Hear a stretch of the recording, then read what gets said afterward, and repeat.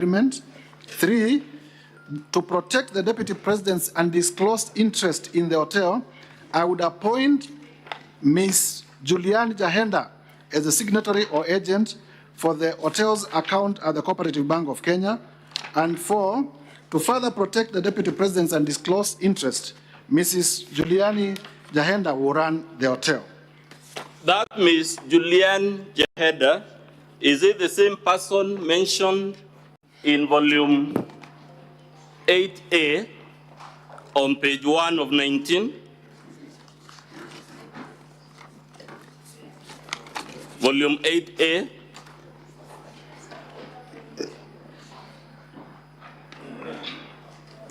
Yes, this is a letter from the Public Service Commission. So does that mean we have 2 sources, one being Jomo Mushira?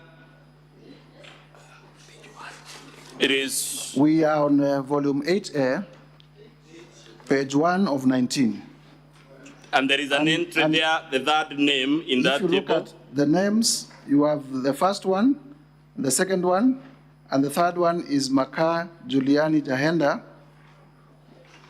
Is that the same? Who is our Deputy Director in charge of coordination in the presidency at the Office of the Deputy President, working on a local contract. Who is the author of this document? The author of this document is the Public Service Commission of Kenya. Does this document, is it consistent with what Johnson Mushira said in his affidavit about Juliani Jahenda? It shows that Juliani Jahenda is a staff and a close associate of the Deputy President, and she's the same person who was seconded to manage his interest at the Olive Garden Hotel. The acquisition of this hotel through a secret arrangement from the estate of his brother, is it consistent with a honest man as written in bold font in his response? It is indeed consistent with our allegation that His Excellency the Deputy President raided the estate of his late brother and acquired properties directly and through proxy. Lastly, from me, so that Mr. Wanyama will wrap up, let's go to the Vipingo property that also belonged to the estate of his brother. And for senators to note, this is another 535 million, 412 million in terms of the purchase and renovations, another extra millions of money, and there is no disclosure as to where the money was coming from. Now let's go to Vipingo Beach Resort, which again the Deputy President wants to hide under the shadow of his late brother, who is given on page 18 of volume 2A as the directors of Vipingo Beach Resort Limited. Volume 2A, page 18 of 123. Volume 2A, on page 18, we have annexed Form CR12, dated 27th September 2024, for Vipingo Beach Resort Limited. And the directors are Keith Ikino Rigathi and Kevin Gachagua Rigathi, and the estate of deceased James Nderito Gachagua. So let's begin with Kevin, who is the son of the Deputy President. Was he an executor of the will that the Deputy President has annexed to his response? No, the will was to be executed by the Deputy President, Mr. Honorable Rigathi Gachagua, Advocate Njoroge Rogeru, and Mr. Maina. So the children of the Deputy President were not executors of the estate, and therefore cannot be said to be in the directorship of this company by virtue of the will of the late Rigathi Gachagua, because they were not named as executors of his estate. So is this document on its face consistent with his defense that this hotel belongs to his late brother? It flies on the face. But let's see whether he actually acquired it. Let's go to volume 4, page 107 of 484.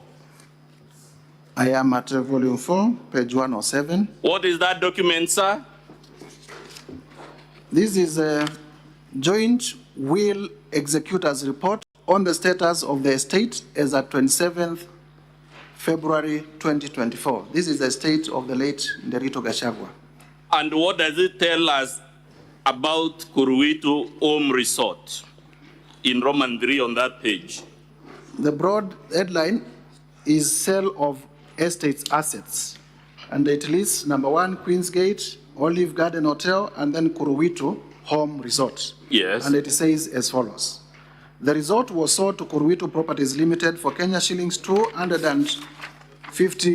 What page is that volume? That's This volume is, 4. Volume 4, Mr. Speaker, page 107 of 484.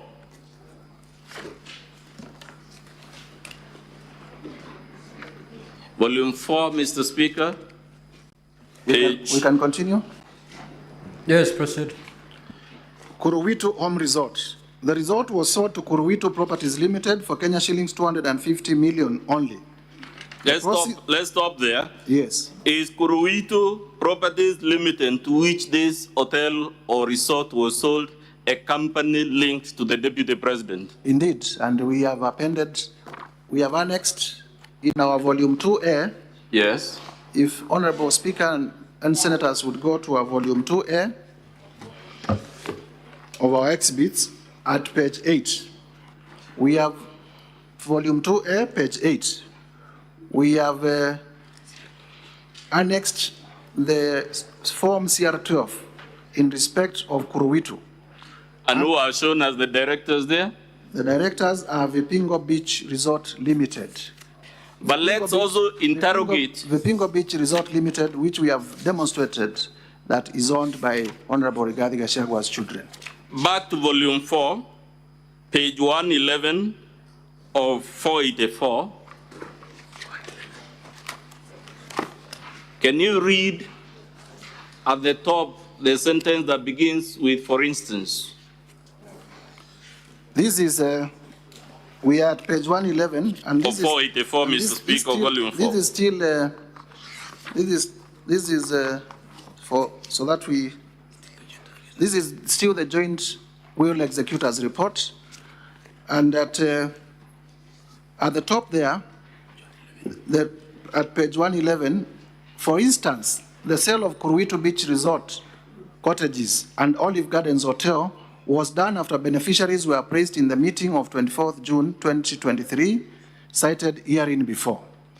Significantly, the beneficiaries themselves in their meetings with one of the executors, underline one of the executors, approved the sale of Kuruwitu Home Resort to one of them, underline one of them.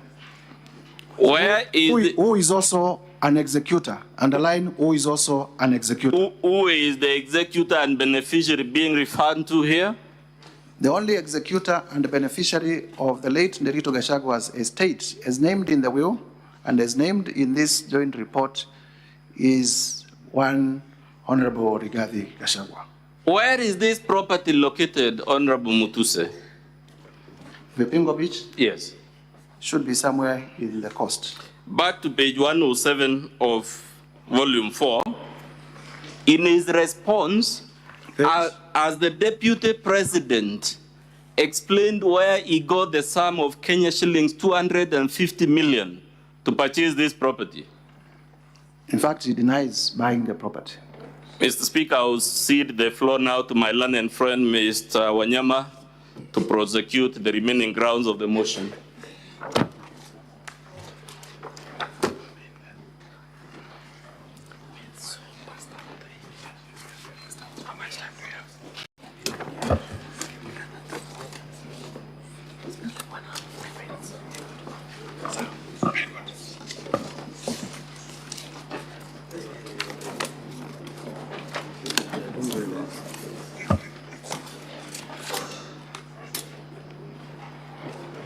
Mr. Speaker, with your permission, I'll proceed from where my colleague Mudomi has left. Honorable Mutuse, can you go to ground number 2 of your motion? We'll be there shortly. I think that's page 10 of volume 1.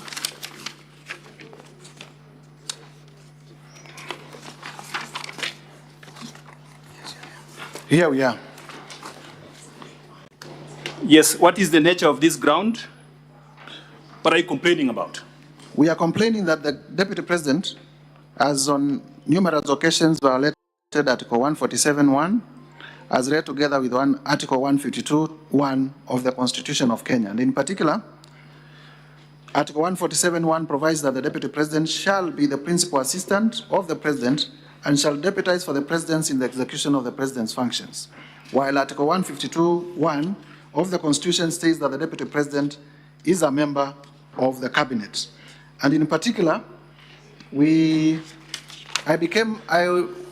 Cabinet communique, as you are aware, after every time there is a Cabinet meeting, there is normally a press release that is released. And we were aware of a decision of the Cabinet of the 30th April 2024, where the Cabinet passed a resolution to evacuate members of the public for their own safety from the 30-meter riparian zone of the Nairobi River. Yes.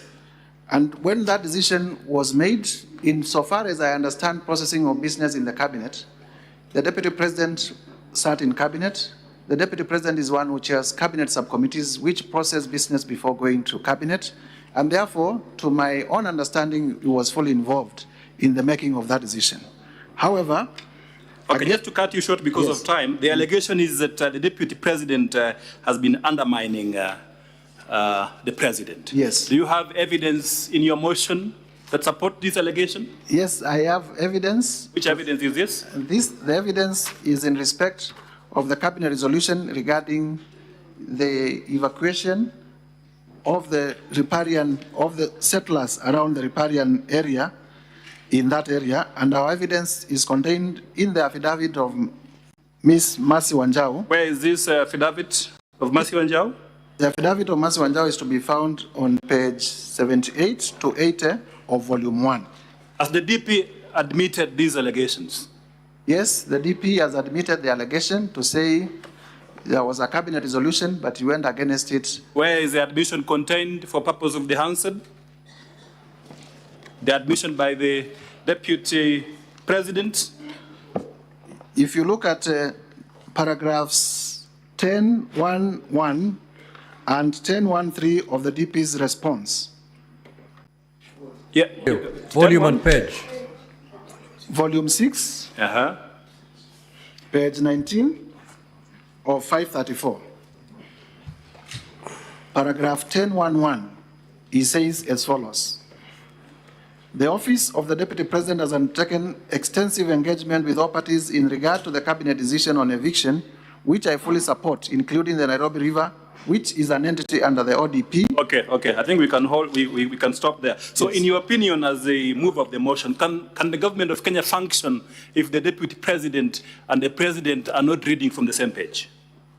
It will be very difficult for the government to function and to deliver effectively to the people of Kenya when the two highest office holders are reading from different scripts, and especially when the Deputy President, for political expedience, would disown decisions of the Cabinet in a meeting that he sat through to make a decision. Yeah, thank you very much. Now, you have you annexed any videos to prove this allegation?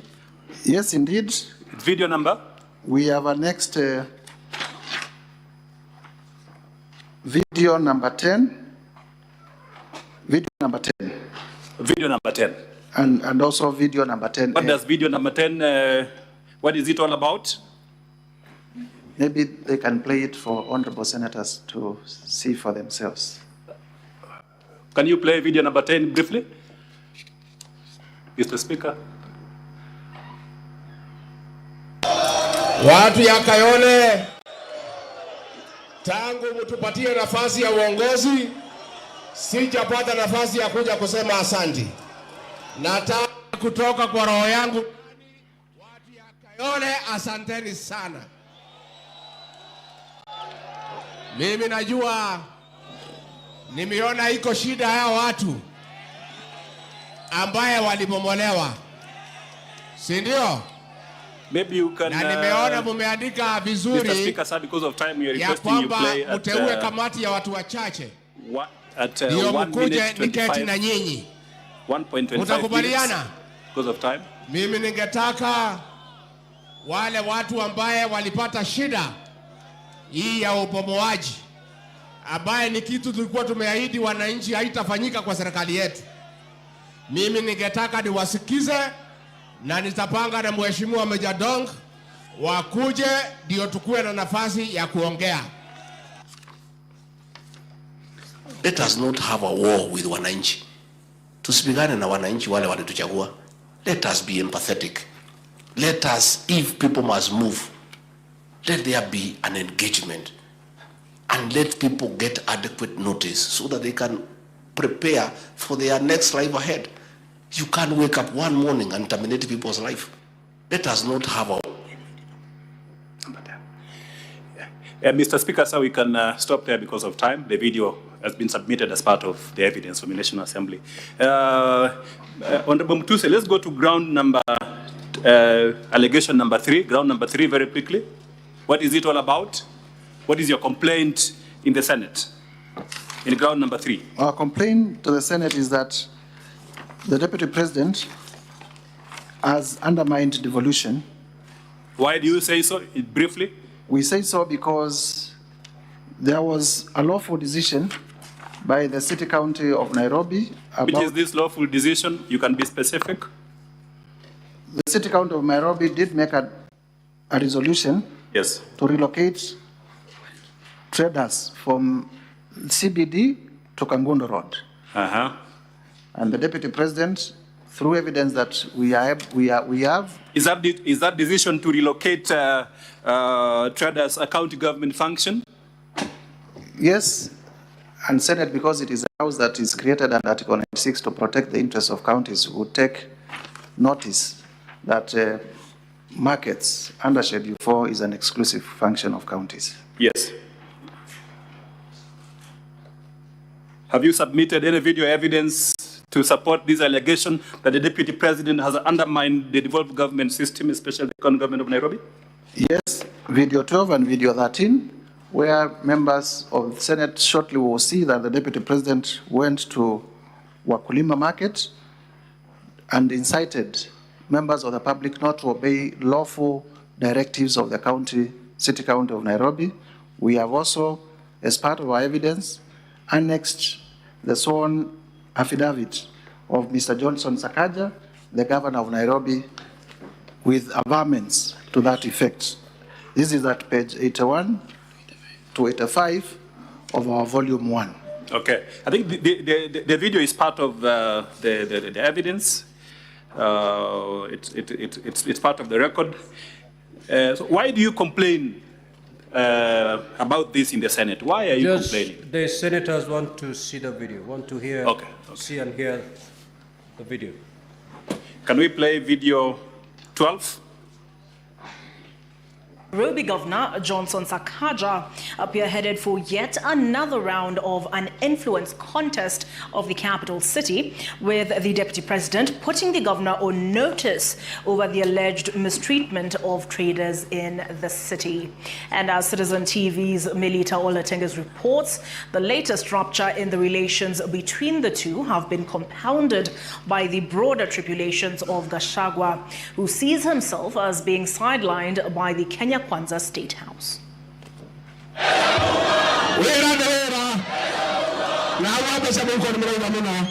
2 years ago, downtown Nairobi, in the thick of the campaign train, and fast forward to this on Friday. In the same style and fashion, he returned to Marikiti, heightening the standoff with Sakaja over traders' relocation. GACHAGUA says he made a promise that he holds dear, but the governor seems to be having a different vision for the county.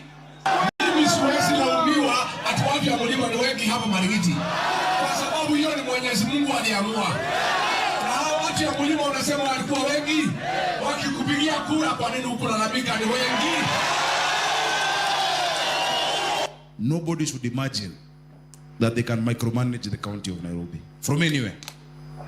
No one should imagine that we will suspend devolution in Nairobi from anywhere. A stop. So, Honorable Mutuse, is that act by the Deputy President impeachable? It is impeachable in the sense that the two levels of government have been assigned their roles and their functions under Schedule 4 of the Constitution. Yes. And the Constitution and Article 6 requires that the two levels of government, much as they are independent, they also respect their functional independence. And that if the county government makes a decision, it is upon them to implement that decision. You would realize, much as Nairobi is the capital city of Kenya, cosmopolitan, when the Deputy President went there, he addressed Kenyans in his native language. Is it compatible with the status of Deputy President to address these core issues at a marketplace like this? It is not consistent. The expectation was that through the intergovernmental relations framework that is already established in law, there would have been a formula to deal with that issue outside the rally. Which is this framework that you are talking about? The framework that you are talking about for intergovernmental relations, to be specific. Well, we have the Intergovernmental Relations Act. And it will be expected that the Deputy President, being the chair of the Intergovernmental Relations Committee and also IBEC, would have exercised his responsibility under the law and those responsibilities to call a meeting with the City County of Nairobi to deliberate on those issues if indeed there were complaints from the citizens of Nairobi in a manner that is consistent with the formal running of a government. Okay. I think because of time, we can move to allegation number 4. Are you there? Just go to your motion, allegation number 4. What is it all about? Explain briefly to the honorable senators. Allegation number 4, I believe it's at page 14 of your motion. 1 minute. Yes, here we are. Now, our ground 4, Mr. Speaker and honorable senators, is gross violation of Article 161 of the Constitution, specifically undermining the institutional and decisional independence of judges. Hold on, Honorable Mutusi. What do you understand by the word gross? You're using it in a context, and I think it is important you explain briefly. What do you understand by the meaning of the word gross? My understanding of gross violation of the Constitution, I don't know whether I will be speaking in my knowledge as a lawyer or just as a... Just give your opinion. What is gross? It goes into the answer there. Gross violation of the Constitution, the best would be found in the Wambora decision. Okay. The Wambora decision did define what gross violation of the Constitution means. Yes. And it is said it is the violation of Article 10, Article 1, and several articles of the Constitution. I do not have the particular citation, but to my mind, I think it's paragraph 46 of that decision. Okay. So let's go back to allegation number 4, ground number 4. What is it that you're complaining about in this ground? In summary. We are complaining that the Deputy President did threaten in a manner that displayed personal vendetta the person of Esther Maina, a judge of the High Court of Kenya, and the reason for threatening her with filing a motion, a petition for a removal from office, was particularly in relation to a decision that she made in a case that was involving the Deputy President by finding that assets to the tune of cash 202 million that were held in his company's accounts were proceeds of corruption and money laundering. And for making that decision, the Deputy President, against the provisions of Article 161, threatened the Justice Maina with corruption and with removal from office. Yeah, this decision that you're talking about, Justice Maina's decision, where is it? You can point it out to the honorable senators. This decision, the judgment of Esther Maina. Honorable senators, Mr. Speaker, honorable senators, in our volume 2A at page 60 to at page 60 all the way to page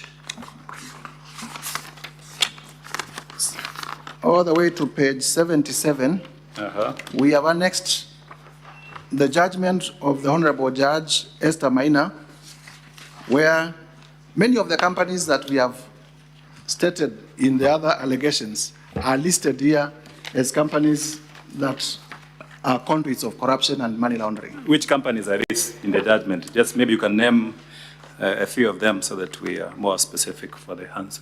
You have heard us talk about Crystal Kenya. Crystal Kenya is here. You're saying Crystal Kenya is mentioned in the judgment? Yes, this is on page 64. And many, many others. So that with Wamonyoro Investments, you have heard us mention Wamonyoro Investment. Wamonyoro is mentioned here several times. So what is the conclusion by the judge in that judgment, the decision that you are complaining about? The judge said that in the upshot, the originality motion is granted in terms of prayers 2. This is page 77 of 123 in our volume 2A. That a declaration is hereby issued that the following funds are proceeds of crime and therefore liable for forfeiture to the state. And they are listed there, 165 million held in a certain account at Rafiki Finance Bank, 35 million in the name of Righathi Gachagua, 773,000. How much in total did the judge find to be money that the Righathi Gachagua at the time had obtained through proceeds of corruption? An order is hereby issued that the above funds be forfeited to the government of Kenya and transferred to the Assets Recovery Agency, and the amount is about 200 million shillings. So he finds Mr. Righathi Gachagua to have obtained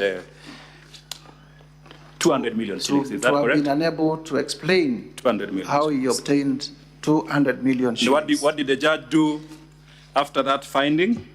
The judge directed that the amounts be forfeited to the government of Kenya through the Asset Recovery Agency, which is the body created under the Proceeds of Crime and Money Laundering Act to take care of money laundering. Yeah, Mr. Ongoya, for the Deputy President who was here, and the family stated that that you have no ground at all to bring this allegation in the Senate. What is your specific complaint in the Senate on this allegation? My specific complaint is that when a judge in a functional democracy in a country of rule of law like ours, when a judge makes a finding against, and the judges make findings against all of us every day, the civil way of challenging that decision is through an appeal. So you appeal the decision. You do not go to a rally and start threatening judges, because then you create fear, and you create fear in the judges so that they are not able to exercise their decision or independence. You can interfere with financing of the judiciary. You can interfere with many, many other things. But let's not take away the decision or independence. Honorable Mutuse, do you have any evidence that you've submitted to the Senate to prove this allegation of, you are calling it interference with the independence of the judiciary? Do you have any video evidence, any evidence? Yes, I have presented video number 14 and video number 15.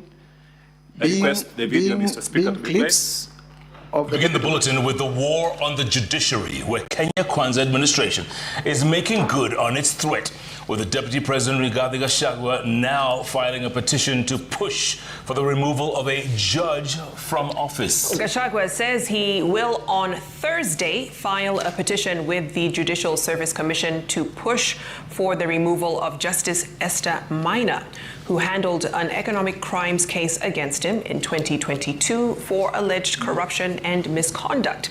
Now, speaking in Iten, where he accompanied President William Ruto for a church service, Gachagua told the Chief Justice to first clean up her house by dealing with pending cases with the Judicial Service Commission. Now, in the sustained onslaught against the judiciary, President William Ruto vowed to deal with unnamed government officers he described as incompetent, saying his administration will slay the corruption monster that has reared its ugly head in various arms of government. Chamatai Goin reports. After Chief Justice Martha Koome invited Kenyans with complaints over the conduct of judicial officers to submit their lamentations to her office, the Kenya Kwanza administration, through Deputy President Righathi Gachagua, has taken the challenge, with the DP announcing that he will file a petition this week. Amechallenge sisi tutoe ushahidi. I will lead by example. On Thursday, this coming week at 2:15, I'll personally present a petition before Lady Chief Justice Martha Koome against Justice Esther Maina for her removal from the judiciary for misconduct and corruption. Mimi mwenyewe ndio nitaongoza because sasa unajua sasa si ametuuliza. Sasa tuko tayari, mimi ndio nitaongoza kwa executive. Gachagua reliving his July 2022 incident where 202 million shillings was seized to the state after Justice Esther Maina ruled the money was proceeds of corruption having been acquired through dubious means. Huyo judge through corruption declared my hard-earned wealth proceeds of crime without giving me an opportunity to be heard. Against the rules of evidence, where he who alleges must prove. We made an application to cross-examine the investigator akakataa kwa sababu anajua there is no case. Na evidence tuko nayo vile ilifanyika. The Kenya Kwanza Battalion hitting out at Koome for being quick to defend judicial officers, some of whom they claim were not beyond reproach. I think we can stop there. We can stop there. Now, Honorable Mutuse, it looks like in this public forum, statements were generally made against the judiciary. Is that correct? By all politicians who attended? Yes, it is correct that even others who were there made statements against the judiciary, and, and there is no problem with that. Yeah. So what is so extraordinary? Mr. Ongoya said, there's nothing extraordinary about your complaint. My complaint is extraordinary in the sense that the Honorable Riggy Gachagua was not complaining about the judiciary. He was complaining about a specific judge for a decision that she made, a finding that she made against him. It was not about corruption in the judiciary. It was not about inefficiency in the judiciary. It was not about how the judiciary runs. It was about huyu judge alisema mali yangu ni mali ya wizi. Now, in that public statement, the Deputy President says he has evidence on corruption against Lady Justice Maina. In his response filed before this House, have you seen any evidence adduced for corruption against Lady Justice Esther Maina? I have not seen any evidence to show that indeed he has evidence of corruption influencing the judge to make the finding that the 200 million were proceeds of crime. Okay. Now, this judgment which leads me to my conclusion that this is personal vendetta. What do you mean by personal vendetta? Personal vendetta is you are here in Senate representing your people, you make decisions in Senate, you make debate in Senate as part of your constitutional mandate. You mention people who are not doing things right, and when you get out there, they threaten you. They tell you, when you say that again in Senate, I'll kill you. Okay. I'll get you removed from Senate to create fear. Personal vendetta. Now, this judgment, which you've said is available at page 60 to 77, and you quoted it of volume 2A of your documents. Could you by any chance know what happened to this judgment? Yes, I am aware that indeed the Deputy President did appeal against that decision. Yes. But on becoming Deputy President, the same was settled through a consent, a compromise, as it would be, and the money was returned to him. The money was returned to him. Have you seen this consent that was recorded at the Court of Appeal? Yes, I am aware of the consent. Okay, you are aware? I am aware that the consent was not arrived based on the merits or demerits of the case. Okay. It was just government bodies, because leadership has changed hands, and the second in command now is powerful. A few government bodies, Asset Recovery Agency, they went to court and they said they want to withdraw the case. Finally, Honorable Mutuse, is there a decision of the Court of Appeal? A decision of the Court of Appeal upsetting or setting aside this judgment and the finding by Lady Justice Esther Maina about to my understanding, and the lawyers in the House will also have the same finding. There is no decision of the Court of Appeal. Have you seen any of this response? Overturning Justice Minor's decision, and therefore Justice Minor's decision remains good law. You have come through the response by His Excellency Riggy GACHAGUA. Have you seen any appeal decision setting aside? No, there is any order setting aside a judgment? The consent is there, but there is no decision on merit from the Court of Appeal. Okay. Honorable Mutuse, let's go to ground number 8, allegation number 8, and briefly explain to the... Maybe before we leave there, yes. It is important in terms of, because we are complaining about Article 160, for me to just read 165. A member of the Judiciary is not liable in an action or suit in respect of anything done or omitted to be done in good faith in the lawful performance of a judicial function. Okay. Because that is a particular section we are complaining that the Deputy President has violated. Has violated, okay.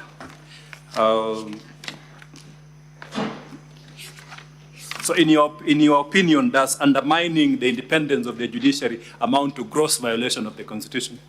Indeed, it amounts to gross violation of the Constitution. It will remember that we have 3 arms of government: the executive, the legislature where we sit, and the judiciary. Is it proper for the Deputy President of the Republic of Kenya to make this kind of attacks? Is it proper in your opinion? It is not proper at all. Okay. And what, in your, again, to just wrap that point up, what channels... Counsel, before you get there, you refer to a consent. Is it contained in any of these bundles? The senators would wish to look at that consent.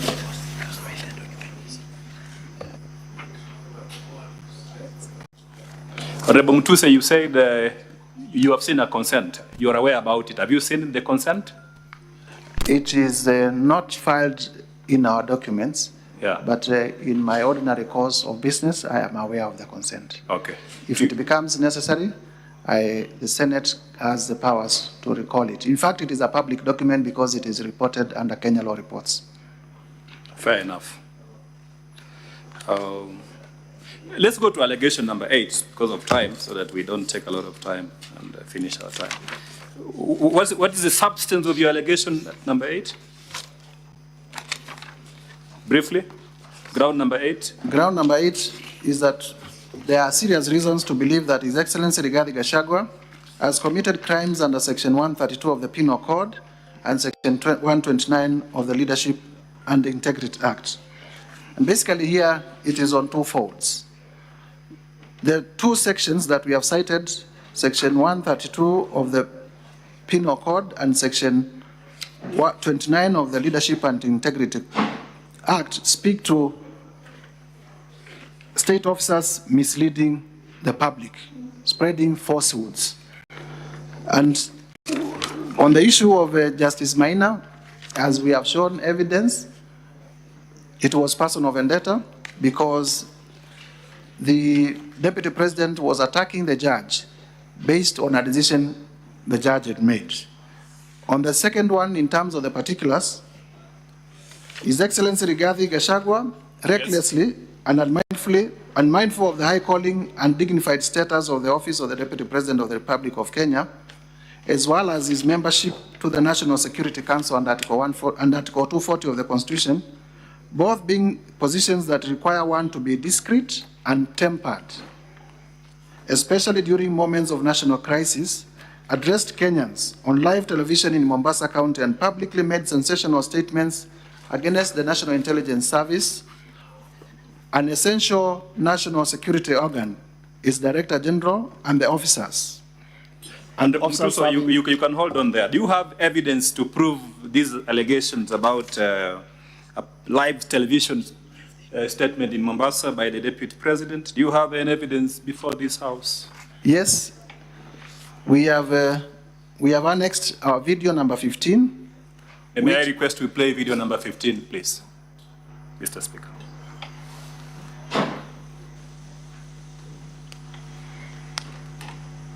Where did the rain begin to hit us?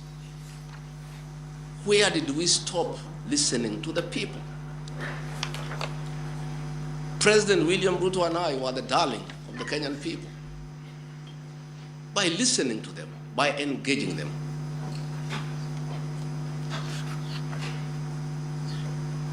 And as a government, we have established institutions to ensure we not only listen to Kenyans, but also genuinely understand their concerns. We invest significant resources in these institutions, particularly the National Intelligence Service, for this purpose. It is clear there has been a failure in the intelligence and advice we are receiving, particularly concerning crucial government policies. The President of the Republic of Kenya today has admitted that it has come to his attention that the people of Kenya did not want anything to do with the Finance Bill 2024.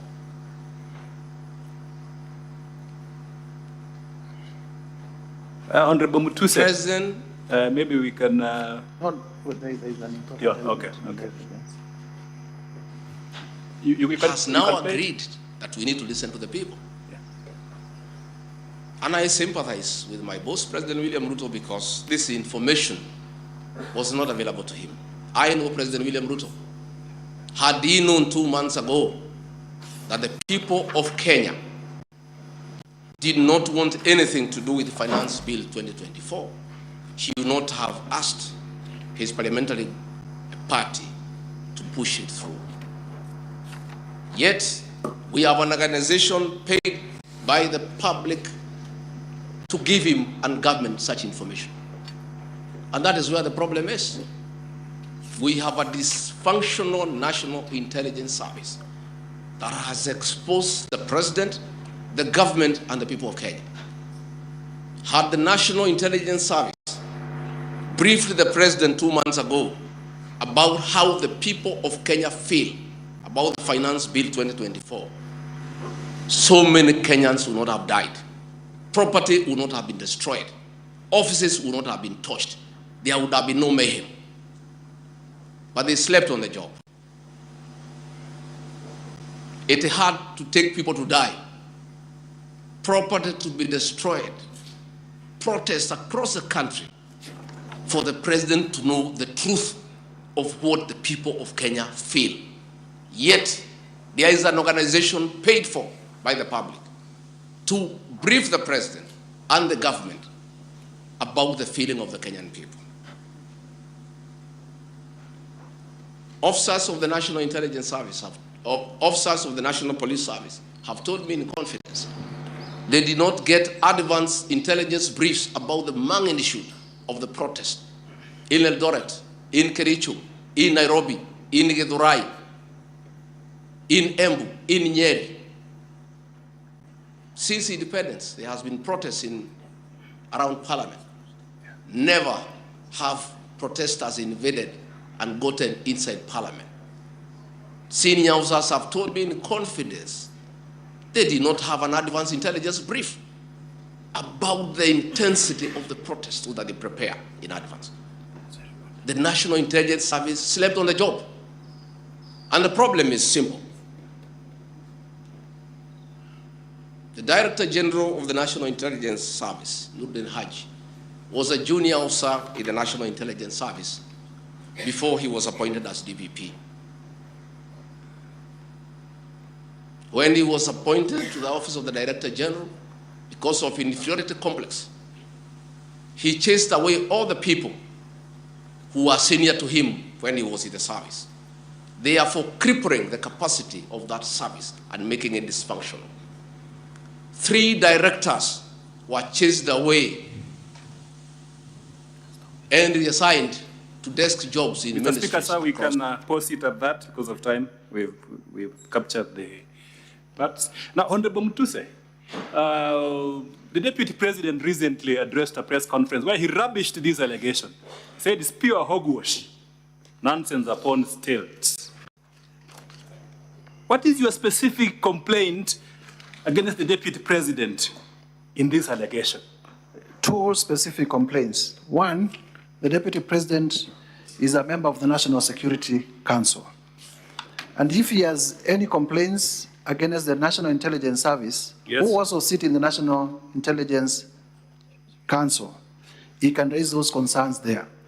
so that we promote institutional leadership. You mean the National Security Council? The National Security Council created under Article 240 of the Constitution. Yes. And the Deputy President as forum. And like all other ordinary citizens, senators included, as we can complain out there because we don't have an official institutional forum. The Deputy President as forum where he can raise his concerns.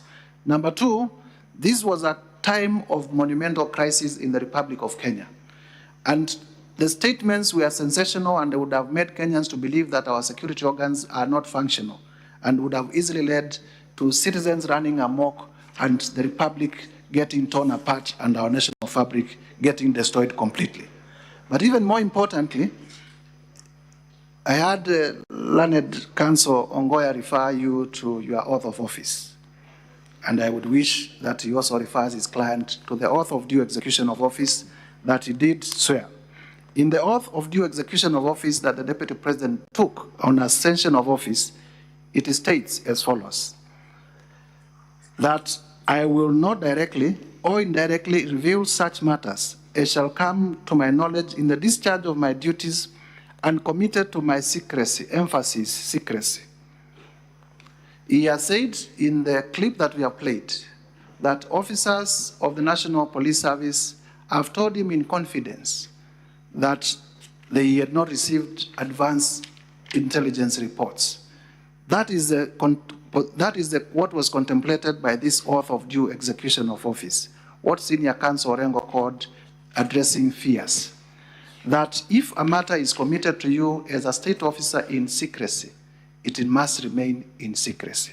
If you take it to a public press conference, then you have gone against your oath of office, and that is an impeachable offense. This oath of office that you say the Deputy President takes, is it anchored in any clause of the Constitution? Yes, the oath of office is in the third schedule of our Constitution and therefore part of our Constitution. Can you read Article 148(5)(a) of the Constitution? Even to begin with, under Article 74 of the Constitution, before assuming a state office, acting in a state office, or performing any functions of a state office, a person shall take and subscribe the oath or affirmation of office in the manner and form prescribed by the third schedule or under an act of parliament. Okay. And what about Article 148, paragraph 5A? What does it say? Article 148, paragraph 5A. Yes. It says the Deputy President-elect assumes office by taking and subscribing A, the oath of affirmation of allegiance, and B, the oath or affirmation for the execution of the functions of office as prescribed in the third schedule. So it is a constitutional issue. Finally, the Deputy President in his press statement the other day, he said, even in other countries, the US, stable democracies, it's not uncommon to see heads of intelligence institutions being attacked or criticized by public officers. What is your comment about that specific remark? Even in our country, it is not uncommon, but it depends on who is doing it. The Deputy President of the Republic of Kenya cannot behave in a manner that disparages the institutions of the state that he was elected to superintend, especially so when he has official institutional forum to raise those concerns. Is there a forum where the Deputy President can conveniently raise these issues without undermining public confidence in the security system and public trust in these institutions that are paid by the taxpayer? I have said earlier, under Article 240, the membership of the National Security Committee is number one, the President, and number two, the Deputy President. Okay. And the National Intelligence Service is a member, and therefore that can be canvassed behind closed doors in a formal way and a decision made so that we do not break down our institutions, instead we empower them. Which article of the institution are you referring to? Where the National Security Council is established? Article 240, if my mind serves me right. Okay. And we can read it if we have time. The other explanation by the Deputy President is that these agencies are accountable to the civilian authority and therefore not immune to criticism. Article 240, establishment of the National Security Council. There is established the National Security Council. The council consists of the President, the Deputy President, so is a member by dint of Article 240. Okay, okay. He says they are subject to civilian authority. Yeah. Because of Article 1. Okay. Yeah, because of time, let's go to the last allegation. Last allegation. That's ground number 11. Are you there? Yes, I'm there. Okay. Can you explain to the senators your specific grievance about this ground? It is we are saying that the Deputy President has committed gross misconduct by bullying state officers. What's specifically? Specific ground on that gross misconduct that you we are want saying senators that to take into consideration? His Excellency Riggy GACHAGUA bullied Kenya Medical Supplies Agency officials into awarding a tender for the supply of mosquito nets to Crystal Limited, his proxy company, that had submitted an irregular bid bond with the sole intention of fraudulently acquiring public property. That His Excellency, and basically in relation to KEMSA, so that we can paraphrase. KEMSA advertised a tender funded by the Global Fund, which is one of our major development partners in terms of delivery of healthcare in Kenya. Yes. The tender was valued at about 3.7 billion. At the time, the procurement process got botched up, and Senate would take notice that at that time, the peers in charge of public health and the CEO at KEMSA were dismissed by His Excellency the President. Yes. And then an acting CEO was appointed, and the acting CEO also saw an affidavit to this regard. And the problem here was that there is a company, an Indian-based company, called Shobika. Shobika. And Shobika, because we have been told we are bringing in a company that was not part of the tender. In the evidence of the Deputy President, this company called Shobika is represented locally here in Kenya by a company called Crystal Kenya. And that is by the admission of the Deputy President himself in his own response. And Crystal Kenya is the company that we have demonstrated all the way from Nyeri to Malindi to Kilifi. That is the major special purpose vehicle that the Deputy President has been using to acquire property and to launder money. So this company has an agency agreement with Shobika to represent them locally.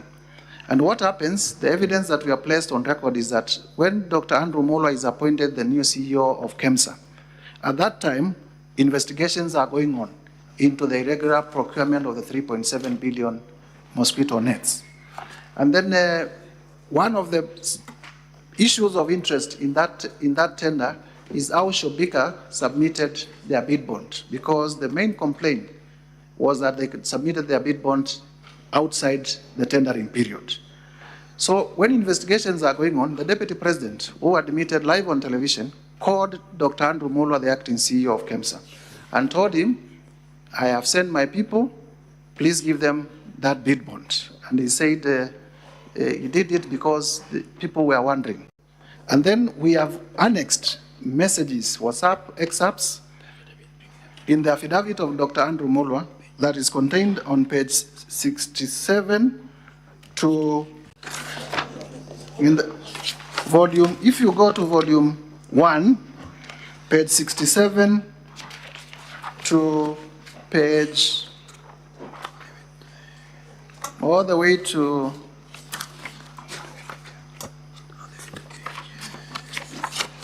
just briefly, so that we are factual.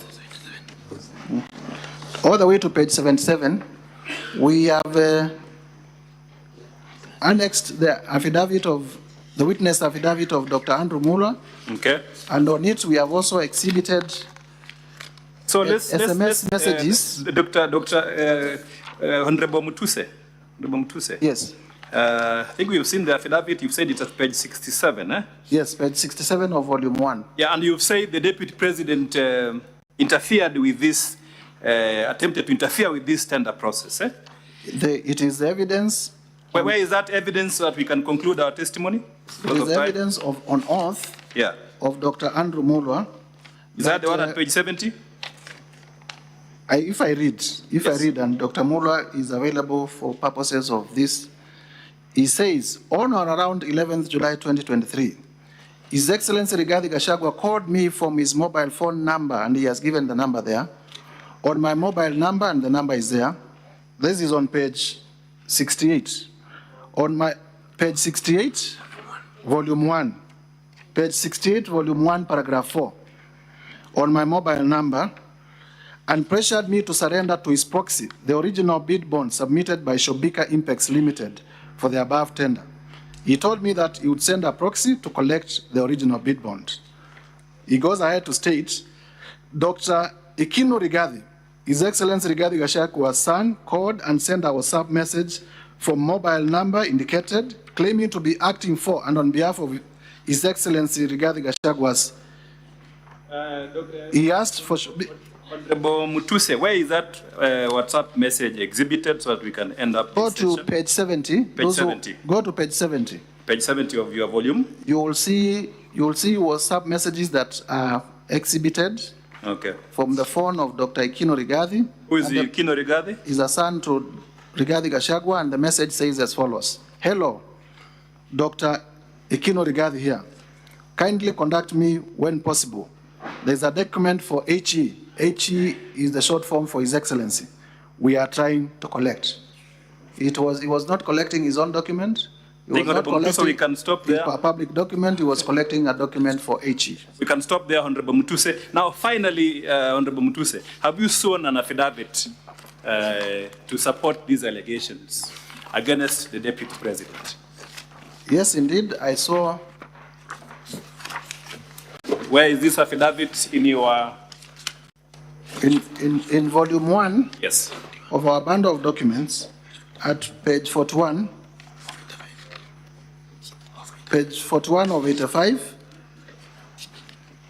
page 41 all the way to page 43 is my affidavit in support of all the grounds of impeachment against the Deputy President.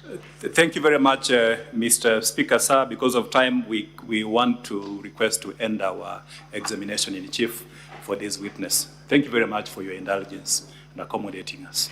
Now, how much time is remaining out of the 3 hours?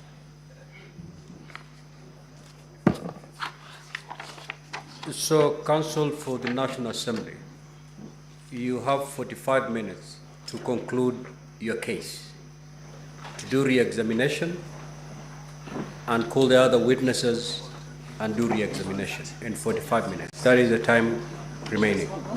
Now, Counsel for the Deputy President, you have 2 hours in total for cross-examination of all witnesses that will be presented. So you may choose to use all that with this witness, or you may decide on how you're going to apportion it. You may now proceed to cross-examine the witness. Your time starts running from now. Our next witness is so-and-so.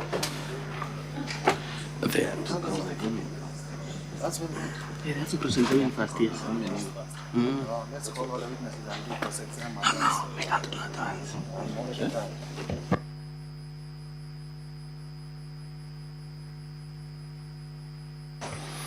Mr. Speaker, sir, I noticed that this is Ongoya for the Deputy President. We have 2 hours. Sorry. Mr. Speaker, there is a request from our side which we hope will find favor with you. The witness has been on his feet for quite long, and to save time, there is a suggestion that perhaps we could call our next witness, by which time he will have taken a breather, then we come to his cross-examination. But I leave it to your discretion. Give him a seat, and he'll be cross-examined while seated. Much obliged, Mr. Speaker. Thank you so much, Mr. Speaker. Once again, Ongoya here for the Deputy President. Our request is that the schedule allocates us 2 hours for cross-examination in total and 3 hours for our evidence in chief tomorrow. We beseech that without compromising that time, we put 3 hours on cross-examination, which will eat from our time tomorrow, our own time, so that we'll have 2 hours to deal with our evidence in chief. That is not in line with the directions that I've given. You have 2 hours for purposes of a cross-examination of these witnesses.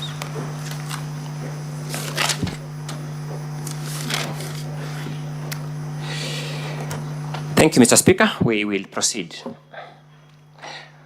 Honorable Mutuse, I will refer to you as Honorable Mutuse throughout. And for the benefit of the senators, we were actually contemporaries at the university many years ago.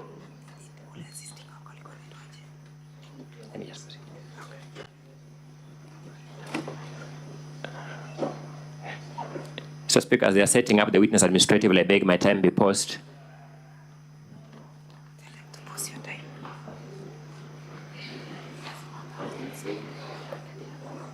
Proceed, Counsel. Thank you. Honorable Mutuse, before being a member of parliament, what is your professional background? I am a lawyer. You're a lawyer by profession. You therefore understand the substantive laws and the procedural laws of this country. Is that a fair assessment? Yes, it is. I would take a few minutes examining you, then I would release you to my learned colleagues, Mr. Swanya and Mr. Masharia, to take you on a number of issues.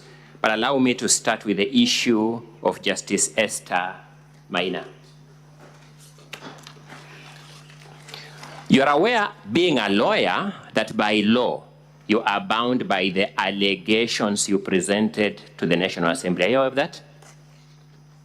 Yes, we are bound by the allegations in the context of the rules of the Senate and the other laws. To deal with the issue of Justice Esther Maina, allow me to take you to paragraph 64A of your allegations, and that would be volume 1 of the National Assembly documents, page 32. I have it.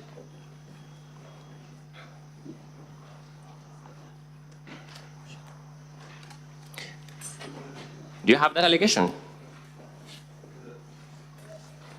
Yes, I am there.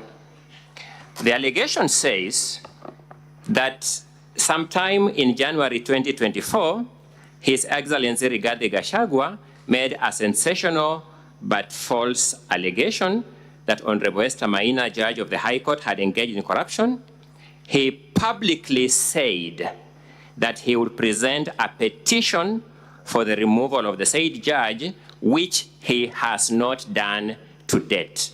It is your allegation that Honorable Riggy GACHAGUA has not presented this petition to date, being 26th of September 2024. True or not true? This is in context. True or not true? Is it true that your claim says he has not presented that claim as at 26th? True.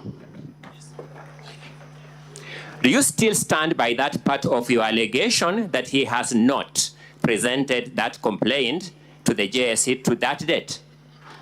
I have since learned that indeed. Do you still stand by that allegation? I have since learned that indeed His Excellency Riggy GACHAGUA did present a petition, but do you still stand by the fact that he has not presented the claim to the JSC as at 26 September 2024? I have since learned that he did present a petition. To that extent, that allegation is not true. Yes? To the extent of presenting the petition, but to the extent of threatening the judge. To the extent that you say he has not presented the allegation to the JSC to us at 26th September 2024, that allegation is not true, is it? We are in agreement, Counsel. Thank you. You therefore understand where we start from by saying it starts with falsehoods. Do you understand that? That's you saying so. Ask whether you understand it.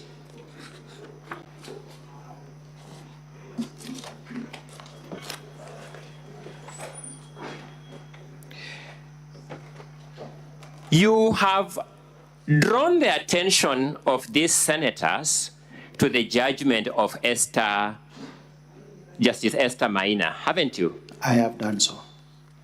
Your intention of doing so is to have these senators draw an inference of acts of corruption on the part of His Excellency. True or not true? Is to buttress. Thank you. My allegation that Justice Maina had made a finding against the Deputy President.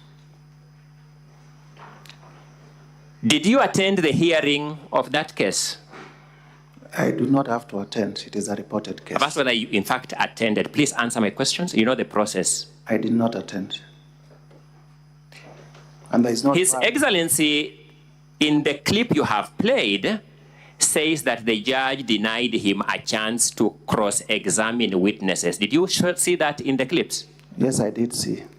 Did you have any evidence to the contrary that the judge didn't deny him? See, if you are denied... Do you have any evidence to the contrary? Either you do or you don't. And that is not my allegation. My question to you is, do you have any evidence to the contrary? Answer my question. But then the truth is, that is a judicial process. Do you have any evidence to the contrary when His Excellency says the judge denied him a chance to cross-examine witnesses? I do not have to. Do you in fact have it, Mr. Honorable Mutuse? Please be decent as a lawyer, a lawmaker, and a witness before this House.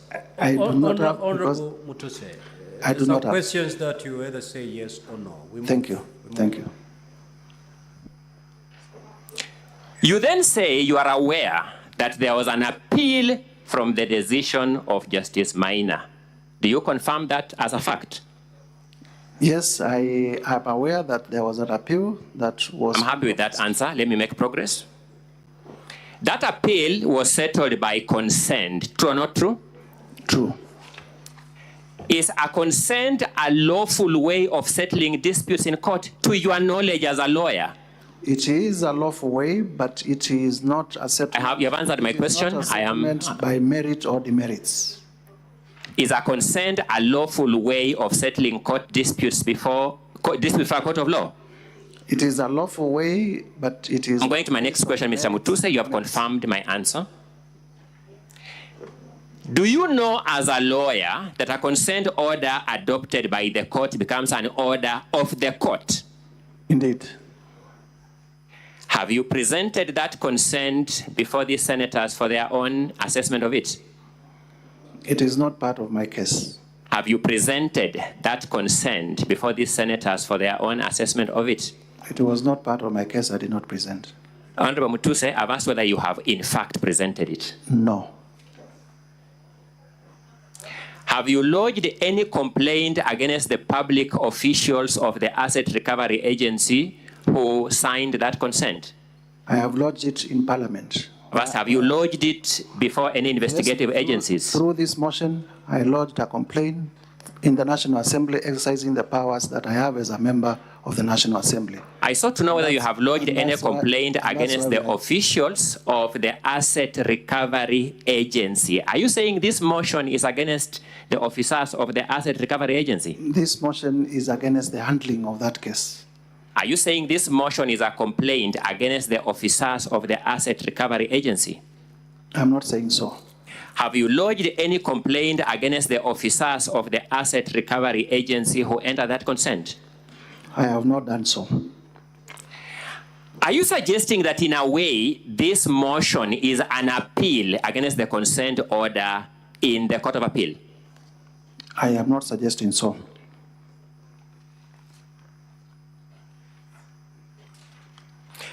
By the way, do you know the position of the law on illegal consents? Can a court of law accept an illegal consent?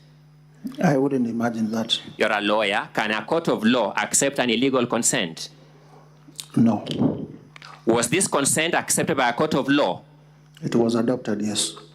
Shouldn't that present a presumption of legality until you present evidence the contrary? Indeed. Thank you.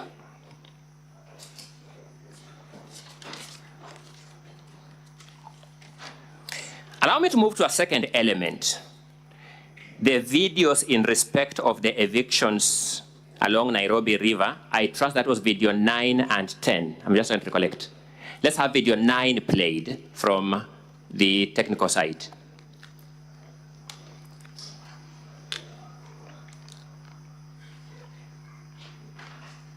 Mr. Speaker, may I have video 9 played? Is it on?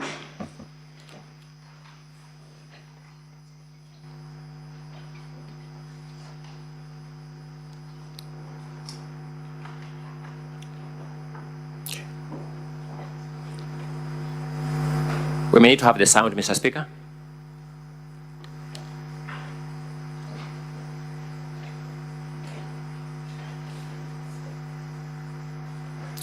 Mr. Speaker, I would urge that the time taken by the technical people to play my videos is frozen because I have no control about it. No, that cannot be the case. Otherwise, we'll continue freezing time. Mr. Speaker, may I direct the people in the gala in the technical side? We had a similar problem when the Council for the National Assembly was leading the council. I mean, the witness and evidence in chief, and time wasn't frozen. So we're going to be fair. We're going to apply the very same rule.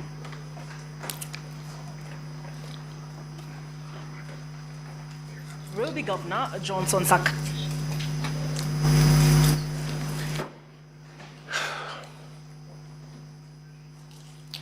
Mr. Speaker, may I have the public, the technical side, play my videos? My time is running.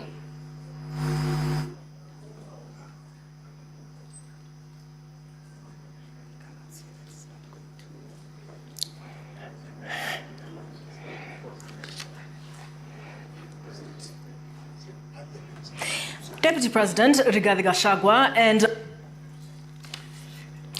Mr. Speaker, may I get fair treatment on this question? May I get my videos played without eating into my time? That's exactly what is happening.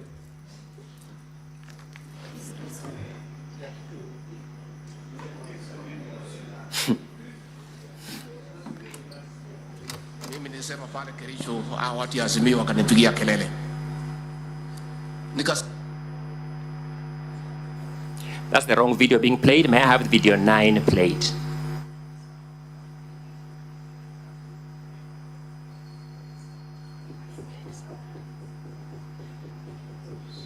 Can you pause the time for council? Thank you, Mr. Speaker.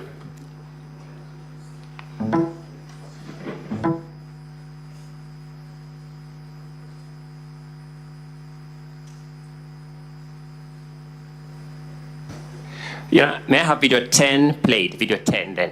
May I have video 10 played? I'll have 10 and 10A.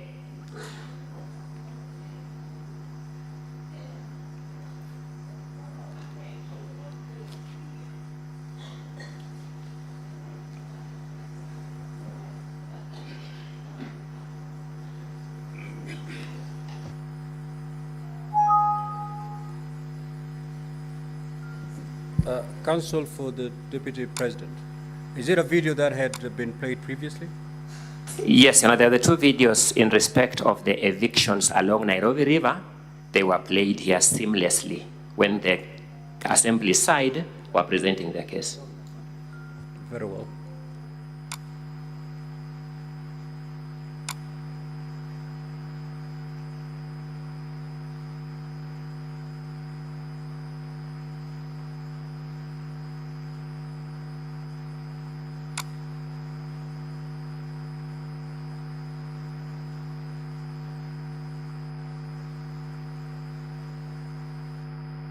Counsel for the Deputy President, do you have your technical person at the control room? I wouldn't be able to establish at the moment. Please do confirm that your technical person is also in the control room.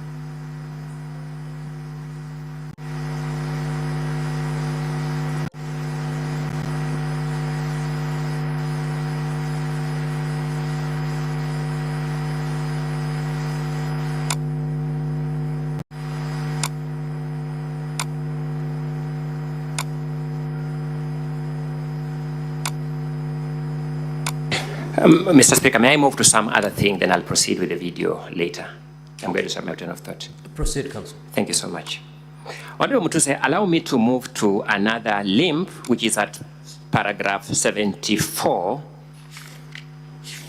of your motion, and that is at page 36.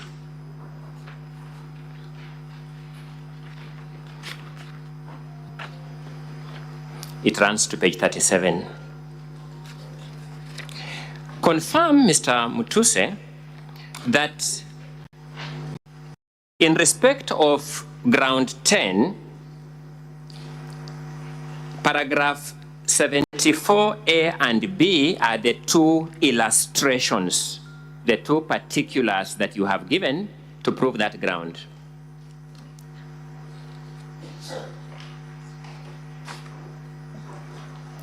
Yes, in the motion, those are the two grounds. Let me start with ground B. Paragraph B, rather. Confirm that you allege that His Excellency Riggathi Gachagua has influenced his family members, allies, associates, and proxies to take control of a local cooperative society in Madeira, which they are financially hemorrhaging. Is that what the motion claims? It does claim so. Confirm that you have not given us the name or any evidence of that circle. Have you? Let us not have a war with wananchi. Tusipigane na wananchi wale walituchagua. Let us be empathetic. Let us, if people must move, let there be an engagement. And let people... Yeah, there is a problem up there. Okay, proceed. And then at the time you wish the video to be played, you will let us, the senators know. Proceed.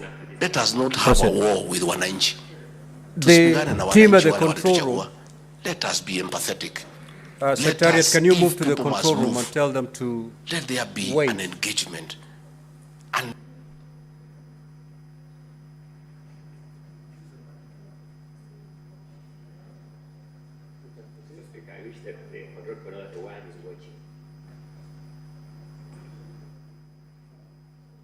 Confirm that you have not.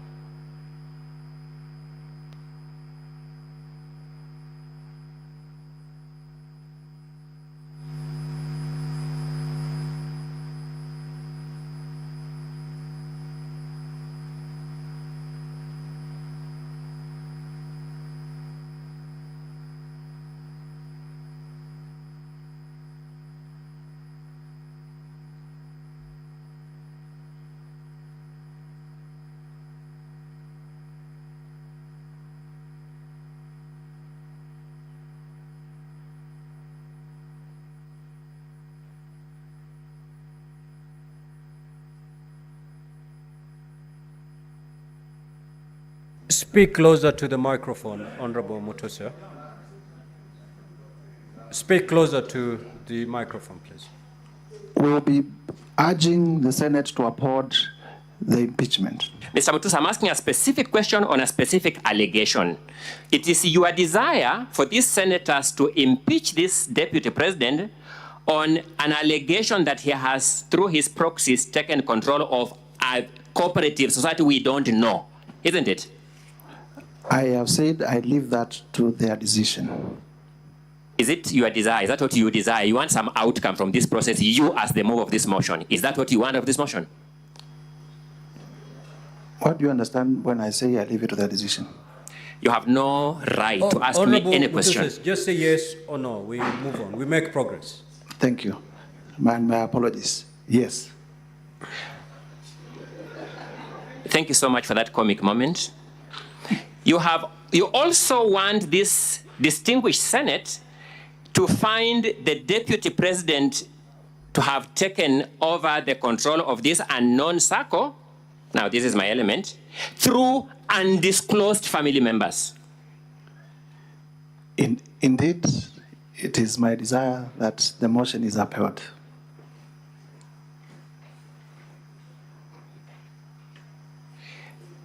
Mr. Mutuse, Honorable Mutuse, do you know the seriousness of the business that keeps us here? Very well. My apologies, I didn't get the answer. I didn't get the answer. I know. Thank you. You find this request for senators to find this deputy president guilty of taking over an undisclosed circle a serious expectation on your part? Indeed. You also find your expectation for these senators to find the deputy president to use unknown family members to take over that circle a serious expectation? Indeed. You take your work as a member of parliament seriously? Very seriously. You respect your constituents who brought you to this house? Very much. And you are manifesting that respect for your constituents by this expectation you have just mentioned here? In fact, the whole country is discussing my motion. I'm asking whether you are manifesting your respect for your constituents by the expectation you have just alluded to. In the totality of the... No, I'm talking about this particular fact. I'm dealing with a particular fact. In the totality of the motion, yes.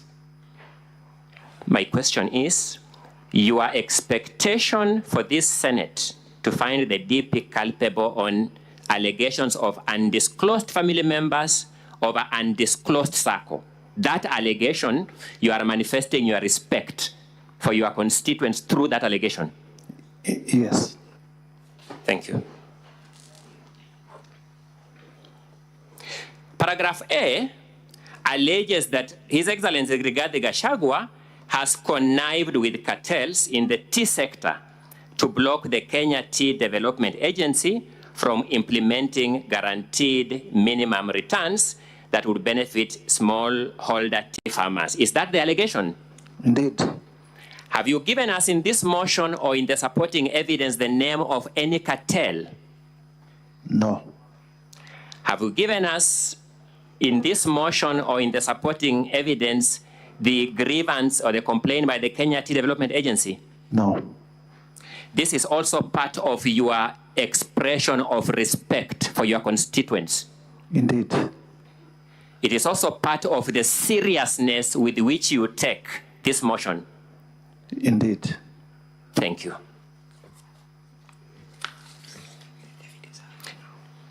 Mr. Speaker, may I now move to the video 10 and 10A. Let's start with 10 first.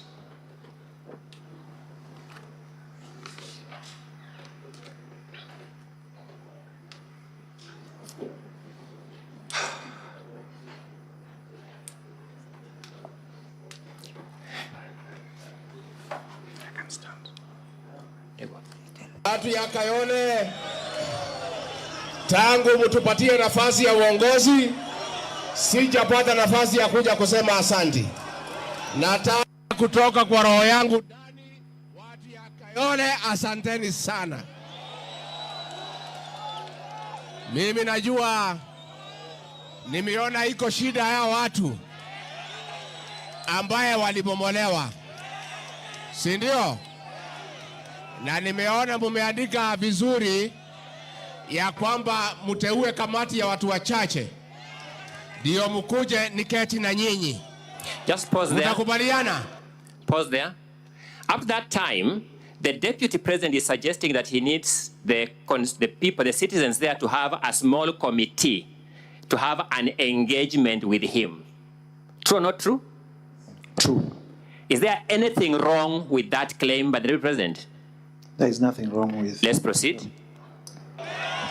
Mimi ningetaka wale watu ambaye walipata shida hii ya ubomoaji, ambaye ni kitu tulikuwa tumeahidi wananchi haitafanyika kwa serikali yetu.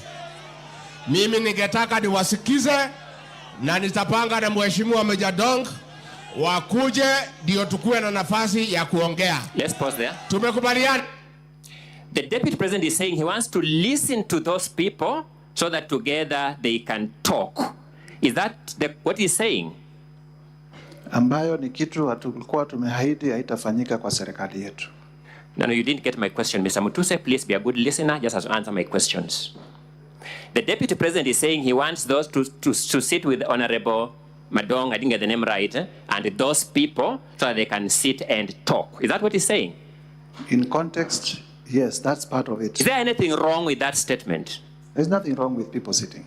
The Deputy President is also saying that they had promised during the campaigns that they will not be demolishing people's structures. Is that what he's saying? Yes, he's saying that. Is there anything wrong in that promise? There is nothing wrong in that promise. As an active member of the Kenyan political space, is he lying that there was such a promise? I wouldn't know. You wouldn't know. Let's proceed. Tumekubaliana. Tumekubaliana. Watu ya Kayole. Let us not have a war with wananchi. Let's stop there.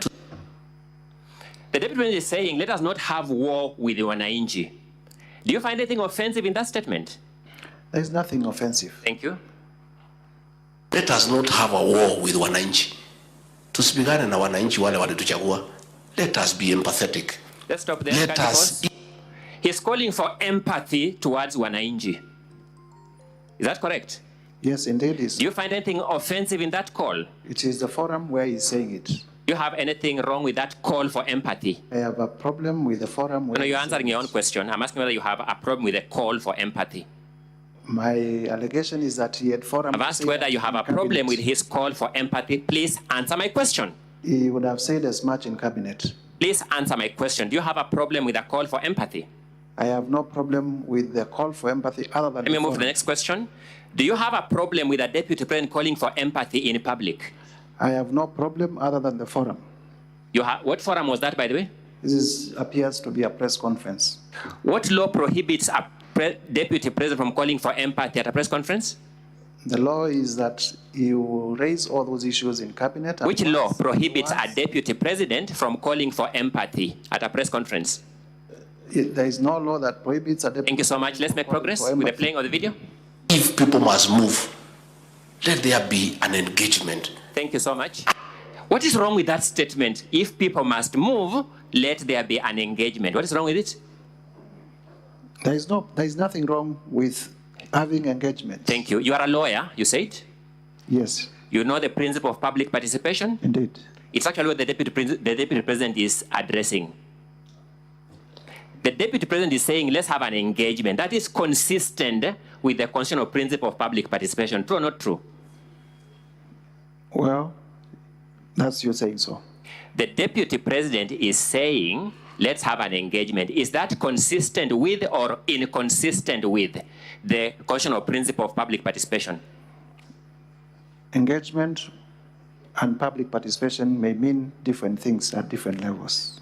The Deputy President is saying, let us have an engagement. I'm asking whether that is consistent with or inconsistent with the principle of public participation.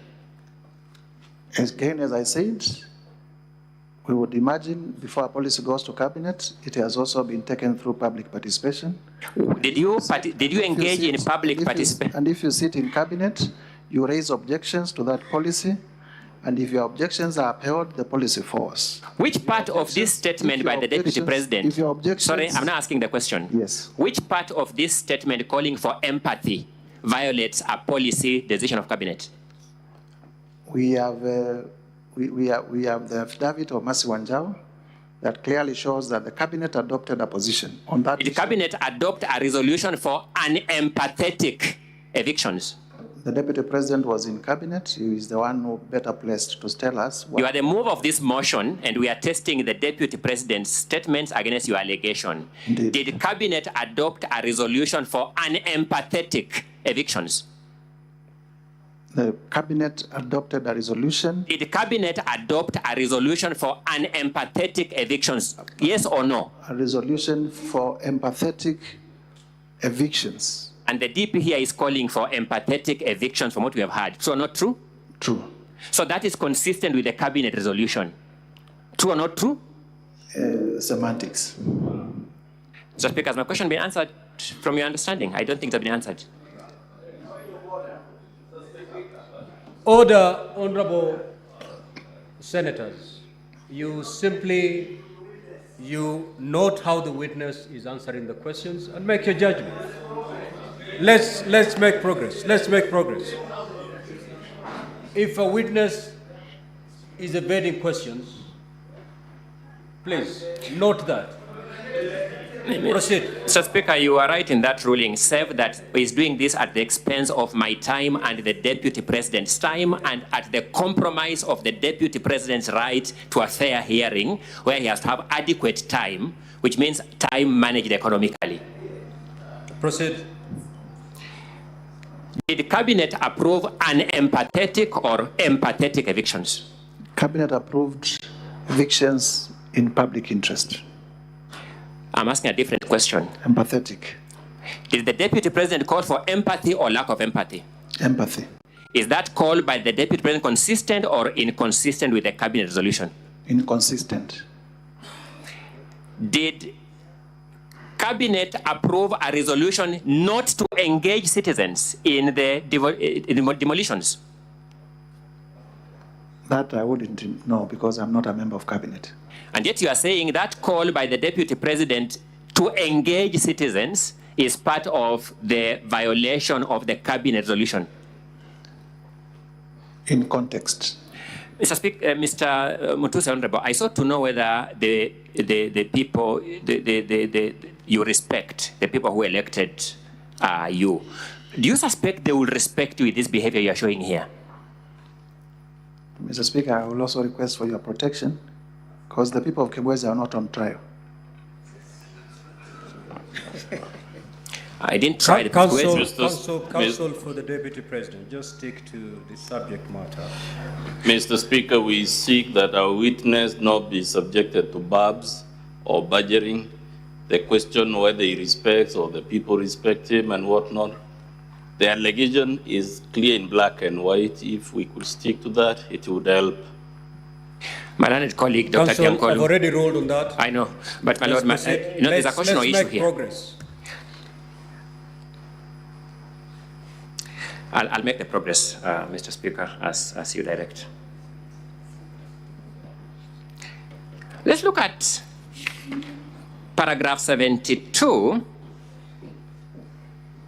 at page 35 of volume 1.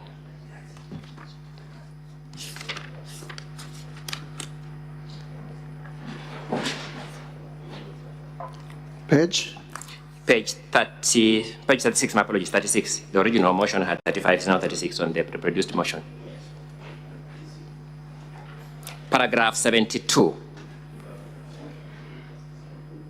You're saying, His Excellency Riggy GACHAGUA has persistently undermined, demeaned, and committed insubordination instead of assisting the President. Honorable Mutuse, has the President of the Republic of Kenya complained to you that is being undermined by his deputy? No.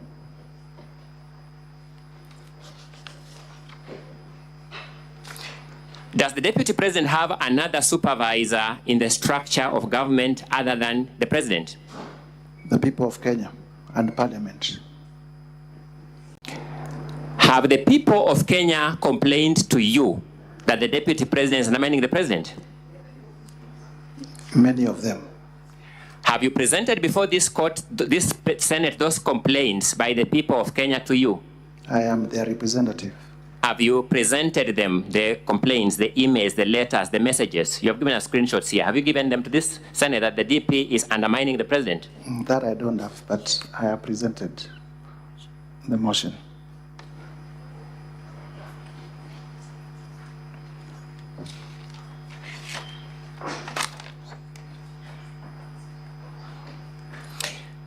Allow me to move to ground 4.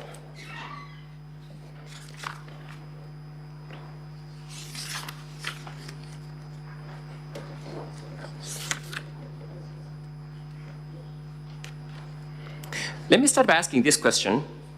It is your claim that the Deputy President has amassed a humongous property portfolio estimated at 5.2 billion shillings.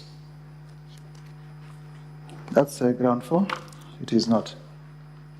So that... My apologies, ground 7. My apologies for that. I'm sorry for that. Ground 7 at page 17. My apologies for that. Yes, it is our allegation, and we have justified it in our evidence in chief. Who gave you this value of 5.2 billion? We said estimated at 5.2 billion, and we have. Yes, who gave you that estimate value of 5.2 billion? We have made the additions. Sorry? It's a matter of additions. So you are saying that when we take you through these values, you'll get a property value of about 5.2 billion? Approximately 5.2 billion, yes. You said you made the additions. Additions result into a definite figure, Mr. Mutuse. Although you are a lawyer, mathematics are pre-qualification for studying law. There are two things. One, there is the... Are you saying that when we do those additions, we will get 5.2 billion? There is the stated value in the sale agreements and in the acquisition documents. That's what I'm saying. Are you saying when we add those values, we'll get 5.2 billion? I will also be telling you what, in my view, are the values of some of the properties. Oh, what, in your view, are the values of some of the properties? Yes. You have graduated from a lawyer to a valuer now, isn't it? That's not exactly what we are saying. Okay, thank you. In our view, using what expertise did you attach that value in your view? Well, market value. I'm sure you also know land in Kitale, an acre goes for 4 million, land in Kilifi, an acre goes for 2 million, and if it goes beyond that, it's a reasonable man's test. And that reasonable man is you? Indeed. Thank you.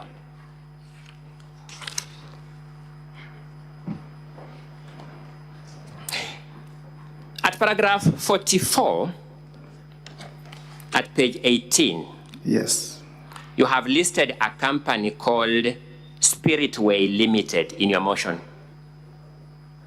Yes? Number 18. Page 18, paragraph 44. It's a continuation of ground 7. I'm doing ground 7 now.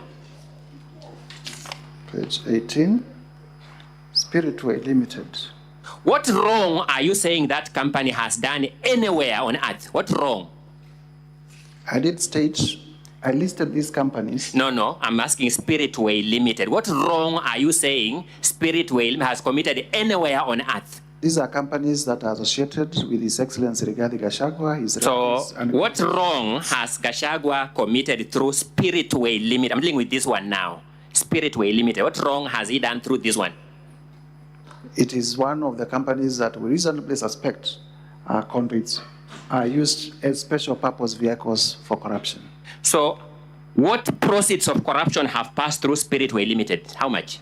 We have demonstrated the specific... No, I'm asking what proceeds of corruption have passed through Spiritway Limited as a particular company? In our evidence, we have not presented evidence against Spiritway. You have not? Yes. No, in correct English, when I say you have not, you say no, we have not. You don't say yes. Okay. You have not presented evidence. We have not presented evidence. Thank you. Let's move to Fortis Vis Group Limited. What wrong has Fortis Vis Group Limited committed anywhere on earth? Fortis. Number 2 on page 18, company number 2.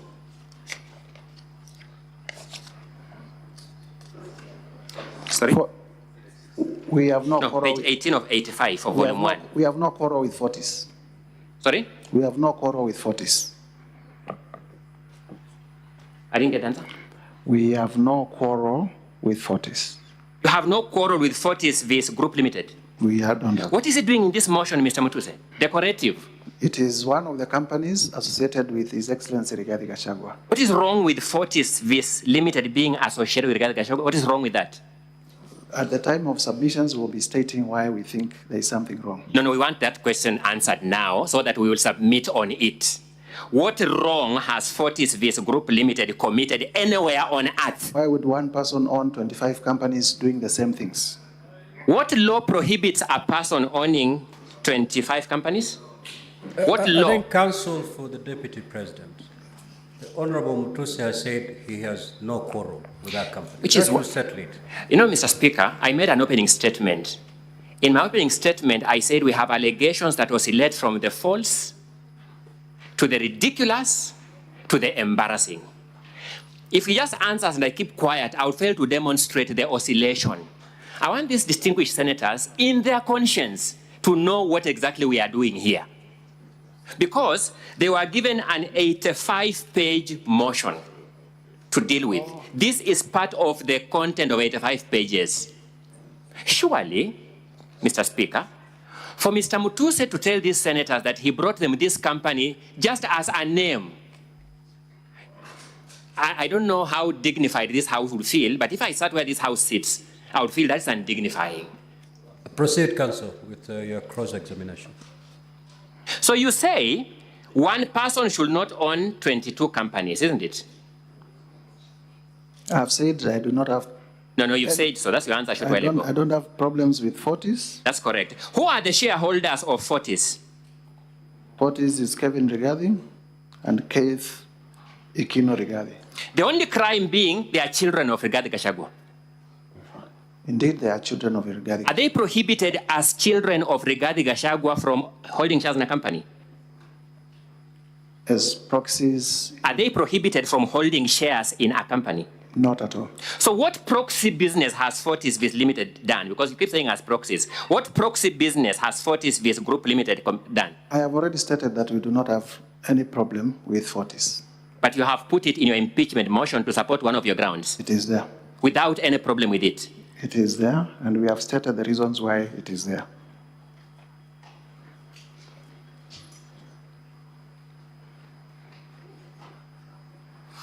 Grand Bypass Apartments Limited. What problem do you have with it?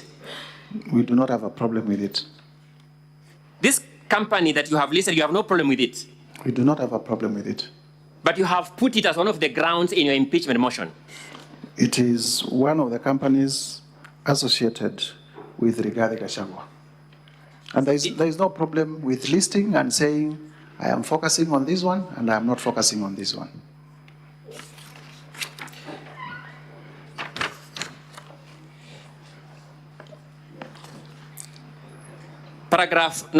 Page 19, company number 5. The Anansi Collective. What problem do you have with it? You are skipping Vipingo and Kuroito? You want to control my cross-examination? No, Honorable Mutuse, just respond to what counsel does. Anansi Collective, we do not have problems with that one.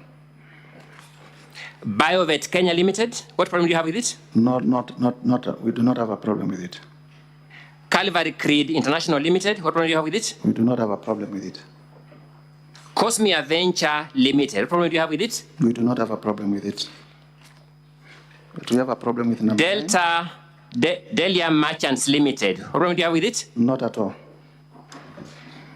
But we have a problem with Vipingo Beach. Let me go to Vipingo Beach because you appear excited to go there. Who owns Vipingo Beach? Just answer my question. Who owns Vipingo Beach? I need to check my CR12s. Show us the volume that you're checking for us to look at together.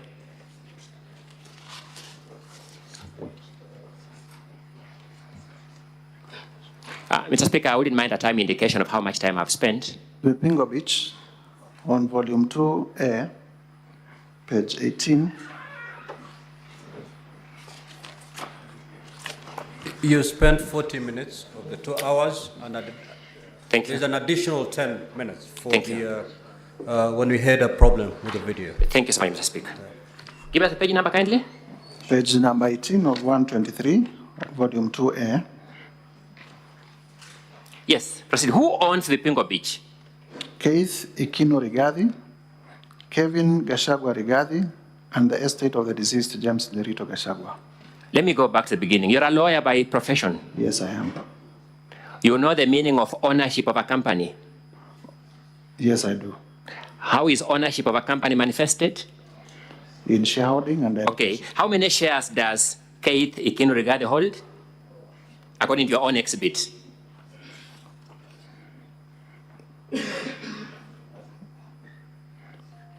It may be getting hotter, but look at the document, compose yourself, and read.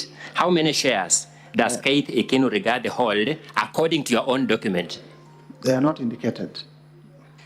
How many shares does Kevin Gachagua Riggy hold according to your own exhibit? They are not indicated. What is the total number of shares in that company? 10,000. Who is indicated as owning all those 10,000 shares? There is a shareholding by the estate of the deceased James Derito Gachagua. It is the estate of the deceased James Derito Gachagua. True or not true? They own 10,000 shares. What is the total number of shareholding? 10,000. They own all the shares. They own 10,000 shares. What is the total number of shares in that company? 10,000. So they own all the shares. The estate of the late James Nderitu Gachagua owns all the shares according to your document. It would appear so. Is it so or is it not so? From your own document. On the face of the document, it would appear so. Do you doubt this document you have given us? No, I don't doubt it. Thank you. The deputy president then in defense says, this is a property owned by the estate of my late brother. Is he speaking the truth or not? From your own document. The deputy president says, this is a company owned by the estate of my late brother. Looking at your own document, is the deputy president saying the truth or is he not saying the truth? Remember, you are a lawyer all the time. The estate of the deceased James Nderitu Gachagua owns 10,000 shares. Out of how many shares? I wouldn't vouch for the truthness of the deputy president's I'm saying testimony. The estate of the late James Nderitu Gachagua owns 10,000 shares. Out of how many? 10,000. Mr. Mutusa, you told me you are a lawyer. Yes. And let's be lawyers now. Yes. When the deputy president therefore says this company is wholly owned by the estate of my deceased brother, is he speaking the truth or not according to your document? It's either yes or no. We make progress. We move, Honorable Mutusa. Yes. Thank you so much. You had begun by telling us you have a problem with this company. You have a problem with the estate of the deceased owner holding all the shares in the company. No, we do not have a problem with that. From your company law knowledge, do you know the role of directors in a company? Yes, I do. What directors play in a company? They direct. Directors are management. They manage. They direct the management. Correct. The leadership. What is wrong with these two boys managing this company on behalf of the shareholders who are disclosed? What is wrong against the law? There is nothing wrong. Okay. The value of this hotel is part of your 5.2 billion. True or not true? It is. Are you willing to deduct it now from that? Because you can now see who owns it. At the appropriate time, we will show. Are you willing to deduct it? No. Thank you.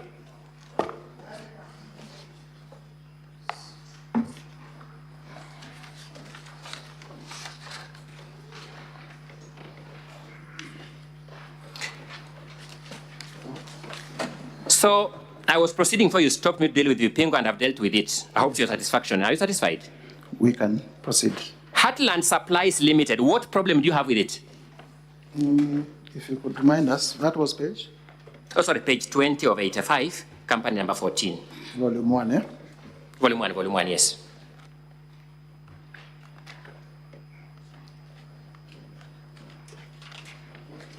Company number? Number 14. Company number 14.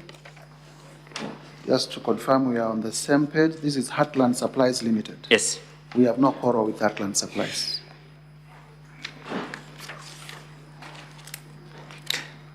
Page 21, paragraph 17, Mothers of the Land Limited. What problem do you have with it?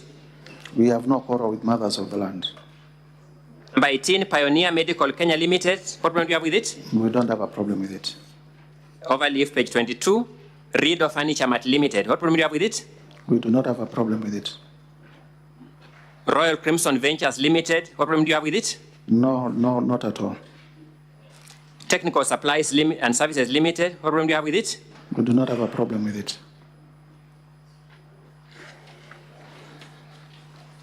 You listed all these companies just to create a screaming headline for your motion with no problem with them.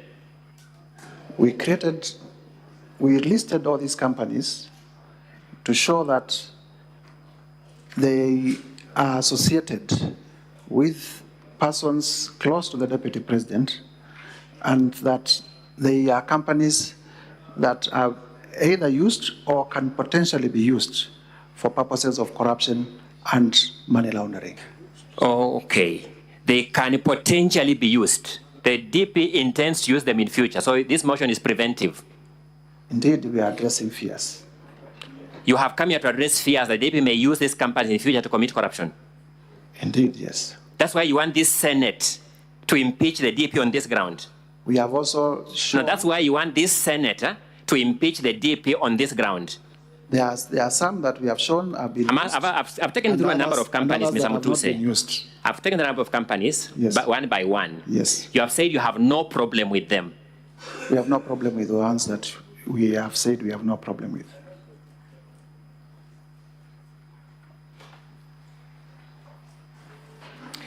Let's go to paragraph 70.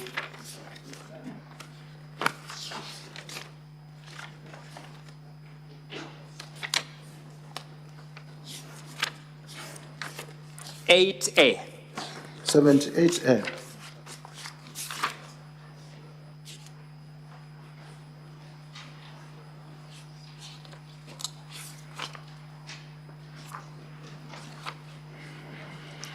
His Excellency Riggathi Gachagua bullied Kenya Medical Supplies Agency officials into awarding a tender for the supply of mosquito nets to Crystal Kenya Limited. Was Crystal Kenya Limited a bidder for this tender? Crystal Kenya Limited is a local... I've asked, was it a bidder for this tender? It is a local representative of... Is it a bidder for this tender? By the way, let me now ask you basic questions. Do you know the meaning of the word bidder? Honorable Mutuse. It is not a bidder. Yeah, we make progress. You respond, we make progress.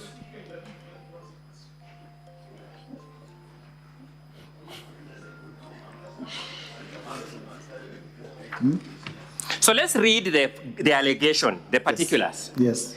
It says, His Excellency Riggathi Gachagua bullied Kenya Medical Supplies Agency officials into awarding a tender for the supply of mosquito nets to Crystal Kenya Limited. Was Crystal Kenya Limited, in fact, awarded that tender?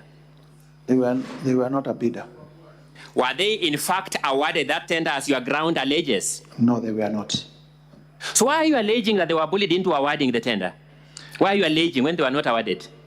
The local representative... I'm asking, why are you alleging that they were bullied into being awarded the tender? Because they are the local representatives of Shobika, the company that is under investigation for this tender. Your ground says His Excellency Riggathi Gachagua bullied KEMSA officials into awarding a tender for the supply of mosquito nets to Crystal Kenya Limited, his proxy company, full stop. Is that allegation correct? Is that allegation true? There was no award to... Is that allegation true? It is true to the extent that they are the local representatives. That His Excellency Riggathi Gachagua bullied KEMSA to award a tender to Crystal Kenya Limited, his proxy company. To Shobika, represented by... I'm asking you a different question. Your allegation is that KEMSA was bullied to award a tender to Crystal Kenya Limited, full stop. Am I reading it correctly, by the way? You are reading it correctly. Is that what I have read correctly itself true? In the narrow sense, it is not true. Thank you so much. You also say that Crystal Limited had submitted a fake bid bond with the sole intention of fraudulently acquiring public property. What do you mean by a fake bid bond? An irregular bid bond. What do you mean by an irregular bid bond? A bid bond that was found not to meet the requirements. What was the irregularity that was found in that bid? I guess that is why ESCC... No. What was the irregularity? You don't know about the allegation here. What was the irregularity that was found with that bid bond? There was a specific irregularity. What was it? It was brought outside time. You are sure of that fact? It was brought outside time. You are sure of that fact? Insofar as I know. I'm saying, are you sure of that fact? Because you're on oath. Insofar as I know. No, are you sure of the fact? It was brought out of time. I've asked you, are you sure of the fact that it was brought out of time? Insofar as I know. You referred us to the letter by KEMSA terminating that bid. Do you remember? Yes. Can you draw us to that letter, the volume number and the page where it is? And the counsel is talking to the witness, and you can see he's actually answering the question. He's a junior colleague. He's engaged in extremely unethical behavior that should not be done in a small claims court. Forget about a country's Senate. You've seen it with your own eyes. Counsel for the Deputy President, I cannot hear exactly what was exchanged there. And therefore, I don't have the benefit of what was exchanged, and I'm not in a position to rule on it. Okay.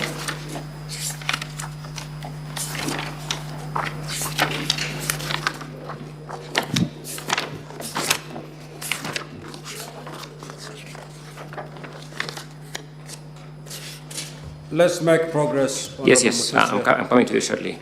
We have the affidavit of Dr. Andrew Mura, who was the acting CEO of KEMSA at the time. I've asked for the letter from KEMSA rejecting the bid, the letter, the 3 letter.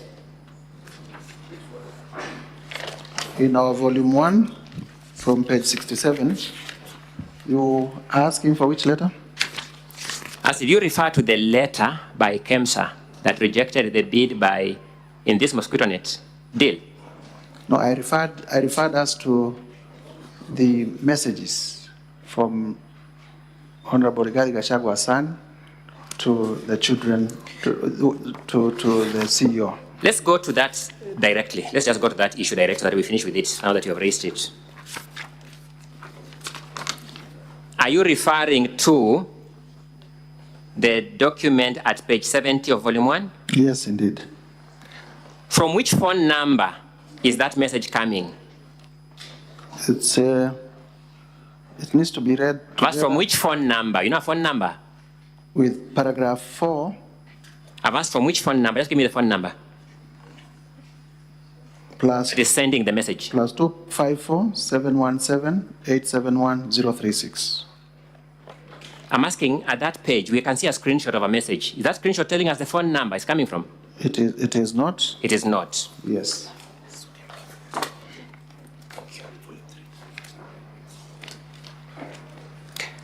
Thank you, Mr. Speaker. I now want to deal with the document I had looked at earlier.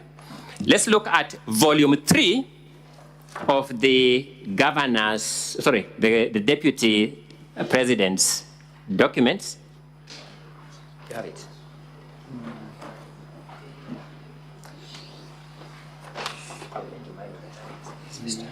Look at volume 3 of the deputy president's documents at page 180.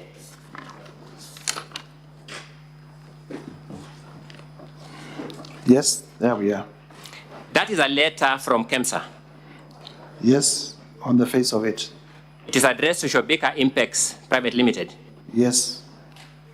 It is setting out the reason why that bid was unsuccessful. Does it set out the reason? It says, reference is made to the above, sorry, my apologies. We are looking at page 180 of volume 3 of the deputy president's documents. And it's been projected on the screen. For those of us who can read the font on the screen, it's been projected on the screens. It is setting out the reason why that bid was rejected. It is because the tender security was not paginated. Yes, from this document it says so. That's what you are calling a fake bid document. That's what you are describing as a fake bid document. The document you have shown. I'm asking, this reason is what you are saying constitutes a fake bid document. Of course, if the tender security was not paginated, yes, it is irregular. Are you saying it is fake? It is irregular. Then I'm asking a different one. Are you saying you want this sentence to conclude that this attribute, failing to put a page number on a bid document, made it fake? It made it irregular. I'm asking a different, the word you have used in the motion is fake. We are trying the motion. No, but irregular. Thank you. Your statement in the motion, therefore, that was fake is not true. It's false. Your statement in the motion that was fake is false. Strictly, yes. Thank you.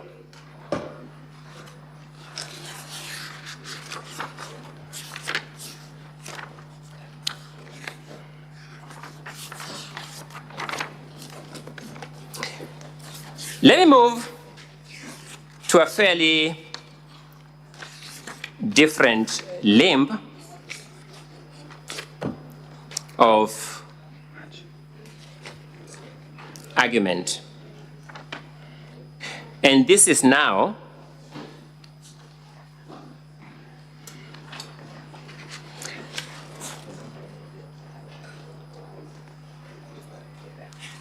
let's go to the question of Olive Gardens Hotel.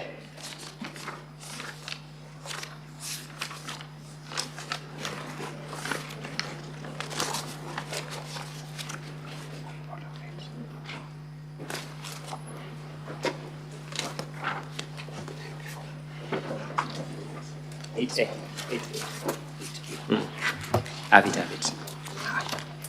don't. I don't have it.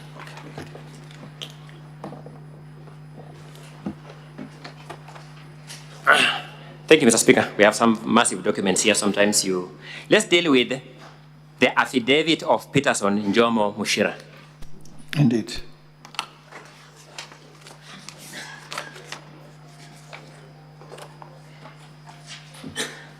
According to Peterson Njomo Mushira, how did he acquire this property? Rather, how did his company, that's the correct way of putting it, isn't it? TM Engineering, yes? How did his company acquire this property? The process of acquisition. He says he entered into a secret arrangement with the Honorable Riggy GACHAGUA to purchase the property on their... Who was purchasing the property? On the understanding that... No, I'm asking a different question. Who was purchasing the property? That TM Engineering. The purchaser of the property is TM Engineering? Yes. Who is the registered proprietor of the property? Let me confirm.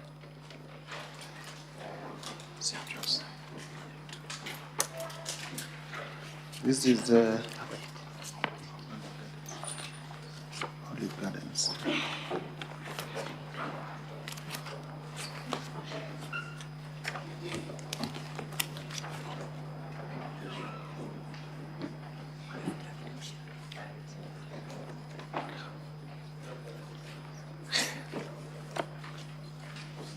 Who is the registered proprietor of the property, Olive Gardens Hotel? I'm tracing the documents. Olive Gardens, the registered proprietor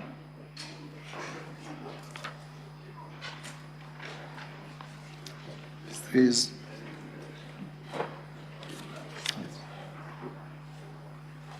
Philip Wanjema Kago. Sorry? Philip Wanjema Kago. Is it?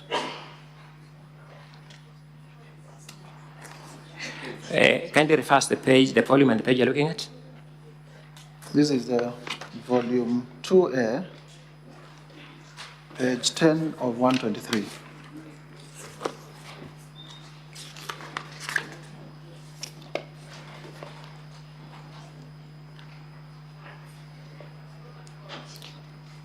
So who is that?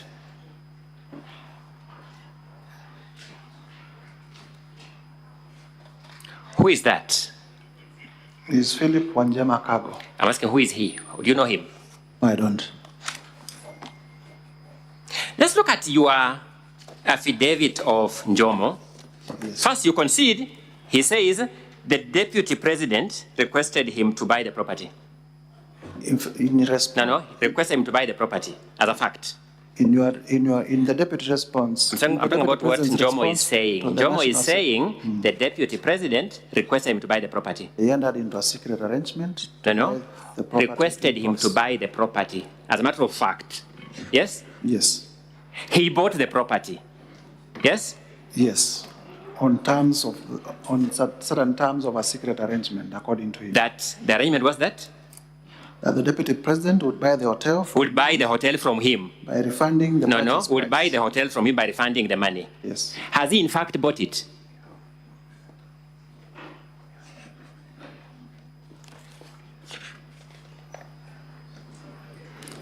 He would be the correct. Has he? No, you are the motion mover. You are here with us. You'll not run away from anything, Mr. Mutuse. Has he in fact bought it? I would imagine so. Sorry? I would imagine so. When did he buy it? I do not know. Oh, you want these senators to impeach this deputy president on your imagination? I have said, and there is nothing wrong with not knowing. I do not know. Does Mr. Peterson Jomo Mushira say that, in fact, the DP has bought this hotel? Does he say so, that, in fact, the DP has bought this hotel?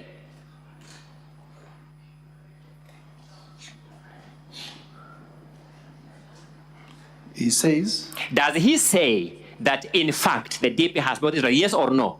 He says. Does he say that the DP has, in fact, bought this hotel? Yes or no? He says that the deputy president would buy the hotel from me by refunding the purchase price of 412 million set out in the agreement. And if we believe Mr. Njomo, this is a promise for a future transaction, if we believe him. Yes? He also goes if we believe Jomo, yes. What he's saying there, this is a promise for a future transaction. It would appear so. No. On the face of it, it is a promise for a future transaction, not so? It would appear so. But has that future come? Has that transaction happened, to your knowledge? I believe so. What's the basis of your belief? Your own response. Sorry? In your response, in the DP's response, you say... Has the DP said he has bought that property? It was bought by TM Engineering. Is that not a fact? Is that what Njomo is telling us? Yes. So what the DP is telling us, it was bought by TM Engineering, and what Njomo is telling us, it was bought by TM Engineering, factually are the same. Factually are the same. Then Njomo is bringing a new perspective to it, that the DP promised him, in future, I will buy back this hotel. Yes? And that's why he's saying... Jeme is saying, yes. The DP then, when I bought this hotel, yes. The DP then told me I intend to buy it back in future. Yes. By the way, is there any unlawfulness in a future intent to acquire property? It points to a scheme. A scheme to? A scheme to do what? It points to a scheme. To do what? To launder. Sorry? To a scheme to hide the transaction, because... Mr. Mutusi, let's also just be basic, sensible people. If we wanted to, we would just have bought it immediately. Yes. Isn't a promise to buy in the future itself, on the face of it, evidence of lack of immediate money? On the face of it. Well, that's a matter of interpretation. That's what I'm telling you now, Anders. You know you're a lawyer like me, and we are good at interpretation. In fact, we are trained in interpretation. So I'm asking you the question. Is the promise to buy in the future, on the face of it? Jomo says they have a secret, because we do not want to assume what Jomo is saying. Jomo is saying in his affidavit, there was a secret arrangement that I cover for the deputy president. I buy it to be registered in my company, and then he refunds me my money. Has that refund been done? He would be the best place to tell us. When did Jomo buy this hotel?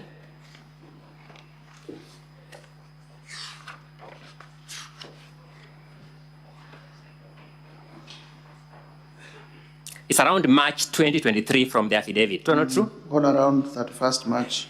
More than 1.5 years ago. Yes. To date, your thorough investigation to support a motion to remove the DP from office has not revealed evidence that the DP has in fact bought the hotel. You want us to imagine he has bought it, yes? My allegation is that he bought through proxy, and the proxy says, indeed, I have a secret arrangement with the deputy president to buy the hotel on his behalf as a proxy. And I did not allege that it has been transferred to the deputy president. I said it's an intricate web of economic crimes, white-collar crimes, that are secret. This promise to buy a hotel in future is white-collar crime? Indeed, economic crimes are white-collar crimes. I'm asking, this promise to buy a hotel in future is a white-collar crime? It is part of the scheme to hide the real owners of the property. So let me wind up this argument because my time is running out. You have made hue and cry of the DP's wealth portfolio. At least you know that, isn't it? Indeed. You have also told us that even if we gave him the best possible assumption, he would be having 24 million shillings in his account because that's his salary, yes? the known sources of income. Are you suggesting that the DP became DP impecunious as a pauper? Not at all, but I also... What was his wealth portfolio by the time he became DP? I have several... Do you know his wealth portfolio by the time he became DP? During the presidential debate, yes, he did say that he was worth 800 million shillings. He said he was worth 800 million shillings? Yes. And you would question why he would promise in future to buy a property worth 400 million?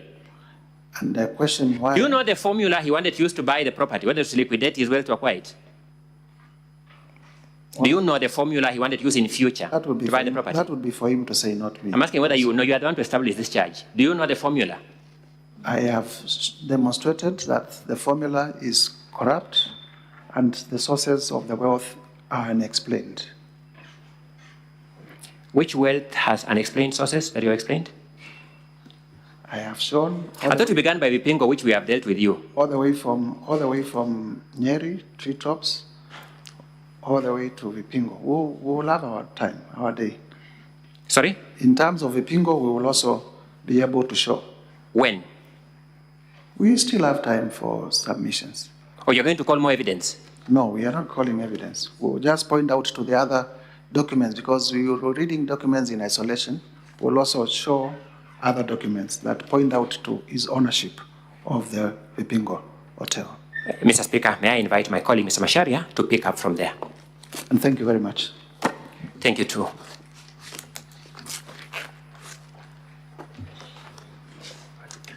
Would you wish to know how much time is remaining for you? Yes, Honorable Speaker. Okay, so far you've done 1 hour, 2 minutes. Okay. You have 58 minutes. 58 minutes. For the entire cross-examination of this witness and those to come. Most obliged, Honorable Senator. Speaker. Honorable Mutuse, Honorable Speaker of the Senate. Honorable Mutuse. Yes, you say you're an advocate of the High Court of Kenya. Yes. When were you admitted? In the year 2018. 2018? Yes. So you've been practicing for 6 years? Indeed. According to the Senate website I'm reading here, between 2013 and 2022, you are the Chief of Staff at the County Government of Machakos. Is that correct? That is correct. So from 2018 to 2022, you could not practice law as a public officer. Is that correct? That is true. So you have not done any conveyancing transactions. Is that correct? That is not correct. How have you done conveyancing transactions as a public officer? I have academic, professional, and experience in conveyancing. Academic, not practical. Professional and practical experience in conveyancing. How did you do conveyancing while working for Machakos County Government? I was not in private practice, but I am involved in many. Yeah, name one transaction, for example. Well, maybe I can't remember now. Maybe what? I cannot remember at the moment. You can't remember a single transaction in your illustrious law career you've done? Let's move on. Honorable Mutuse. Yes. On what party were you elected when you came to Parliament? Maendeleo Chapter Party. Maendeleo Chapter Party. Yes. And you were elected in the year 2022. Indeed. Is it correct to state that Maendeleo Chapter Party is a member of the Kenya Kwanza Coalition? Yes, it is correct. Did you sign a coalition agreement to form part of that Kenya Kwanza Coalition? Yes, we did. You did. Do you have any role, any specific role in Maendeleo Chapter Party? No, I don't have. You do not have any role? Yes. I want us to deal with grounds. I believe your counsel led you on what he said jointly were grounds 1, 5, and 6. Ground 1 and 5 and 6 deal with the utterances you stated. And let me get some facts straight from you.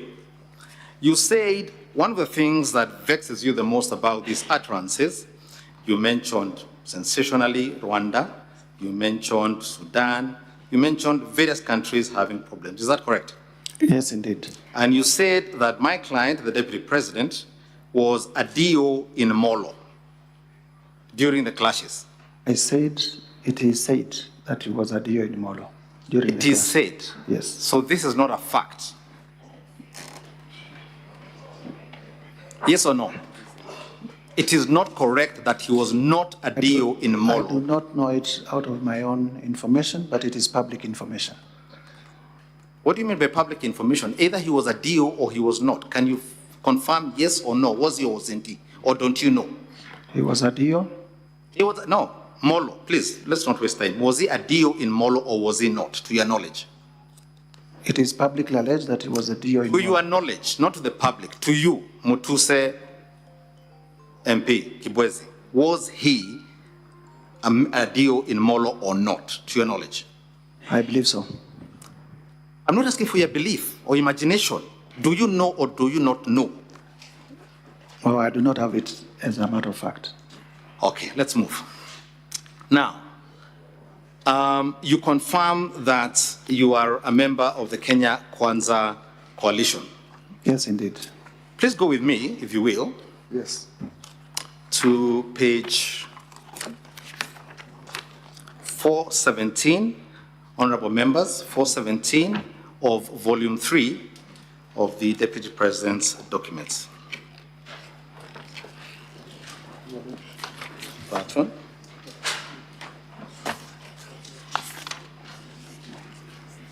And as you put a finger there, Honorable Mutuse, honorable members of the Senate, Mr. Mutuse, if you'd go with me to page 6 of volume 1, this is the special motion. Volume 6? I said page 417, keep a finger there, page 417 of volume 3. These are annexures in support of His Excellency the Deputy President. Yes. And then volume 1, which is your motion, at page 6 of 85. But let's begin with page 6 of 85.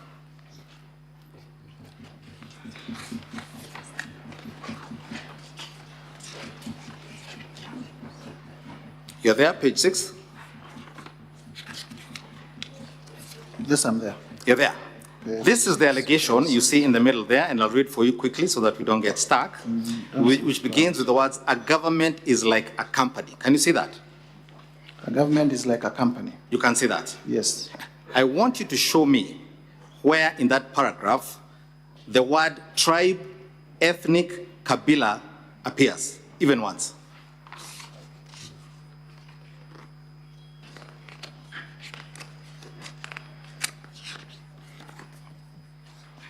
It is not there. Go to page 7, overleaf. Can you see the sentence beginning, haiwezekani mtu ambaye alikuwa akikupiga kelele akichunga? Can you see that? Yes. Show me where the word kabila, tribe, or ethnicity appears. It is not there. Paragraph 13. A government is like a company. Can you see that at page 7? Yes. Show me where the word tribe, ethnic, or kabila appears. It is not there. Let's go to page 8. Sisi lazima tungeangalia nyinyi. Hii serikali ni kampuni na hii ni shares. Si ndio? Can you see that? Yes, I can see that. Show me where the word tribe, kabila, ethnic appears. It doesn't appear. Paragraph 15, does it appear? What? At paragraph 15, at page 8 of 85. What does not appear? The same words, kabila, ethnic, tribe. No, they don't appear. They do not appear. And finally, at paragraph 16, at page 9 of 85. You can see that? Let me read through.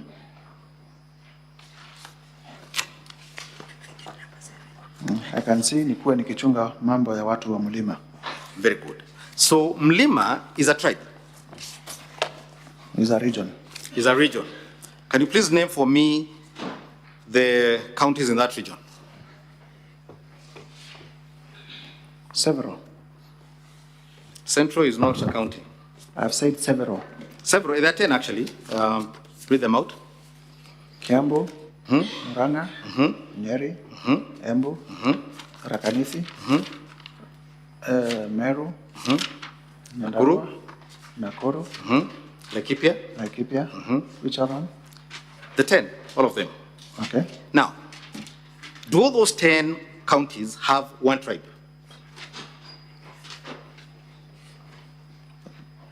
To your knowledge? They do not have one tribe. Thank you. Now, would you agree with me that the government or the party or the coalition that is the majority in the Senate and in the National Assembly is the Kenya Kwanza coalition? Yes. So the ruling party is Kenya Kwanza? The ruling coalition. Is the ruling coalition? Yes. And they rule because they are a majority? Yes. You agree with that? Indeed. Very good. Now, to your knowledge, if you now go with me to page 417, is a letter, can you see that? Page 417 of volume 3 of the Deputy President's documents. Can you see that? Yes. It is addressed to the Office of the Registrar of Political Parties. Yes. And it is signed by our professional colleague, Professor Kithure Kindike. Can you see that? Council for Kenya Kwanza Alliance Coalition. Yes. You can see that? Yes. In the middle is a paragraph beginning with subsequently. Can you please read out for me the parties that were constituent parties of Kenya Kwanza? Subsequently, on 12th April 2022, the following political parties were admitted and signed to join the coalition pursuant to Article 24 of the Coalition Agreement. Chama cha Kazi, Communist Party, Devolution Party of Kenya, Economic Freedom Party, Farmers Party, the Service Party, Tujibebe wa Kenya Party, Umoja na Maendeleo Party of Kenya, Democratic Party of Kenya. Thank you. If you go with me to the first of those coalition agreements, it is to be found at page 418. Can you see that? Yes, I am there. At the very top there, under the date, who are the constituent, who are the parties that have signed this agreement? United Democratic Alliance Party and Amani National Congress Party and Ford Kenya Party. Thank you. If you'd go with me to page 420, a few pages from there. Page 420, I'm there. Paragraph C, Article 5, Paragraph C. Please read that out fairly quickly. The validity or legality of this agreement may not be subject to challenge by any founding or future coalition member party or their respective individual party members before any organ of the coalition. And paragraph D? Any constitution, rules, regulations, or guidelines, whatever the nomenclature of founding or future member parties, which is not inconsistent with this agreement, is null and void to the extent of the inconsistency. So this is the master agreement of the Kenya Kwanza coalition. Is that correct? Yes or no? It is correct. Thank you. Do you know why these agreements are signed and under what law they are signed? Yes, I know. Please tell us. They are signed under the Political Parties Act for various reasons. Number one is... No, I asked you the law. Now, do you know what specific section requires a coalition agreement and what is to enter into a coalition agreement? Well, not off it, but I know. Schedule 3.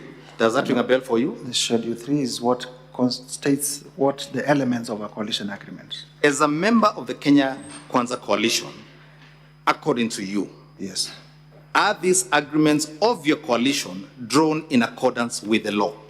Yes, they are. So they are lawful? Yes, indeed. They are enforceable? Yes, indeed. They are the basis upon which Kenya is governed? Basis upon which Kenya Kwanza coalition is run. Is governing the country? The country is governed by the Constitution of Kenya. Correct. But the Kenya Kwanza government that is governing, these are its constituent documents. This is the foundation of Kenya Kwanza. But they are not superior to the Constitution. I did not ask for an argument. I asked, is this the foundational constitution? You've just read about it saying that it is... It is the coalition agreement for Kenya Kwanza, yes. Thank you. Thank you very much. Would you know whether Maendeleo Chap signed any agreement to enter the Kenya Kwanza coalition? Yes. You did? They did sign. Are you familiar with the contents of that agreement? Yes, I am. You are? Yes. Are you certain about that? Yes, I know. Very good. Then let's first go to the documents we're reading here. Let's begin at page 426. Page 426? Yes. I am here. Article 19, can you please read the heading? Article 19, sharing of county assembly responsibilities, leadership. Sharing. Sharing. Very good. Article 20, please read the heading again. Sharing of leadership of parliamentary committees. Sharing. Yes. Let's go to Article 21. Sharing of national government responsibilities. Let us start with A. UDA shall nominate the coalition's presidential and deputy presidential candidates in the general elections of 9th August 2022. Did UDA provide the president and deputy president for Kenya Kwanza coalition? Yes. They did? Yes. So that part of the agreement was implemented? Yes. Very good. And then you can see at Article 21E, the functions of the deputy president is to chair committees, oversee implementation of cabinet decisions, and so on. Would you know whether this particular section was implemented or not? In terms of the functions of the deputy president? Yes. Would you know? Yes. To the best of my recollection, it was put into effect through an executive order. So that was also implemented? Yes. Go with me to page 428. Page 428? Yes. We are here. F. Can you see F at the top there? Yes, I can see F. A and C shall nominate the prime cabinet secretary for appointment by the President of the Republic. Did the leader of ANC, was the leader of ANC nominated and appointed as the prime cabinet secretary? Indeed. That is correct. Prime cabinet secretary and cabinet secretary for foreign affairs. You can confirm the name. What's the name? His name is Musalia Mudavadi. Mudavadi. Yes. Very good. And the functions you see at J and I, was that also implemented? Yes, they were implemented. Very good. Let's go to page 429. Page 429, yes. Paragraph L at the top. Paragraph L at the top. Ford Kenya shall nominate the Speaker of the National Assembly for election in accordance with the Constitution. Did Ford Kenya nominate, and was the nominee in fact elected as the Speaker of the National Assembly? Indeed. Indeed. That was also implemented? Yes. Very good. Now, let us go to N. Please read out for us N. ANC and Ford Kenya shall have 30% share of the positions in the national government, including cabinet secretaries, principal secretaries, ambassadors, high commissioners, heads of diplomatic missions, chairpersons of state corporations, directors of state corporations, and chairpersons and commissioners of constitutional commissions, provided that their foresaid 30% share positions in the national government shall be shared equally between ANC and Ford Kenya. Who would be the appointing authority for those positions? Well, different office orders. Remember, you're a lawyer. Some by the president. Yes. Others by cabinet secretaries appointed by the president. And In fact, others through Public Service Commission by way of competitive. Now, but ANC and Ford Kenya were promised 30% share positions in all these positions. Indeed. Is that correct? Yes. Now, they have a 30% share. Yes. So, when you hold shares, what are you called?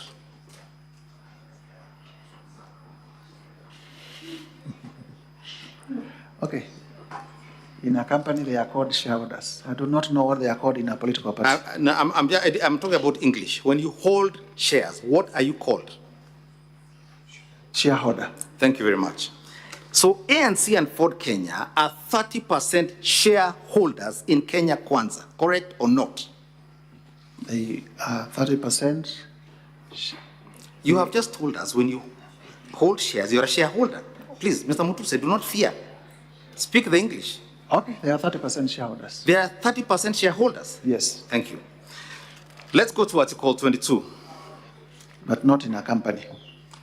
Mr. Mutuse, please answer the questions when you asked. Let's go to Article 22. My apologies. Let's go to Article 22. Please read paragraph, the one that begins with pursuant.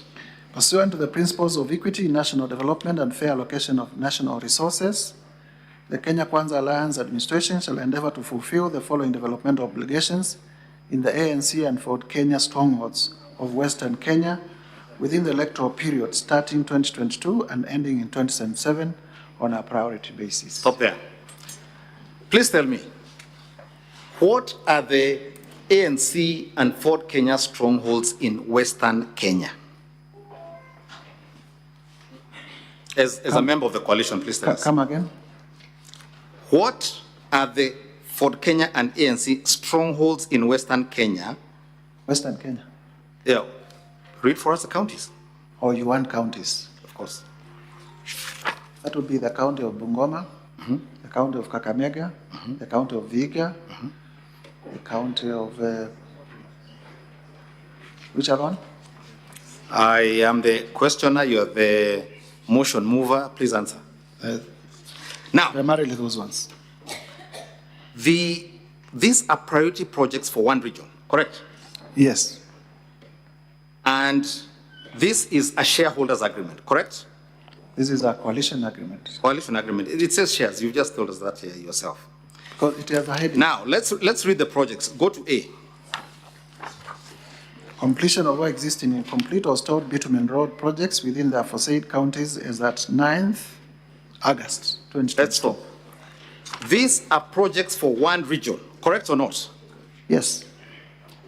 Would you say, as you have alleged here, that by Kenya Kwanza focusing on one region, certain projects, what you're accusing the Deputy President of saying must be implemented, how does that cause disunity or ethnic strife? As a member of Kenya Kwanza, you're a member, you're the one who said this. Tell us what you had in mind. This is in promotion of regional inclusivity of all regions in the national development. But we're talking about Western here. Can you please show me in this document where other regions are mentioned? Please go through it quietly. Take a minute. It ends at page 433. It starts at page 418. Show me one other region mentioned there by name in the whole document.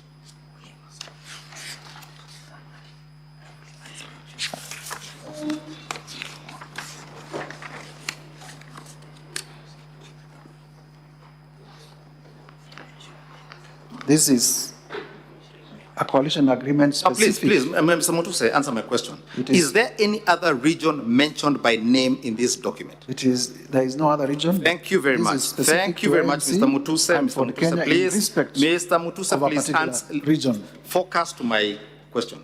Is there any other region? Not in this document. Thank you very much. That was my simple question. Let's go to page 434.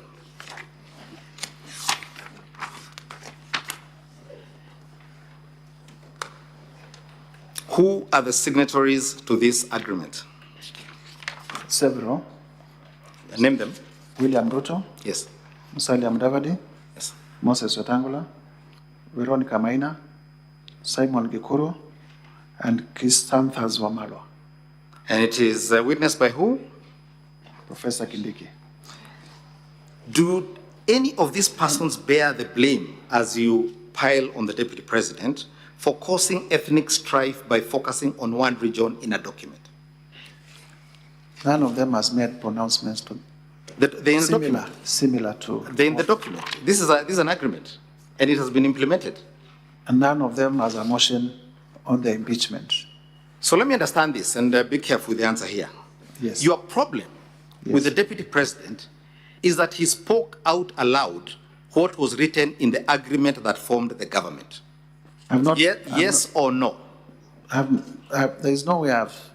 No, yes or no, Mr. Mutuse? The Deputy President has not said the people of Western have not been given what... No. He spoke about shares.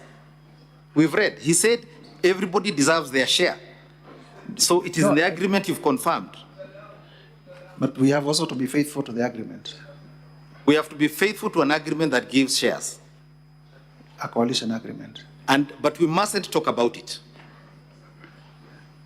The Deputy President is not accused of saying the people of Western Kenya have not gotten their share. Let us go back to your document, Mr. Mutuse. Please. Go back to page 7. Page 7 of volume? Page 7 of volume 1.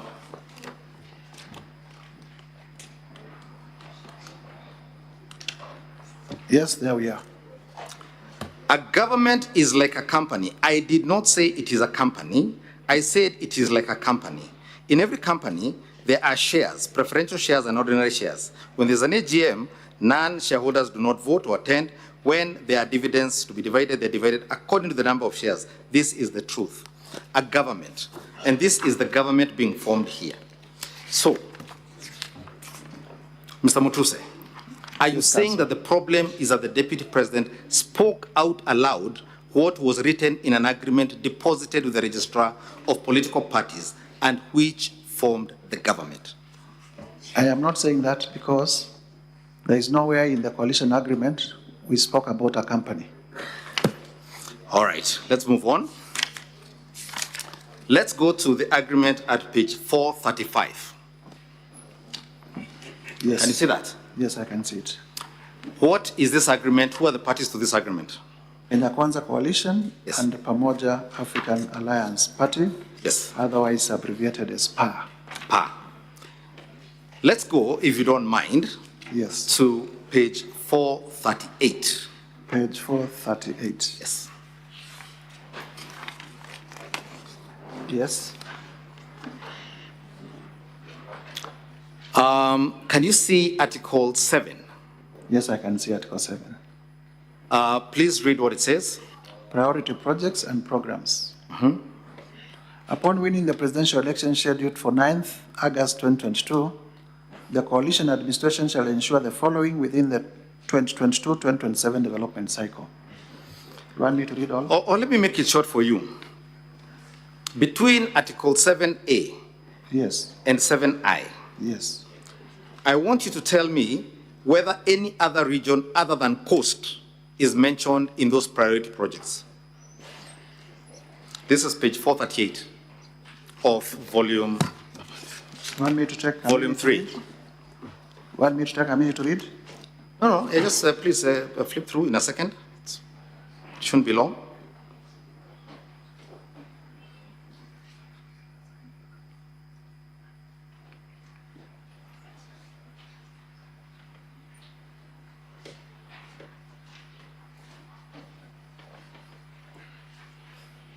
Let me help you. There's none. All of them deal with cost. Can you see that? D is broad. It says involve local communities in the management, benefit sharing of the resources associated with the blue economy. Do you know what blue economy refers to? Yes, I do. Is there a blue economy in Makueni? There is a blue economy in Kisumu. Very good. So this deals, other than the D, the rest of it is all cost. Well, reverse operational changes that have been carried out in the recent past, whose effect has been to relocate some of the core activities. Well, basically cost, but also with a national, with a national nature. You can read them for yourself, their cost. Now let's go with me to Article 8 at page 439. Page 439, Article 8. 8A. It says that PAA shall nominate a candidate for the Speaker of the Senate. Can you see that? Yes, I can see that. Page 439, paragraph 8A. You can see that? Yes, I can see that. Did the candidate nominated by PAA in fact become the Honorable Speaker of the Senate? Indeed. He did. Let's go to Article 9. Please read Article 9A. Sharing of responsibilities in the national government. Upon the coalition winning the presidency of the Republic of Kenya in the general election scheduled for 9th, PAA shall submit one qualified nominee for appointment as Principal Secretary in accordance with the applicable law and procedure for appointment. So PAA was allocated one Principal Secretary position as its share of national government. Is that correct? According to this agreement, yes. Thank you. Let's go to a very interesting one. Go to paragraph 9C. Yes. Please read 9C. PAA shall be entitled to nominate other qualified persons for appointment for positions in the national government, including principal secretaries, ambassadors to high commissioners, chairpersons of state corporations, chairpersons of constitutional commissions, and other appointive officers commensurate with the number of members of National Assembly and senators that will be elected on PAA ticket vis-a-vis the total number of elected under the ticket of other coalition constituent parties. In simple English, when the number of the national government positions for PSs, ambassadors, state corporations, and etc., including constitutional commissions, and other appointing offices will be allocated to PAR commensurate with the number of members of National Assembly and senators. Doesn't that mean that PAR will be allocated positions based on how well it does in the election? Yes or no? Yes. Let us go to page 440 again and 441. You can see that? Yes, I can. Again, you can see it's signed by the party officials. Can you see that? Yes, I can see. His Excellency the President, the Prime Cabinet Secretary, the Honorable Senator of the National Assembly, my village mates and Senator Veronica Maina, Simon Gekuru, Chrysanthus Wamalwa, Ibrahim Mutwafi, and Benedict Furaha. You can see that? Yes, I can. And you confirm this is an agreement of the Kenya Kwanza coalition? Yes, between Kenya Kwanza and PAR. Very good. Honorable Speaker, I would now like to play a video. This is video number 7 in the Deputy President's documents.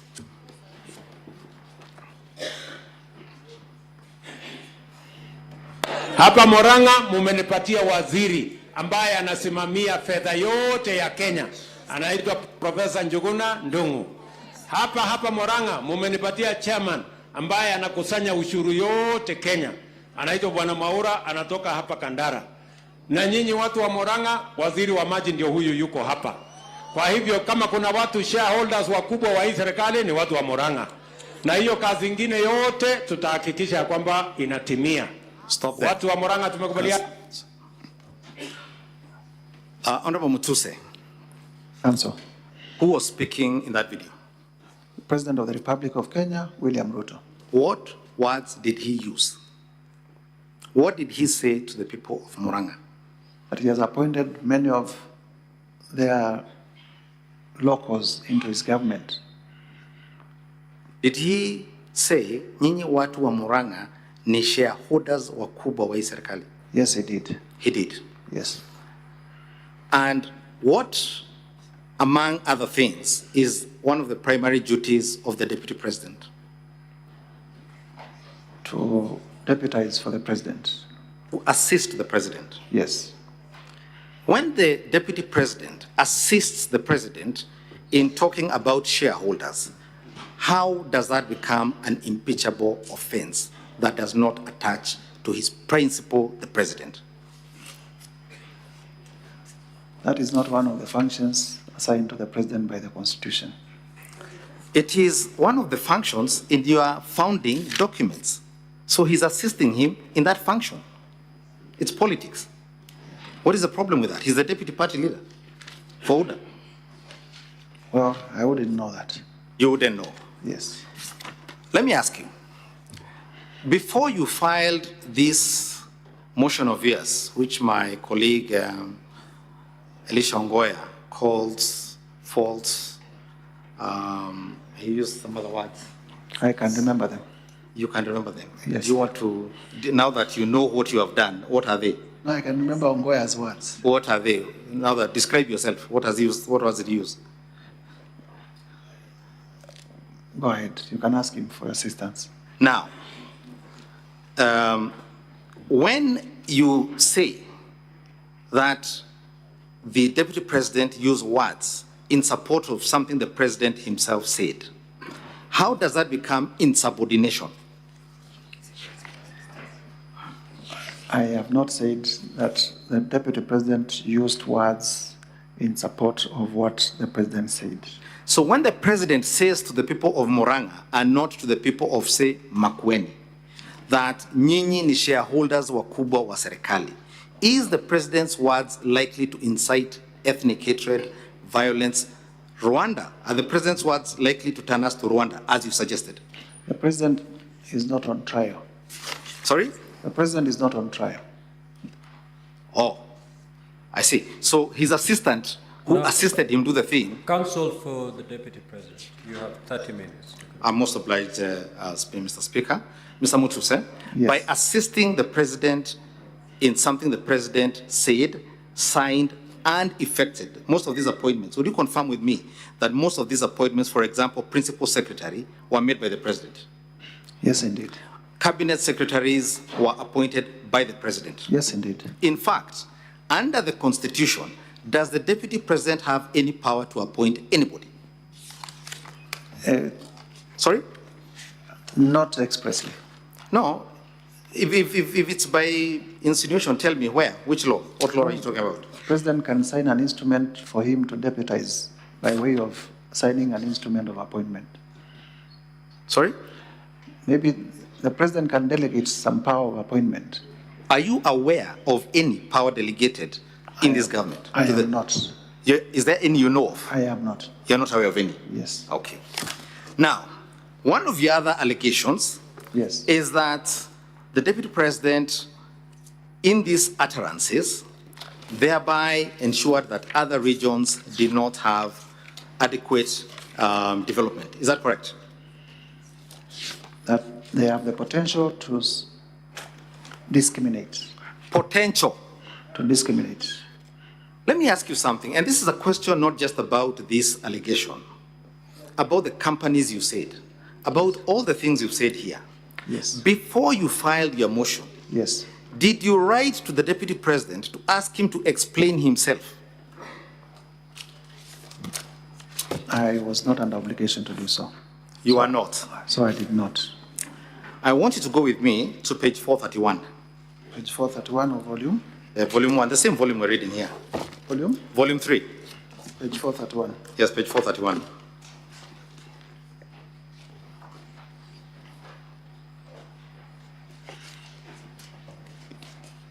I'm on book. You're there, page 431. Page 431, yes. Can you see Article 26? Article 26, yes. Yes. It deals with dispute resolution. Yes. Does Kenya Kwanza have a dispute resolution mechanism? I believe so. Did you attempt to invoke that mechanism? This is not a dispute. This is not a coalition dispute.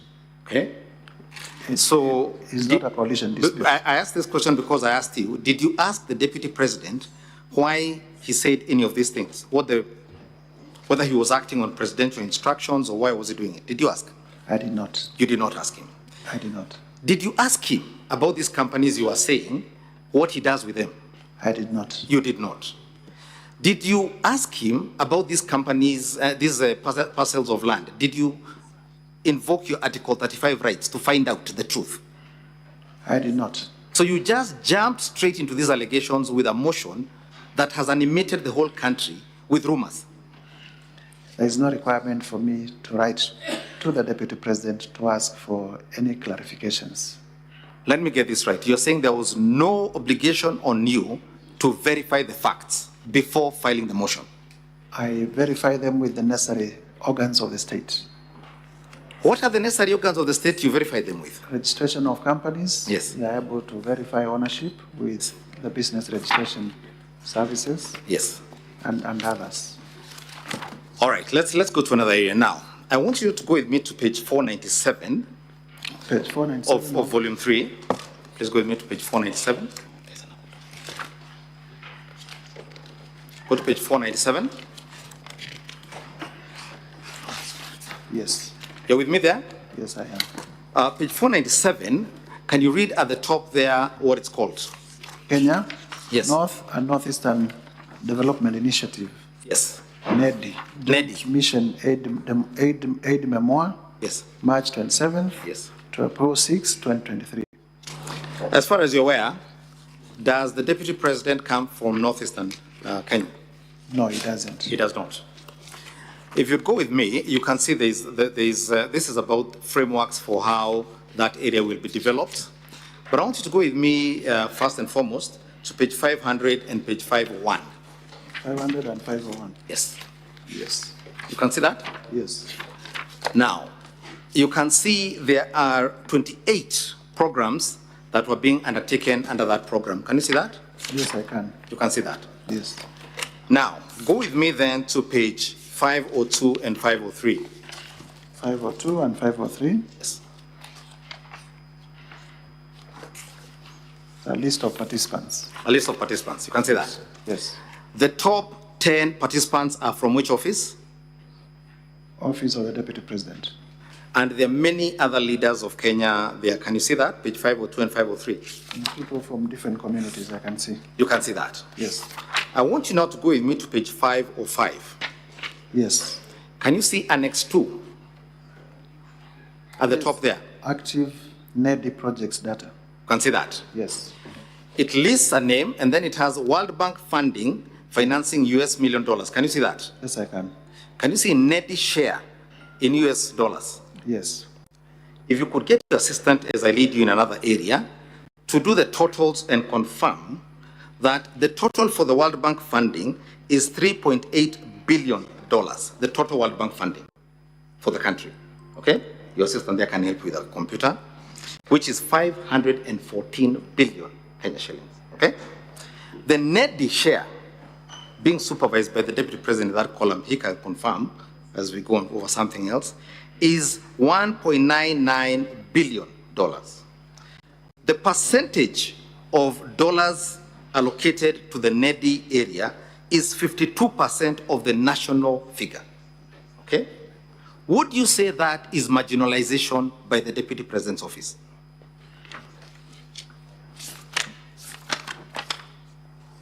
This is not a program by the Deputy President. It is a program by the government of Kenya. Fantastic. You raise a very important point. You know, government has no money. Government has taxpayers' money. Indeed.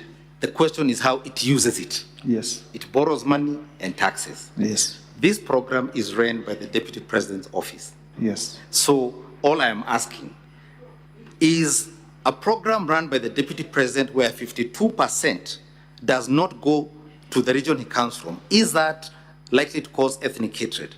Is that discrimination? That's my question to you. No, it is not. Thank you very much. Go with me now to another area. Go with me to page 410. Page 410? Yes, 410.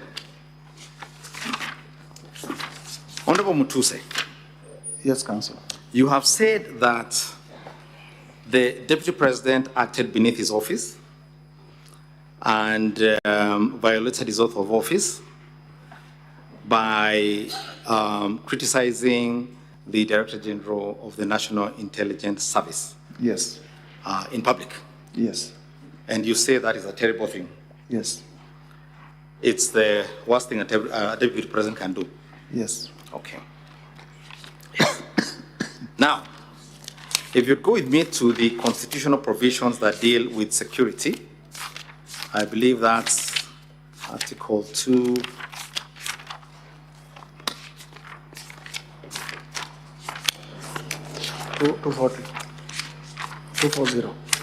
The National Security Agencies. The National Security Council. Not the National Security Council. Or National Security. Article 238. Please read, if you will, Article 239. Do you have the Constitution there with you? I do not have at the moment. I will lend you mine. Please read Article 239, Sub-Article 3. 239, Sub-Article 3, National Security Organs. In performing their functions and exercising their powers, national security organs and every member of the national security organ shall not act in a partisan manner, further any interest of a political party or cause, or prejudice a political interest or political cause that is legitimate under this Constitution. Thank you. And so if a senior member of any security agency were to, if I could have back my Constitution, if a senior member or any member really of any security agency were to engage in that activity, that would be unconstitutional. Indeed. It would be worthy of criticism. Indeed. Now, Mr. Mutuse, you are a lawyer and a leader in this country. Are you familiar with Kenya's first Director of Intelligence? Mr. James Kanyotu. Mr. James Kanyotu, I have heard much about him. Are you familiar with a saga in Kenya called the Goldenberg Commission? Yes, I am familiar with the Goldenberg Commission. Was Mr. Kanyotu brought before the commission to explain his role in that commission and his role in that saga? But not when he was in office. I'm asking, was he brought there? Yes, indeed. Thank you very much. You're familiar with the former director of intelligence called Brigadier GACHAGUA? Yes, indeed. During the Waki Commission, there was Brigadier GACHAGUA called to give evidence before the Waki Commission to explain the role of the security agencies in post-election violence? Yes, in a commission. In a commission, he was summoned. In a commission, summoned by a commission. A public commission. Public commission. Yes. That was formed pursuant to the laws of Kenya. Okay.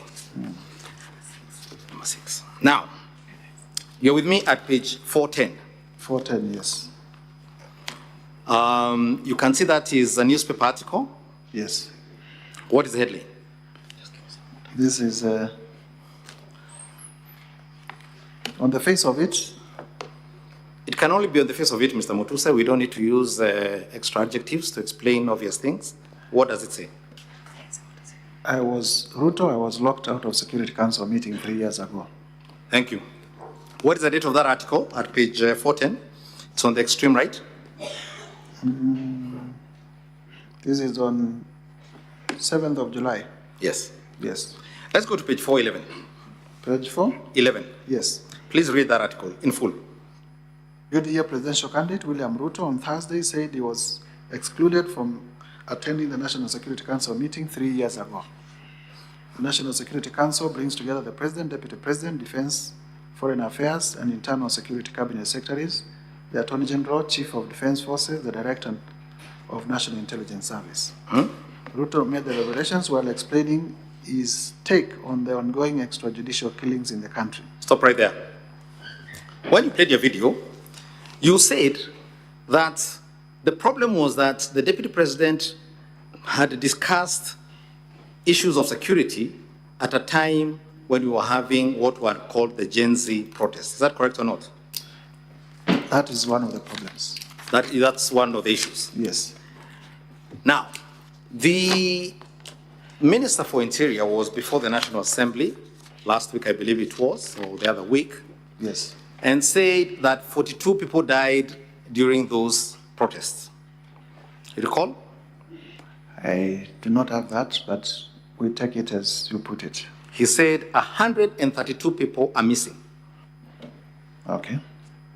Are you aware that cases have been filed in court, including one where the Inspector General of Police was cited for contempt over allegations that the security agencies were abducting Kenyans? I am aware of the matters in court. Are you aware that during these protests, property of immense value was lost? Yes, I am aware. Did the President of the Republic of Kenya dismiss his entire cabinet as a consequence of those protests? Yes, he did. Yes, he did. Are you aware, as a member of parliament, that the World Bank and the IMF, as early as January 2024, sent a document to the government, a public document available on the website, indicating that the introduction of the reforms in the Finance Bill 2024 would lead to protests? Are you aware of that? I am not aware. Now, if the World Bank and the IMF had warned the government in January 2024 that there would be protests, what should a responsible government have done in the intervening period? The government is not on trial. Riggy GACHAGUA is. That is not my question. My question was, what should a responsible government and security agencies have done? I can't tell because I am not part of them. I'm not in the executive. I see. Let's go back to my article at page 411. There is a sentence beginning at the same time. Start there. At page 411, at the same time, the DP also revealed that Director of the National Intelligence Service no longer picks up his course. This, he said, has made him unable to play a key role in ensuring an end to judicial killings in the country, as well as the runaway insecurity in some parts of the country. Stop right there. Go to page 412. Page 412. In the middle, there's a sentence beginning with the words, he reiterated He reiterated that the remarks he made in a campaign rally in Moyale that he will ensure Finish. That will ensure end to extrajudicial killings. So the Deputy President at the time is criticizing the entire National Security Council and even disclosing, and Kenyans didn't know this, that the Director of National Intelligence no longer picked up his calls, and this is being made at a rally in Moyale. Between that and the Deputy President addressing a national crisis that was foreseen, please explain to me what the difference between those two situations is. There is a huge difference. Number one, he begins by saying he has been locked out of National Security Council meetings. Honorable Riggy GACHAGUA has not said that he has been locked from National Security Council meetings. Number two, he goes ahead and says the Director General of the National Intelligence Service no longer picks his calls.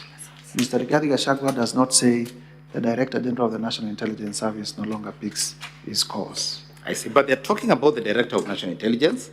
And our case is that... And they're discussing things the public don't know yet, correct? Yes or no, Mr. Mutuse? The context is... No, yes or no, Mr. Mutuse? It's distinguishable. Very distinct. Yes or no? The context is very different. Very good. Now, you say that at this speech, the Deputy President revealed secrets. What specific secrets did he reveal? He said, and the clip that was played, that he has been told in confidence by officers of the National Police Service. I have been told in confidence that the officers did not receive advance security information, intelligence on the planned protests. And this is subject to the Official Secrets Act. You can confirm this. The oath of office is that if issues are revealed to you in secrecy, you are not supposed to make them public. And when you made this allegation yourself, who are these officers you're saying made these secrets, gave him these secrets? The Deputy President, in the clip that we played, from his own mouth, says, I have received confidential information from officers of the National Police Service. Let us play for you a video here, Honorable Speaker, video number 6.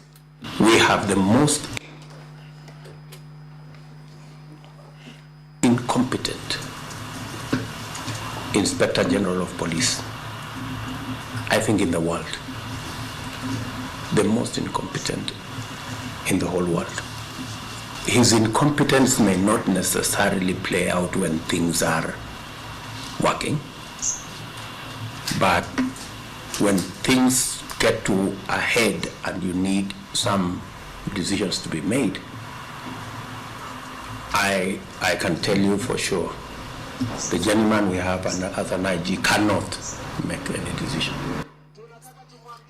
The second one.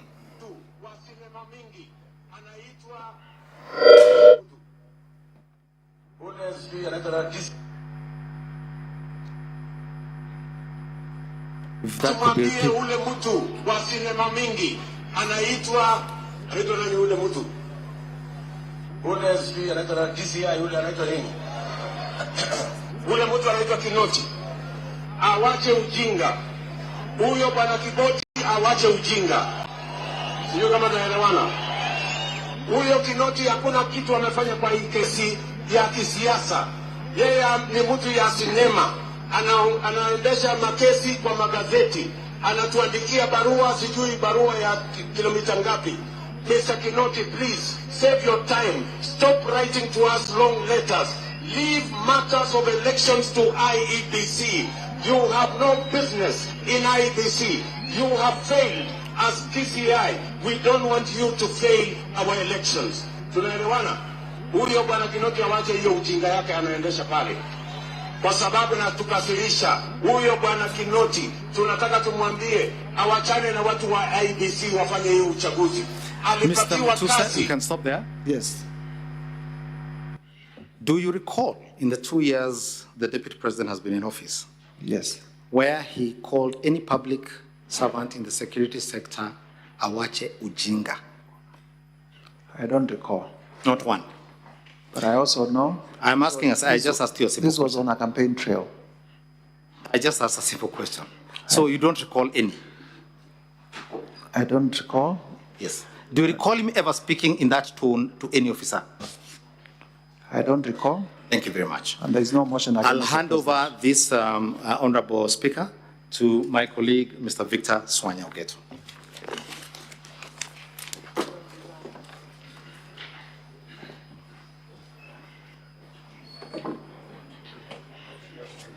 Now, counsel, you have 9 minutes for this witness and the other witness that are going to be called. Thank you, Mr. Speaker, and the senators. I'll be very brief. Mheshimiwa Mutusi, I want to refer you to your motion 45I. Paragraph 1, yeah. That's paragraph 45. Paragraph 45I, yes. Paragraph 45I. Yes. Yes. Can you read it for us?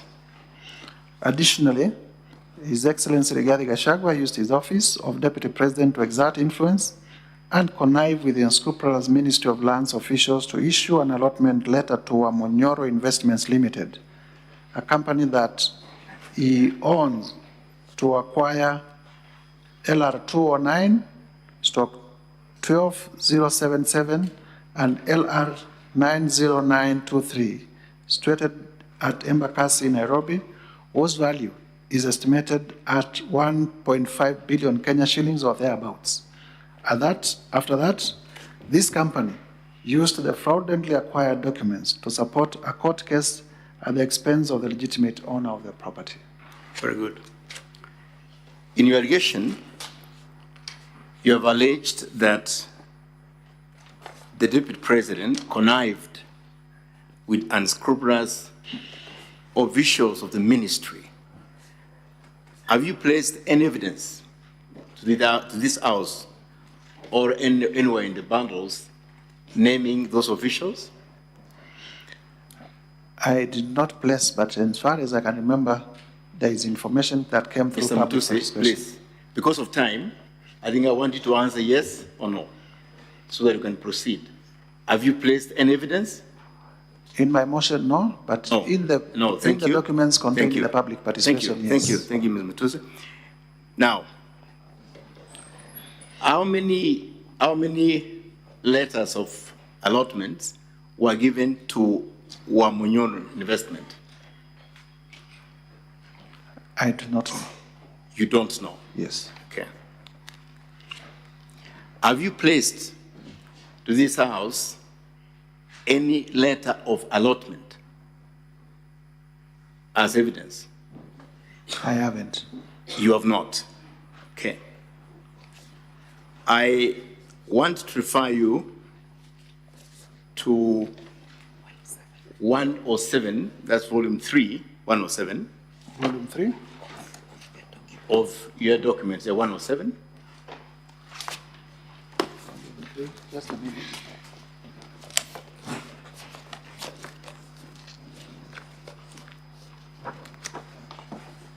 Page 107. 107, yes. 107. And I want 107. Are you there? That is NLC determination. Volume 3, page? Volume 3, page 107. Volume 3 of our documents or of your document? Of our documents. Your documents? Yeah.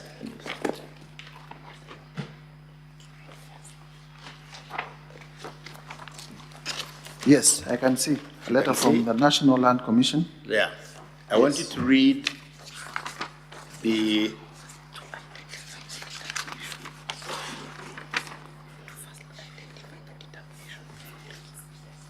So, do you identify this determination? Yes, I do. It's from who? This is from the National Land Commission, signed by the then chair, Professor Mohamed Swazuri, PhD, OGW, Chairman, National Land Commission. And when was it signed? It was signed on the 24th day. I presume this 3 means March of 2016. 2016. Yes. At that time, was the Deputy President in office? No, he was not in office. He was not in office. Yes. Okay. Okay, so it will have not influenced the ministry officials to give an allotment, true? Not as Deputy President. Not as Deputy President. Very well. I want also to refer you to, before I refer you to the judgment on that matter, I want you to read the determination of the Commission, which is in the last page, just last paragraph. Can you read it? The Commission, having listened to both parties and scrutinized the evidence adduced before it, hereby directs as follows. The lease held by Wamunyoro Investments Limited, LR number 209-12077, IR number 90923, is upheld, subject to adoption by plenary. Is upheld. Subject to. But is upheld. Subject to. We read it in whole. Subject to. Very well. Adoption by plenary. Very well. But the determination of NLC have already determined. It is upheld, subject to adoption by plenary. Very well. So let me refer you to. Let me refer you to the judgment of that's ELC case number E242 of 2022, which is in page 116. Page 116. Yes. Yes. I want you to go to the judgment of the judge. That's 177. 170? 177. 177. Yeah, 177, but I want you to look at 176. 176? Yeah. Yes. 176, paragraph 440, right? I. Can you read paragraph 440 I? A declaration be and is hereby issued that the plaintiff is the lawful registered absolute owner of all that parcel of land known as LR number 209-12077, IR number 90923. Who is the plaintiff? Who is the plaintiff? Wamunyoro Investments.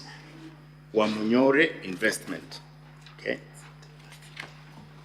And therefore, the judge has determined who is the rightful owner of that property, right? That's right? Yes, the judge has determined. Okay.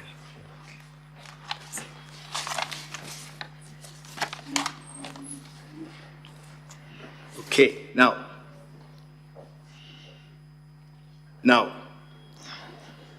do you want the Senate to further arbitrate on this, on the ownership of this property after that? Is that your position? Indeed. Our claim is that, as you have referred us. Is that your position? Yes. It is your position? It is our position. Even after you've seen the determination both from the court and from the NLC? There is no plenary adoption of the NLC determination. Subsequently, we have made allegations which will be proved that the letter of allotment came long after, and it is the letter that was used to support, to lead the court to make this decision. Very well. That's all, Mr. Speaker. Thank you so much. I thank you. Counsel for the National Assembly, you may re-examine the witness. But just to remind you, you have 40 minutes to conclude your entire case.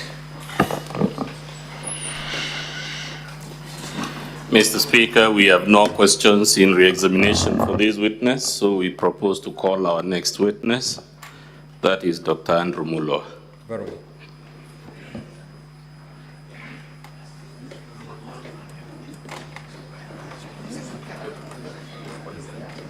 Now, if the clock Counsel, can be frozen while we call him, please. Yes, Counsel, before you call your next witness, the honorable senators may want to seek for clarifications from the witness, so I will allow them to do that. When they're done, then you can usher in your second witness. Much obliged, Mr. Speaker. Now, honorable senators, you have 2 minutes to do that, and we are going to do that. I'm going to allocate 20 minutes for that exercise.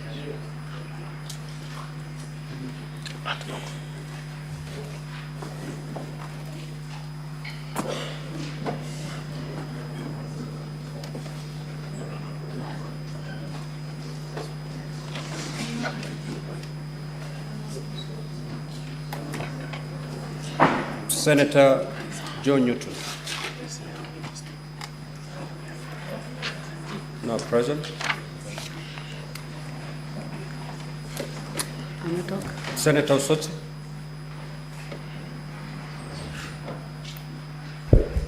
Thank you, Mr. Speaker. Mr. Speaker, I have two clarifications.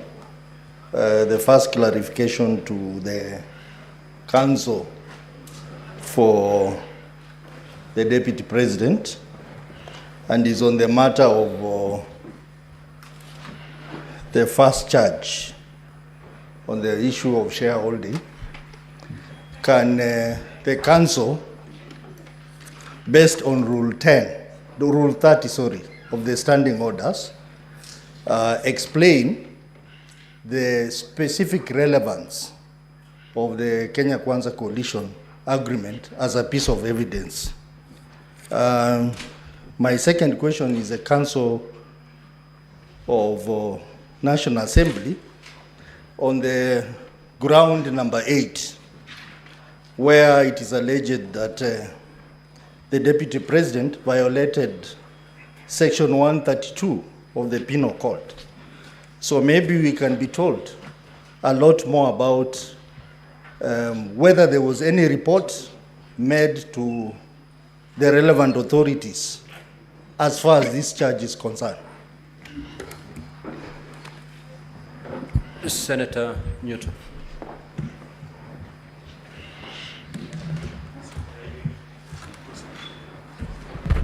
Thank you, Mr. Speaker. I rise to seek some clarifications from the Honorable Mutuse.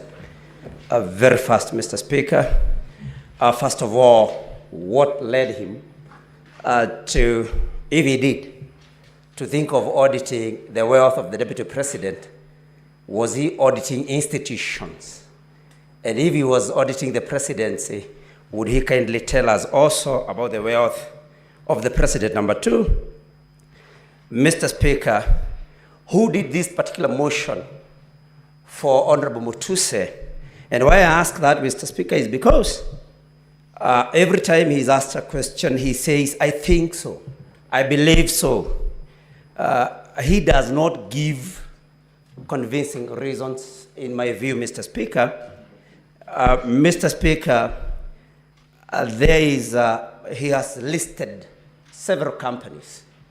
And these companies, upon cross-examination, he has said repeatedly for each of them that he has no problem with the companies. Apart from saying that he thought that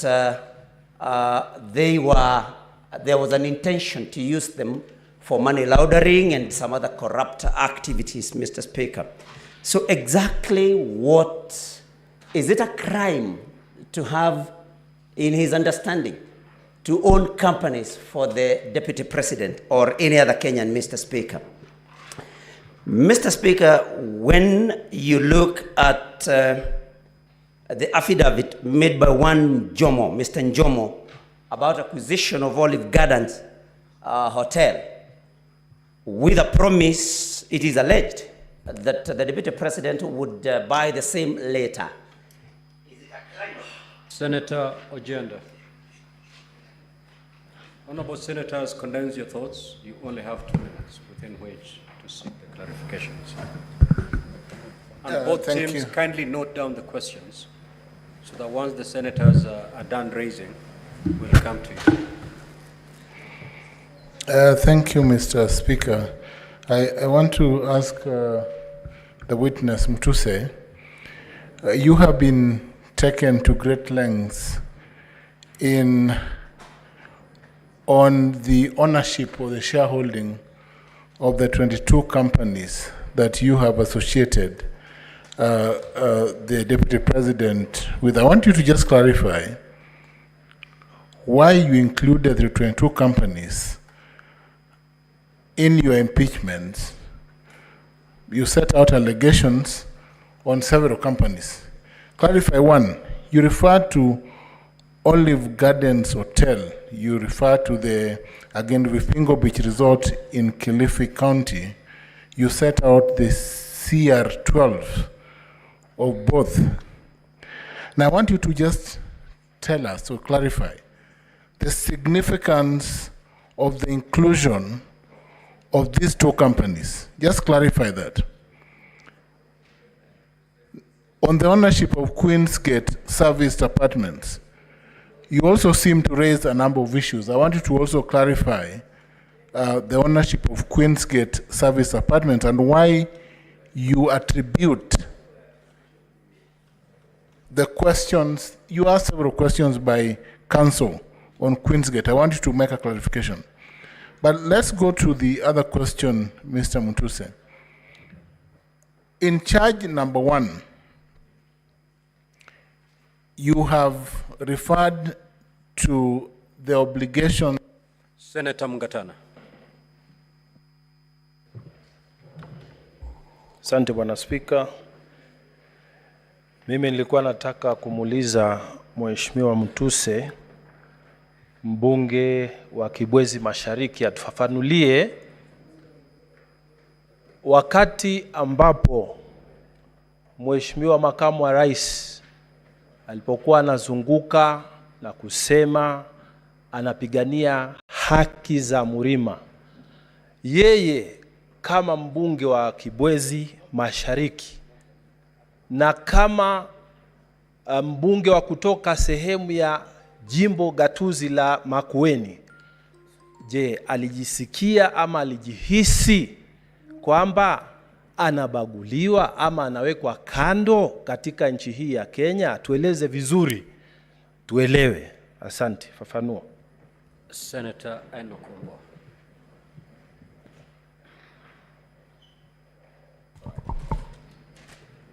Thank you, Mr. Speaker. Mr. Speaker, I will have 2 clarifications to seek from Mheshimiwa Mutuse, but because my leader, Senator Governor James Orengo, opened this session with the verse from the Bible, I will also read one from the Bible. The book of Exodus, chapter 23, verse 1. You shall not spread a false report. You shall not join hands with a wicked man to be a malicious witness. That is the Bible. Mr. Mutuse, I want to know from Mr. Mutuse, 1, is this impeachment motion really and truly your motion? I ask that question, Mr. Speaker, because on all accounts, the witness is unable to prove anything. Is this your motion, or were you called to just sign a motion, then to come and defend it here? Secondly, in the oath of office for the Deputy President, it is required of him to diligently serve the people of the Republic of Kenya in the office of the Deputy President of the Republic of Kenya. The people that reside in the Mount Kenya region are Kenyans. What is so wrong with the Deputy President, a state officer, in defending people from a region in this country and then coming to defend other people in Nairobi and other people in other regions. What is so wrong?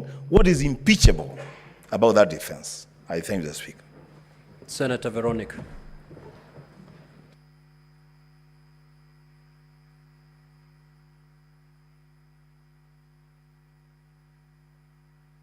Oh, Honorable Mutuse, just to clarify a few issues. One, are there any charges for money laundering that have been preferred against the Deputy President? That's one. And then to confirm whether the Asset Recovery Agency, the case of the Asset Recovery Agency that was before Justice Esther Minor, was fully resolved using the consent order. Those two clarifications. Senator Olekina. Thank you, Mr. Speaker. Mr. Speaker, I need to seek two clarifications, and one of them is from the Council of the Deputy President. This is in regards to the allegation on ground 4 in terms of the consent that was reached upon for the 200 million. I heard that there was a consent after the Deputy President filed an appeal of the case, which I believe the judgment still stands. Do we have that consent? And in what circumstances led to that consent being agreed upon and the money returned, the 200 million shillings returned to the Deputy President, yet the High Court had already determined that that money were proceeds of corruption? Was it threats? Number two, I'd like to seek some clarification on the concept of shareholding. Is a coalition agreement a company? Is Kenya government a company? Because I was still not very clear about those two issues. Because we've been invited to interpret the coalition agreement of Kenya Kwanza. Yet, every time, based on the evidence presented, all I could hear is the Deputy President talking about people. So are people now part of the coalition agreement? And is the coalition agreement a company, or is it a coalition agreement registered with the Register of Political Parties? Senator Meth.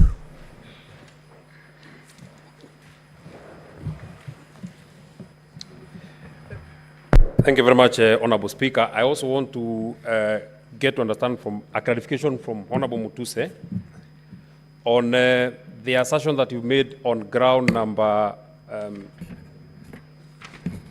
on this accusation that you say that His Excellency Righathi Gachagua acquired a dairy farm in Nyandarua County, whether there is any evidence in record that he has a dairy farm in Nyandarua, either the title number of the land or even the, a photograph. I've seen you put photograph of hotels, either a photograph of cows or whatever you'd have in record. Number two, I would also want to know from the Honorable Mwengi Mutuse, on this matter that you say the people of Kenya feel that they have been left out, whether there is any evidence in record of people who have complained to the National Cohesion and Integration Commission complaining against the conduct of the Deputy President in as far as the issues that you've raised. Finally, there is one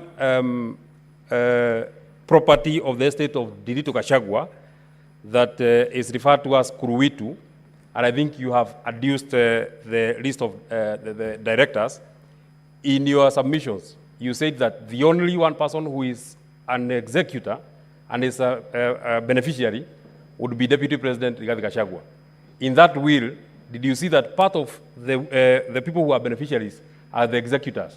So one of the three, or all the three executors are also beneficiaries.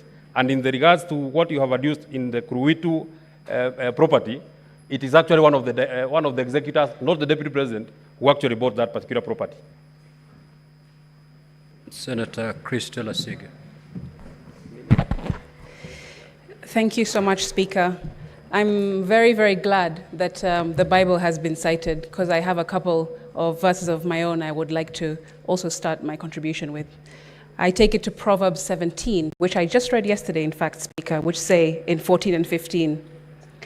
14 says, starting a quarrel is like breaching a dam, so drop the matter before a dispute breaks out.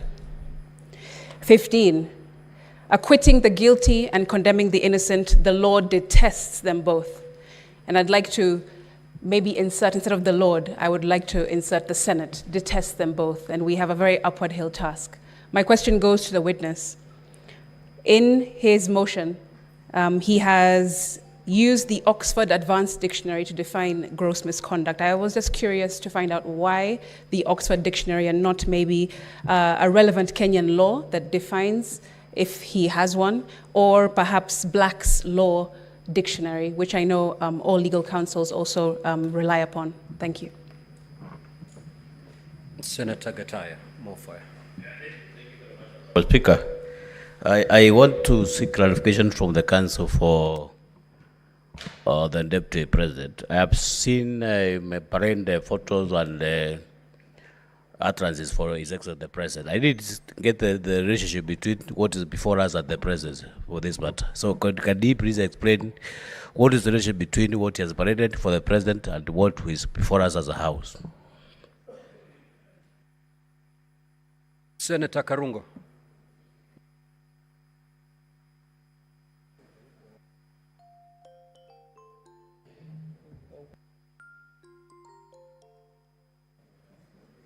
Thank you very much, Mr. Speaker. My questions directed to Mheshimiwa Mutuse. Welcome to the Senate, the upper house.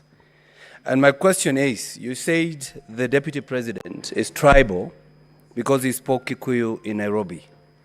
Are you aware of Article 7 of the Constitution that says the state should promote local languages? Are you also aware of Article 27 that says no one should be discriminated on the language they speak? Are you also aware of Article 44 of the Constitution that says that every person has the right to use the language of their choice? But again, would you make the same complaint if we spoke in sign language? The next question is, the Deputy President has been talking about shares in government, serikali, which we have been shown that the shareholding and the shares were signed by the government officials who are in government. He never talked about the nation, which is Taifa, shareholding of the country. So I would want you to tell me whether you know the difference between the two. And lastly, you have given us a lot of documents, even bank statements, and even payment vouchers. I know you as Honorable Member of Parliament, not necessarily a government agency. How did you access these documents? Yet you know the Supreme Court of Kenya has indicated it is wrong to steal evidence or to unlawfully obtain evidence. We would want you to give us that indication. And also, you said the Deputy President was in a company of senators in Nairobi County. I was actually one of them. Kindly refer to Article 96 of the Constitution. Senator Moses Kajwang. Mr. Speaker, my clarification is on paragraph 47 on the charge sheet. The National Assembly alleges that the Deputy President has several proxy companies, and one of them is Agrobrick Investment Limited.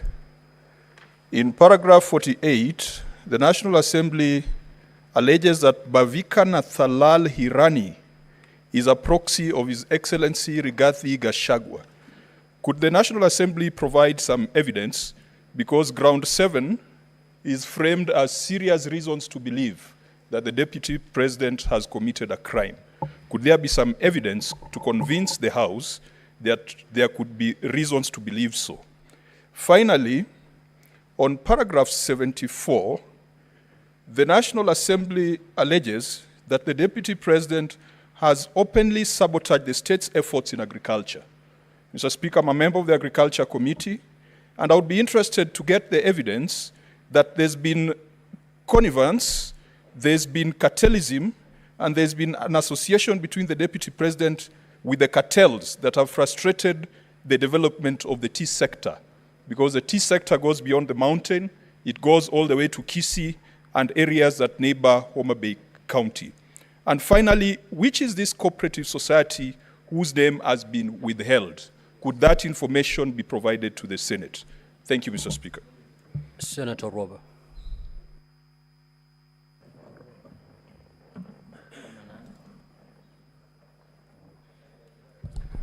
Thank you, Mr. Speaker. My clarification is to His Excellency, the Deputy President, on the issue of the property of the deceased. My question is, does the deceased have any children? Are they of sound mind? And because it appears as though they are not involved in any of the management of the estate of the deceased, and that is the big question, and possibly a clarity that we would like to have from you. Thank you. Senator Okongo. Thank you, Mr. Speaker. I want to seek clarification on what is at page 15, paragraph 41. There is the allegation being made that in the past 2 years, His Excellency the President has amassed a humongous property portfolio estimated at 5.2 billion. I was trying to follow your answers during cross-examination, and I don't know whether you were trying to drop this allegation or if you want to still maintain it. I want you to give a proper clarification that links the person against whom you have brought the motion, that is the Deputy President, with that allegation of 5.2 billion. I didn't quite see you make a clear clarification in support of that allegation. If you could kindly clarify for me. Thank you. Senator Murango. Asante sana Mstahiki Speaker. Ningetaka kumuuliza Mheshimiwa Mutuse kwa sababu kampuni nyingi ambazo ameorodhesha pale kama ushahidi kwamba ni za watoto wake naibu wa rais Rigathi Gachagua. Wewe kwa sababu umesema umefanya kazi kama wakili, lazima ulikuwa unafanya kazi kupitia kampuni. Ilikuwa ni kwa ajili ya ulaghai ukiwa na bambako? Kama wale watoto ambao umeorodhesha pale wote walitengeneza kampuni ili kulaghai pesa kupitisha zile kampuni. Swali langu la pili ni kwamba katika stakabadhi ambazo zimeletwa pale zinaonyesha kwamba waliokuwa wanafaa kupata mgao wa shares katika kampuni, kuna wale walikuwa wanafaa kupata 30%, na ile miradi ilikuwa inafaa kwenda Western Kenya, haikuwa imeorodheshwa kunja Nairobi au mahali pengine popote. Unasikia kwamba ulikuwa umegatuliwa kwa sababu umetoka Makueni na ile miradi haikuwa inakuja Makueni. Asante sana Mr. Speaker. Senator Sifuna.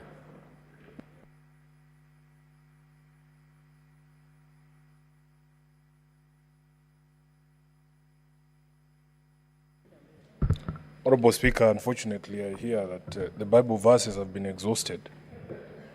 But I seek a clarification from my friend, Counsel Macharia, who has helped me to understand complex legal issues before. Counsel, because you have presented a coalition agreement to explain this issue of shareholding, where does that coalition agreement leave members of political parties that are not signatories to the Kenya Kwanza agreements? That is the first question I would want clarification to. Number two, what would be the place of a coalition agreement that is manifestly unconstitutional or illegal? And the page that you referred us to includes securing positions that are supposed to be competitively filled. For instance, the position of permanent secretaries.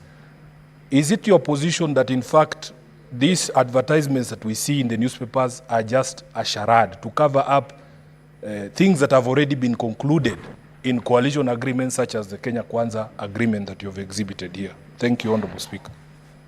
Senator Mundegi. Asanti, Bwana Spika. Swali langu ni kwa Mheshimiwa Mutuse. Wakati Deputy President kunasemekana aliongea ubaya wa Jaji Maina, ndio tuweze kuangalia kuna njia yoyote, kwa sababu kila mtu ako na uhuru ya kwenda kotini ama kuita wazee ama kutumana. Kuna kitu Jaji Maina alifanya ndio tuweze kuelewa juu ya vile Deputy President aliongea ubaya wa jaji wa huyu jaji. Asante Bwana Speaker. Senator for Kilifi.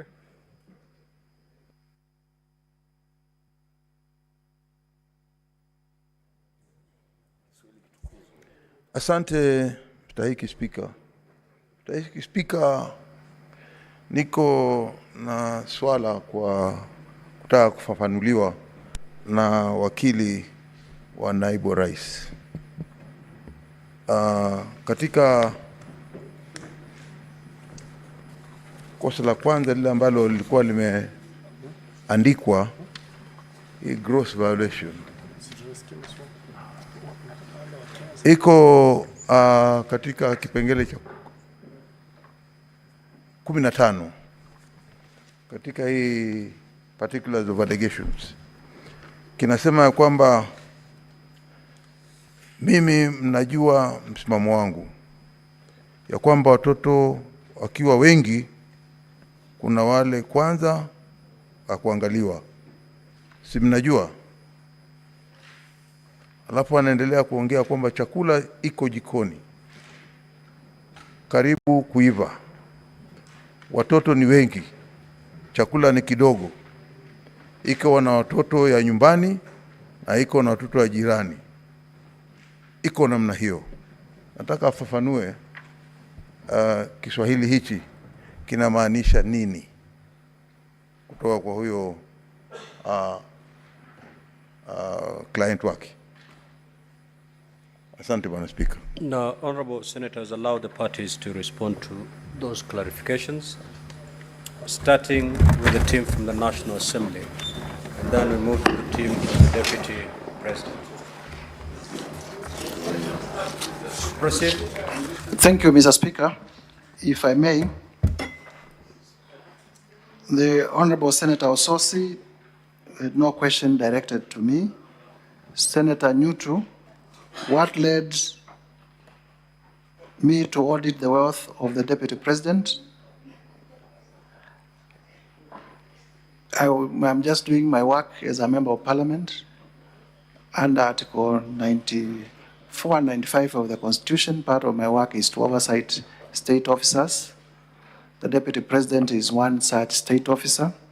I set myself to draft and present an impeachment motion, and I needed to support that impeachment motion with information. Nothing else. Why didn't I also audit the President? I was not intending to bring an impeachment motion against the President. If in future another member wants to bring an impeachment motion against the President, I believe they will be at liberty to also do their work in the manner they deem. Who did this particular motion? Yours truly speaking before you, Mwangi Mutuse, the Member of Parliament for Kibwezi West, did the particular motion. You have listed several companies. Yes, indeed, we have listed several companies. And just to clarify, there are those companies that I was led by advocates for His Excellency Riggy GACHAGUA, and I said we have no problem with them. But also, there are companies that we have issues with, and we have stated the companies that we have issues with. And you would know, because we have handled impeachment motions in the past, that just because we do not have an issue with one particular company does not mean that those that have been proved also fall with it. But also importantly, why we listed these companies is also to demonstrate character. Character in the sense that if you have one company that is a construction company, then why do you have 3 others that are dormant? Why don't you use just that one that is a construction company to do your construction work? So it was also to demonstrate a web, an intricate web of activity to hide and conceal. And that's why we listed those companies. The affidavit of Jomo, it did not complete because it was time barred, so I do not know what to respond because he just began mentioning about the affidavit of Jomo. Senator Professor Ojiambo, Senator for Kisumu, shareholding of the 22 companies.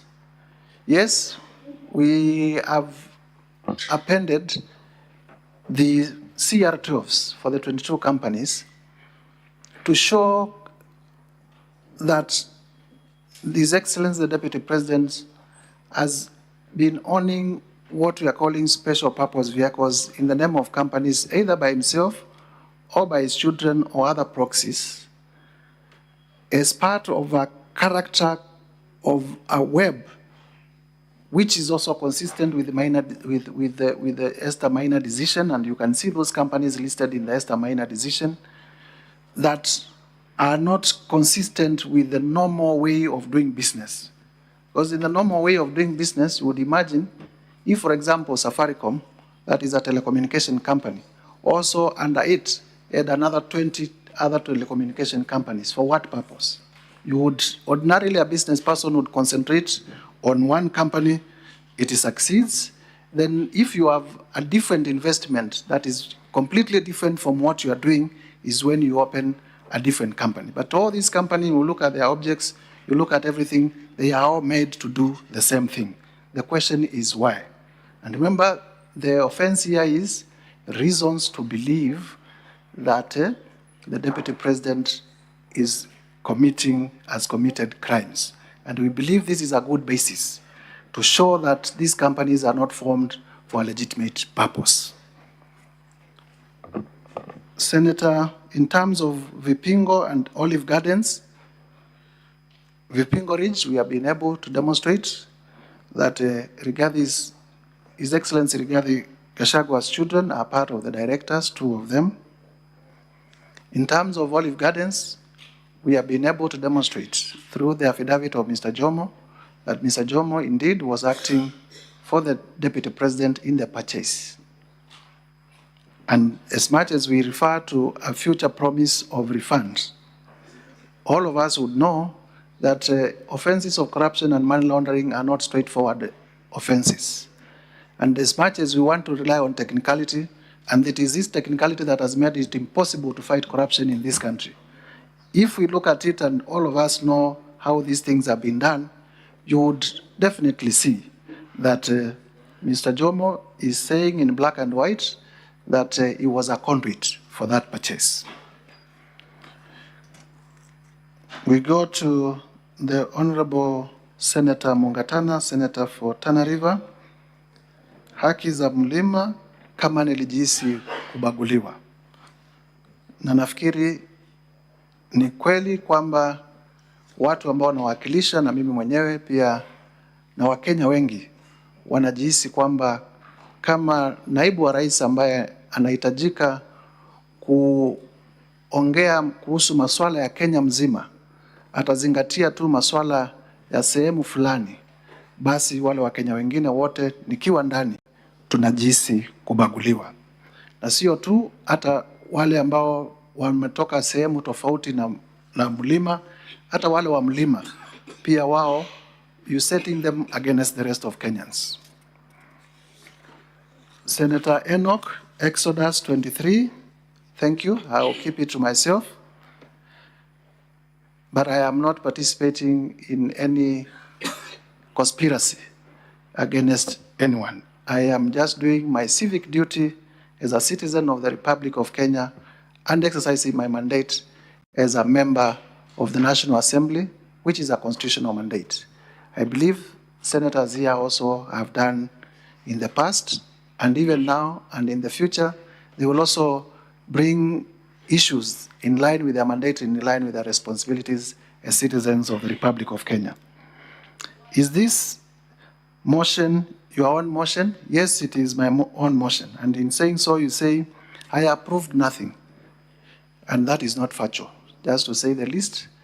If you go through the motion 11 grounds, and you look at each grounds, most of the grounds have sub-grounds. And you will see we have given clear evidence in many, many of them. Incidences where we have been able to admit, like for example, on the tea issue and on the Sacco, Madeira Sacco, that by the time of presenting the motion, I had not gathered evidence and the rules do not permit that I present new evidence. I have conceded, but only on those two. That does not mean that I have not proved anything. I have actually proved most of the grounds.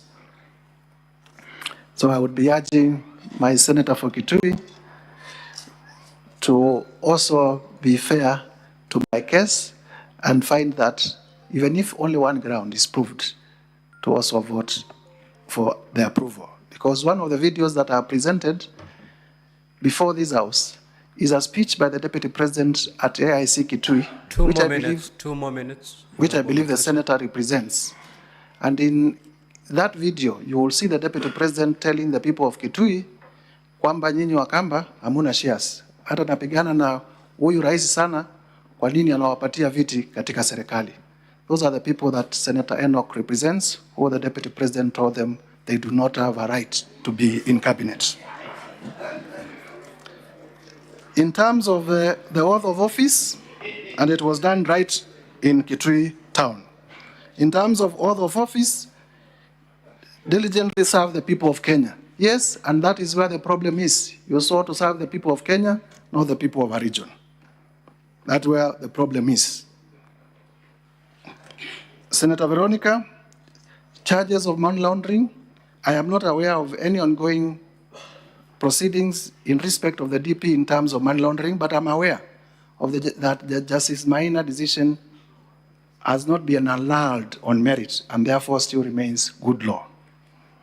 Senator Ledana Olekina, that was to the DP's lawyers. Senator Methu, my good friend, Nyandarua County Dairy, I consider I have not presented evidence on Nyandarua County Dairy because, of course, of the limited timelines in terms of working on this. NCIC complaining about, the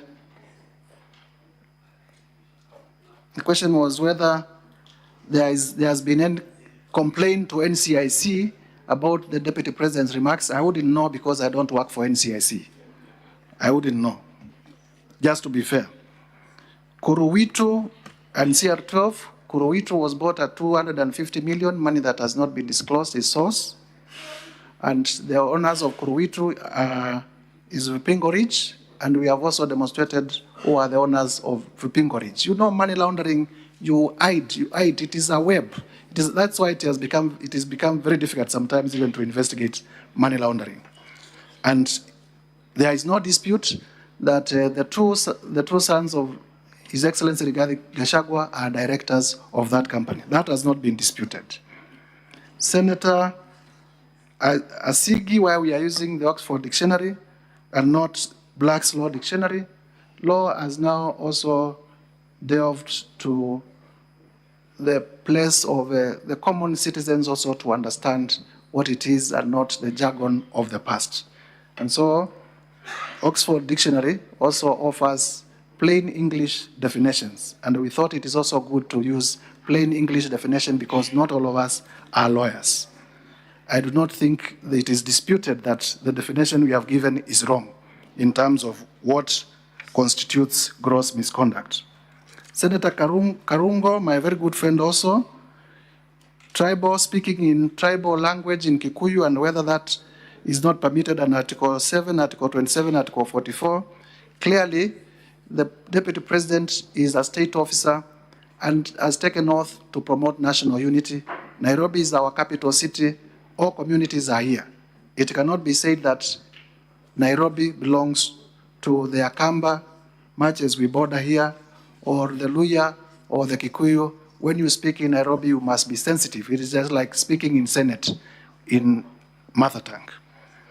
Shares and company, clearly my answer and response is we are not, the Deputy President has talked about Kenya is a company for shareholders. He did not say that Kenya is led by Kenya Kwanza coalition, a political coalition of shareholders. So let us not twist facts.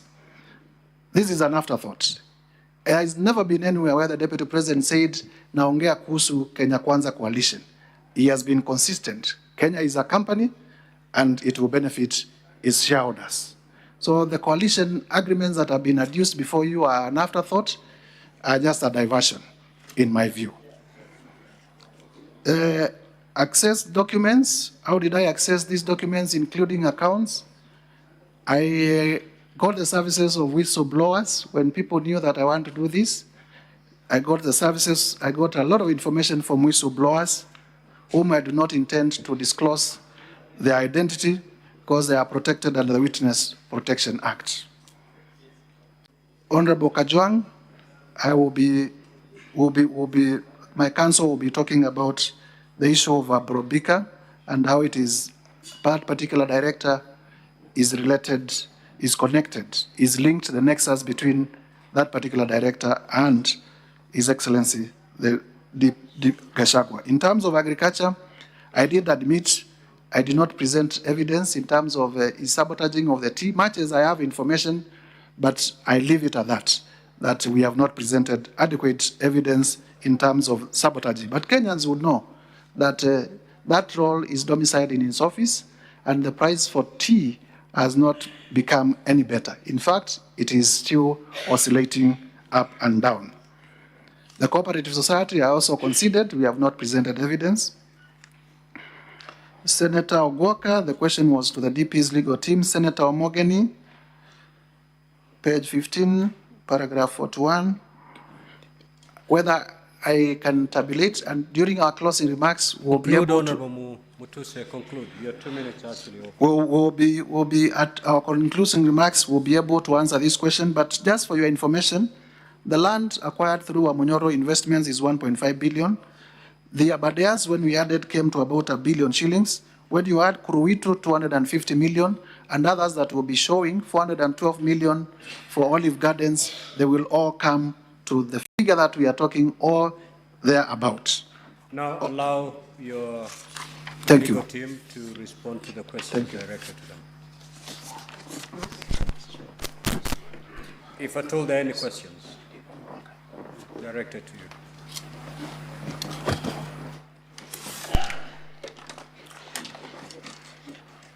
Mr. Speaker, I believe the question was about whether there has been a complaint with regard to ground 8, any report to the relevant authorities. I believe there was a related question on whether the DP has been subjected to any prosecution for money laundering or related offenses. We are not aware of any complaint under Section 132 of the Penal Code to the police or any other relevant authority. Equally, we are not aware of any prosecution that the DP has been subjected to, but in our opening and closing, we'll be showing you it is immaterial whether there has been such a complaint, whether there has been such a prosecution, because when we get there, we'll be showing you the Supreme Court has said times without number, the Court of Appeal has said times without number, that impeachment is about political hygiene, it is about political responsibility, it is not about whether there is criminal liability or whether there is civil liability. And we'll be hoping we can persuade with lots of humility that nothing turns on whether, as a matter of fact, complaints have been launched or prosecutions have ensued, and those are not my words. They are the words of our Supreme Court, as I said, not once or twice, but several times. Thank you. The legal team of the Deputy President. Thank you very much, Mr. Speaker. I will speak to the questions on the shareholder question.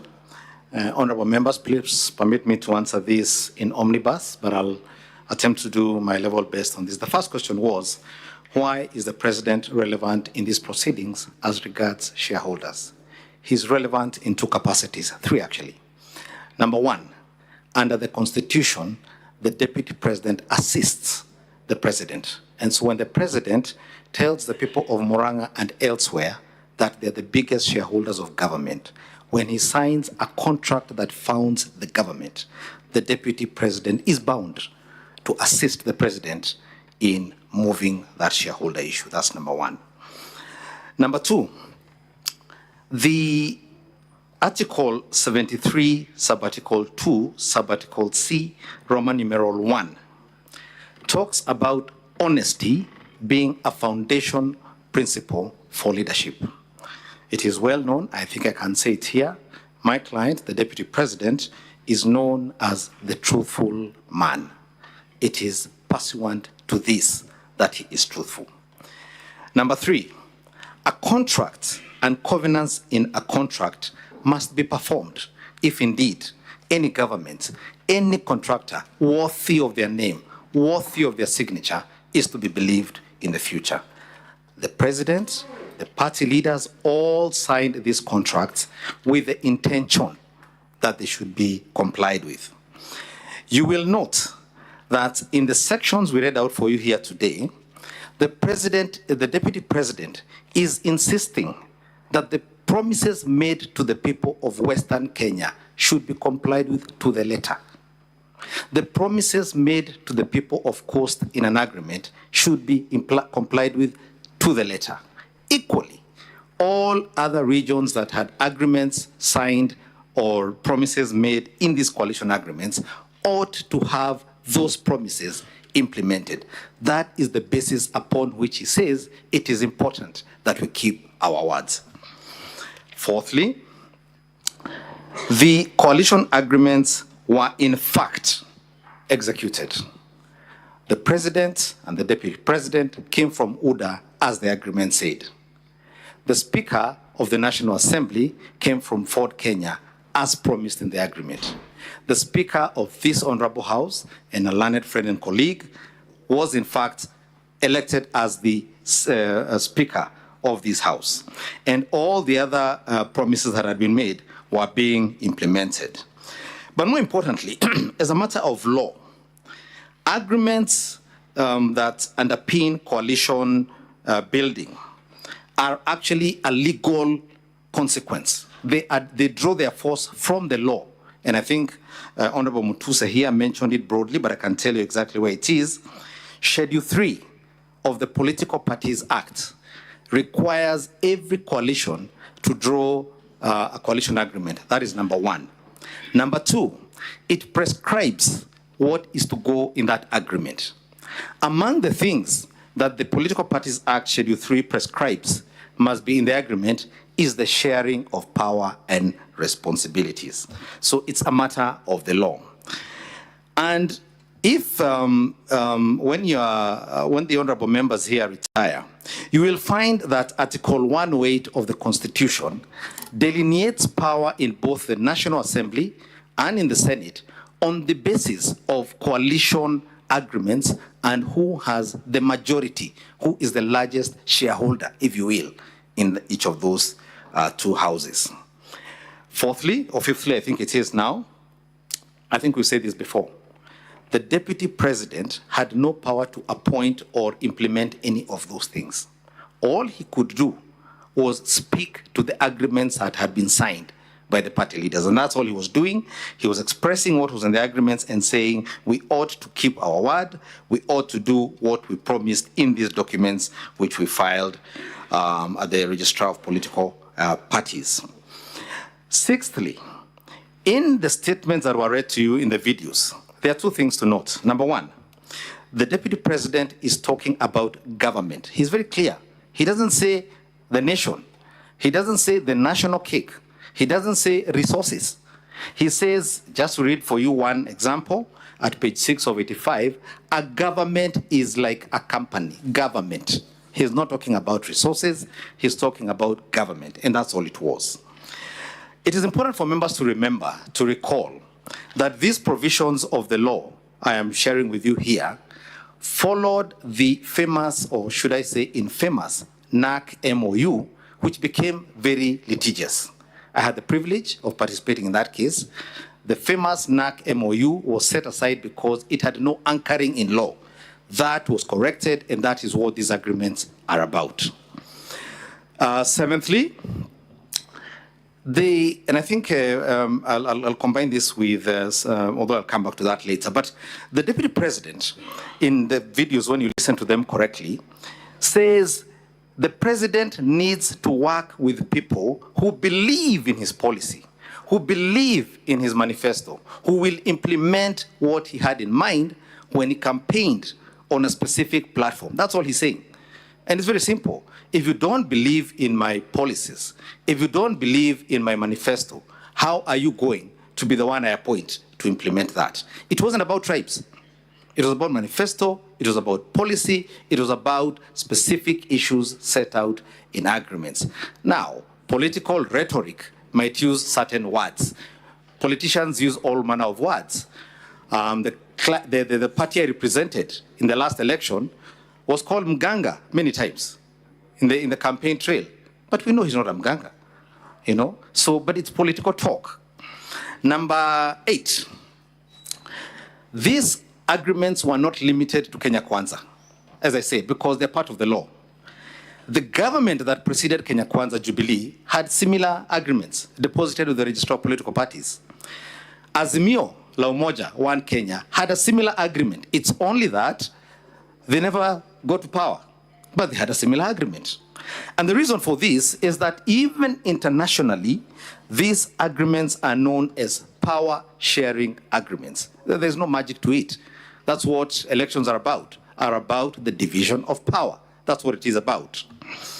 And because of that, these agreements, in fact, do the opposite of what Honorable Mutuse is saying they did. He says they cause disunity. In fact, they are a source of unity when the diverse sectors of the Kenyan society can get together. For example, Kenya Kwanza, I think, had 16 or so parties. Azimio had 25. The different characteristics of Kenyan society are captured in all those parties. That's what coalition building is all about. And it not only works at national level, even at the devolved level, we have what are called negotiated democracy agreements, like these ones, which take into account clans and that sort of thing. Now, my learned friend, my good and learned friend, Mr. Sifuna, asked a question about what happens to the others who are not mentioned in these agreements. We have a practical example. Members of his party, ODM, are now in government.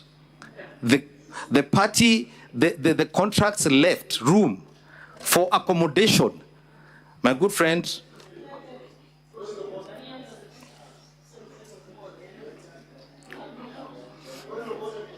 order. You cannot raise a point of order on the council. You cannot. Council, you have 3 minutes to conclude. Thank you. I just wanted to set the point that the agreements were dynamic, that politics is dynamic, that these things have a way of settling themselves, and they do. The next point I wish to say, I cannot say, I think he asked me the question about, for example, the constitution requiring PSs and others to be advertised. I cannot speak to how Kenya Kwanza intended to implement that, but like I've demonstrated, it was implemented. They found a way to do it. I don't know how they did it, but we're just speaking to what they did. Honorable Stuart Mazayo asked a question about Chakula Kikiva. You will note that a lot of the videos that were played here today were made in Nandi or in Kericho.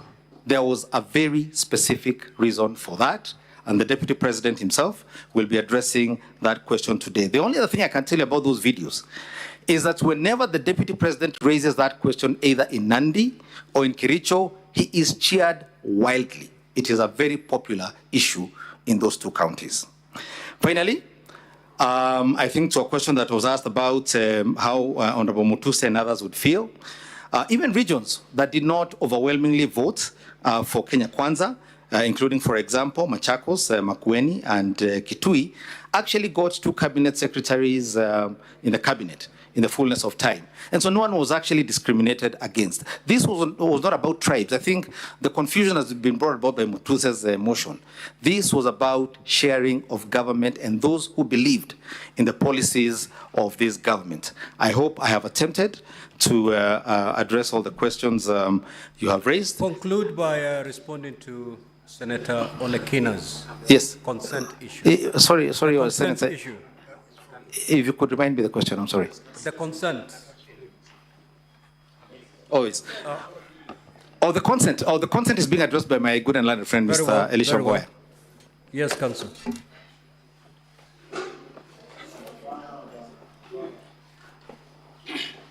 Thank you, Mr. Speaker, and thank you, distinguished senators.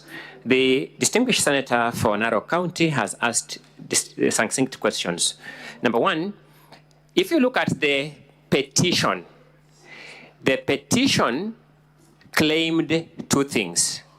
That number one, the Deputy Chief Justice has no respect for the judiciary, which is why he made the allegations that he made against Justice Esther Maina. And number 2, that the the Deputy President, my apologies, lied when he said he was going to file a complaint before the JSC. So you respond to the motion as presented. Now, to respond to that, there was no necessity to file this consent because the consent does not address itself to the claim by the DP that is going to file a complaint against the judge. What had then happened, distinguished senator, is that the witness came here and then began taking this court through the judgment of Maina. Now it's altering the claim as presented in the motion, which is why we had now to take him through the issue of the consent. Now that addresses, and so we have not presented the consent before this Senate because the motion as framed did not require the consent to respond to it. But having said that, my learned colleague, the mover of the motion, makes a false statement that a consent does not determine the merits of the matter. In fact, a consent determines the merits of the matter. When you enter a consent and say that the judgment that was rendered by the trial court, you are entering a consent to state a different state of affairs. You are actually vacating that judgment. The trial court had taken the money in question from the DP to the Asset Recovery Agency. The consent took the money from the Asset Recovery Agency back to the DP. That is the substance of the matter. So the argument by the mover of the motion before you that a consent does not settle the matter on the merits is law upside down. Law upright is that a consent settles the merits of the matter that it addresses. Thank you so much. Now, honorable senators, can I get an indication from Council for the National Assembly?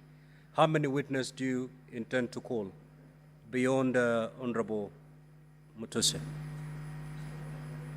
Mr. Speaker, we have 3 more witnesses, and while on it, at the point we stopped examining the Honorable Mutuse, you said we had 45 minutes. Yes, you have 45. But when I went there, you said 40, so we were a bit alarmed. No, you have 45 minutes. Much obliged. And the team for the Deputy President, you've exhausted your time, but there was 10 minutes that has been occasioned by the technicality on the videos.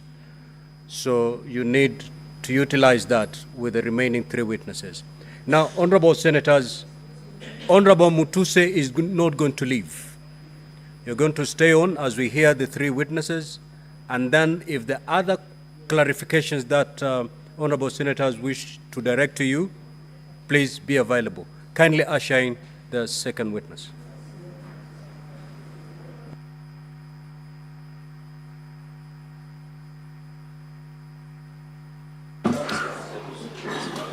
Mheshimiwa Spika,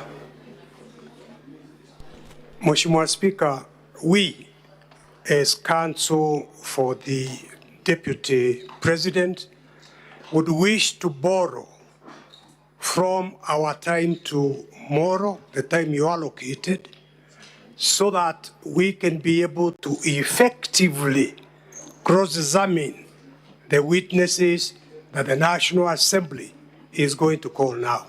We don't want to go outside our time, but we need How much time do you want to borrow from your tomorrow's time? 1 hour. Keeping in mind that we are rising by midnight. 1 hour will be adequate from the 3 hours we have tomorrow. We'll overshoot the runway. 1 hour is a bit too much. We will go beyond midnight. 30 minutes? Yes. Very well.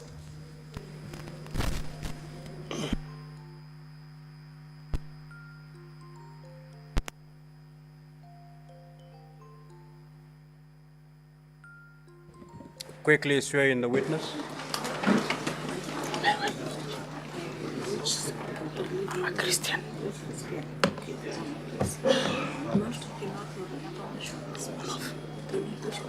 English.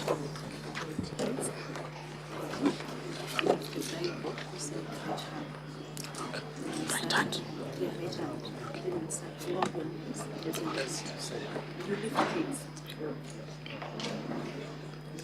I, Dr. Andrew Mulwa, do solemnly swear that the evidence that I shall give before the Senate in respect of the matters before the Senate shall be the truth, the whole truth, and nothing but the truth, so help me God.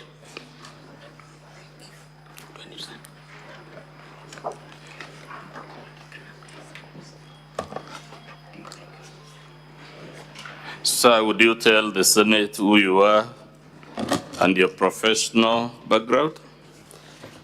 My name is Dr. Andrew Mulwa, a medical doctor by profession, working in the Ministry of Health, and previously working the acting CEO, Kenya Medical Supplies Agency, KEMSA. Please confirm whether you're the one that saw the affidavit on page 67 of volume 1. Yes, I am. In respect of which allegation in the motion did you swear this affidavit? I have sworn affidavit on issues raised on paragraph 45J, 78C, in ground 7 and 11 of the motion for removal of the office by impeachment of His Excellency, the Deputy President, Riggy. Paragraph 78 of the motion, what does it say? 78A, that would be page 37 of 85.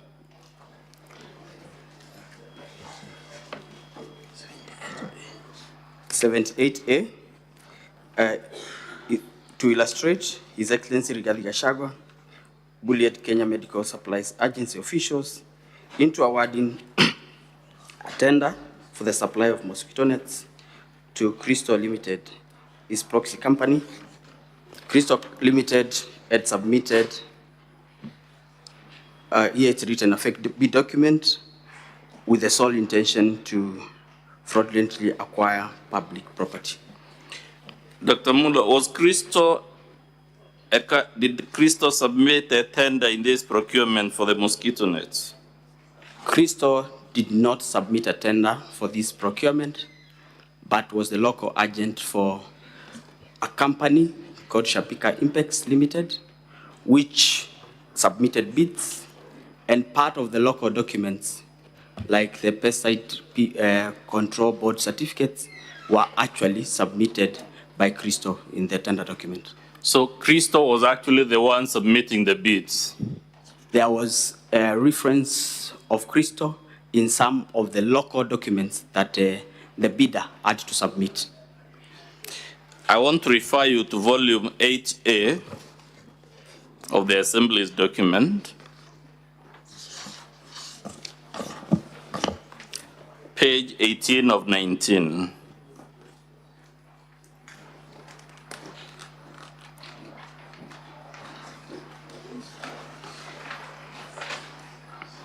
Are you there, sir? Yes, I am. What is the title of that letter? It's appointment as local agent for Duranet LLIN in Kenya. This Duranet, is it the mosquito net that was being procured? Or is it a different one? Duranet was a company that initially used to do that which changed to Shobika. And I think in this letter, it is Shobika writing to confirm that they have appointed Christo as their sole local agent in the country. What does it say in the second paragraph? We are pleased to appoint Christo Kenya Limited at State House Avenue, Liaison House, 3rd floor, of PO Box given in Nairobi, Kenya, as our exclusive agents in Kenya for promotion, marketing, and sales of Duranet long-lasting insecticide nets manufactured by Shobika Impex. Page 17 of that document, what does the second paragraph say? There was a change of ownership for Duranet LL9. Read it loud. And there is change of ownership for Duranet LLIN, which is alpha cypermethrin 0.55%, WW registration number PCB CR0189.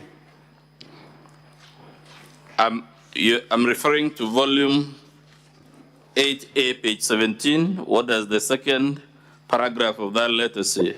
Can you read it in full? We have taken note of the change in ownership of Duranet LN9 from Clark Mosquito Control of USA to Shobika Impex Private Limited, India, and appointment of new agent, Christo Kenya Limited. The documents we have so far read in volume 8A, sir, do they show a link between Shobika and Christo Limited? Yes. Is Christo Limited, to the best of your knowledge, connected to the Deputy President?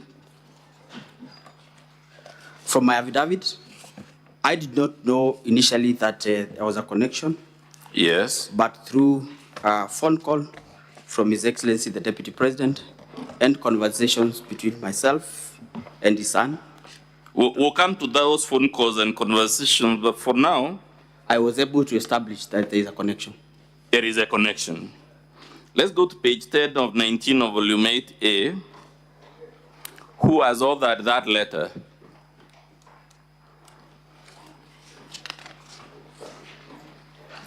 Page 10 of 19. Page 10 of 19 is a letter from Ethics and Corruption Commission to myself as the acting CEO, dated 21st of August 2023. Is this a body that would authoritatively speak to matters of corruption in public procurement? Yes, it is. Is it authorized to investigate such matters? To the best of my knowledge, yes. Now, this letter, what was the letter asking you to do at page 10 of 19? The letter was giving recommendations for administrative action against procurement officers, Cosmas Rotich, Anton Chege, and Corinne Mugo, who are officers working in KEMSA and participated in the procurement of the mosquito nets. Towards the bottom of that letter, Roman 1, what does the Ethics and Anti-Corruption Commission tell you?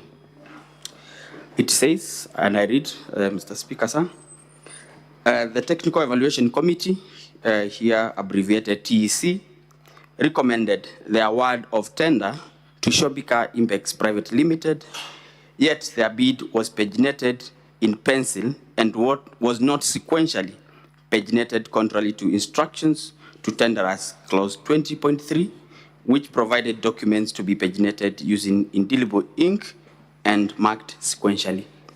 Does that paragraph you just read show there was corruption or wrongdoing of any type in processing this tender? It does, Honorable Speaker. And who was benefiting from this manipulation of the tender? Shobika Is that the same company that the Deputy President's company, Christo, is the local agent? Yes. Given those series of events, would it be fair for anyone to suggest the Deputy President did not have a hand in the procurement irregularities for this tender? I think I would say Shobika, yes, was irregularly been recommended for award of a tender without meeting the set criteria. Would you say it's just coincidental, sir, that a company connected to the Deputy President was awarded a 3.7 billion tender? I was not in KEMSA at the time, and I would imagine that KEMSA being a procurement entity whose core function is to procure, yes, the technical teams would have a proper understanding of procurement procedures and therefore would not make such, would not recommend award of a tender to a company where they are glaring failure to meet the criteria. Given the contents of your affidavit and the phone calls will come to from the Deputy President at this sense, would it be fair for anyone to suggest this matter in page 10 was just another coincidence that the company irregularly awarded the tender was one connected to the Deputy President? I don't think it would be. You don't think it would be fair? Don't think it would be a coincidence. It is not a coincidence. In your estimation, say, would a fair-minded person faced with the facts you have so far taken as true think it was a coincidence that a company linked to the Deputy President of the Republic was irregularly awarded a tender for 3.7 billion? The Speaker, Honorable Senators, I think having had the advantage of interacting with the documents that are before us, I think I would say from the record, the bid bond that is being referred here was delivered as a mail and not as part of the tender document. Page 8 of 19 of still volume 8A, towards the bottom, Roman 1 again, does it show yet another irregularity involving this Shobika Impex, the company linked to the Deputy President? Which page, Council? That would be page 8 of 19, Roman 1 towards the bottom. Does it disclose another procurement irregularity besides the one we saw on the other page? Here it says, and this is the letter from Ethics and Corruption Commission, that the Director Procurement interacted with the bid security for Shobika Impex Private Limited on the 24th of February 2023, prior to the tender opening date, which was on the 10th of March 2023, contrary to tender instructions for tenderers number 21.3. Please confirm whether the Deputy President in his public address on the 7th confirmed to the Republic that he placed phone calls to you with regard to this tender. Yes, he did, and in my affidavit, I've as well alluded to the same, that he called me to follow up on the release of the bid board. Do the duties of the Deputy President of the Republic extend to placing calls on junior government officers about tenders? To the best of my knowledge, no. But did the Deputy President also admit in that public address that his son equally called you? Yes, he did. Are those the phone calls alluded to in paragraph 4 of your affidavit? Yes. You have also said, besides the phone calls, the son of the Deputy President sent you WhatsApp messages. Have you annexed any of those WhatsApp messages? Yes, I have, in my affidavit, page 70 of 85. In those affidavits, in that page 70, who is the person indicated as sending you the message? Dr. Ikinu Riggathi. Who does he say he is contacting you on behalf of? He tells me that he's contacting me. He asked me to contact him when possible. There is a document for His Excellency that he's trying to collect. Was this document in your possession?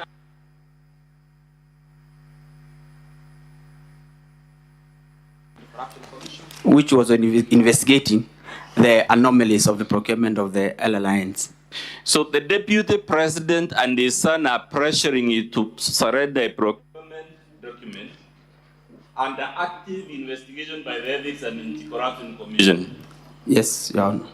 Would that be interfering with active criminal investigations? From where I sat as acting CEO, I felt pressured because the documents were not within our custody, and had to actually make effort to follow up with the Ethics and Anti-Corruption Commission for the documents to be released back. Have you placed any evidence before the Senate to confirm these documents the Deputy President and his sons who are harassing you to surrender were actually under the custody of the Ethics and Anti-Corruption Commission? Yes, I have submitted my letter to the CEO, Ethics and Corruption Commission, asking for the bid board documents for Shobika. We have at page 73, page 73 of 85. Page 73 of 85. Yes. Can you read the relevant part, which I believe it's 72 of 85, Mr. Speaker, of volume 1, if I'm not mistaken. Yes, 72. Can you read that paragraph? What does it say? This one that I wrote to Ethics and Corruption is actually 73. Okay. 72 I had written to Shobika. Yes. Telling Let's them, begin with 72. What did you tell Shobika? Paragraph 2, we would like to inform you that the subject tender is currently under investigations, and all the documents related to this tender are not under our custody. We have, however, written to the Ethics and the Corruption Commission to release the original bid bond to facilitate your request. They had requested for release of the bid bond. And the one in... Through a letter dated 12th June 2023. And the one in 73, in summary, what were you trying to do? I was requesting the CEO, the Ethics and Corruption Commission, for the bid bond for Shobika Impex Private Limited for the malaria net tender, which I had requested, that I had informed him of the letter that we had received from Shobika, requesting for the bid bond. Sir, given the magnitude of this tender and the national crisis it stoked, would anyone expect the Deputy President, when he was harassing you, to know that the matter was under investigation and active investigation for that matter? I want to believe so. Lastly, sir, claims have been made on this floor that the allegations against the Deputy President transcend the force to the ridiculous to the embarrassing. This material you have taken is it consistent with the narrative that ground 11 of this motion is false, ridiculous, and embarrassing? Through the Speaker, Honorable Senators, what I've presented before this House is the truth, nothing but the truth, and verifiable by document presented. I want you lastly to read from your paragraph what you told the National Assembly bringing us here. This affidavit is paragraph.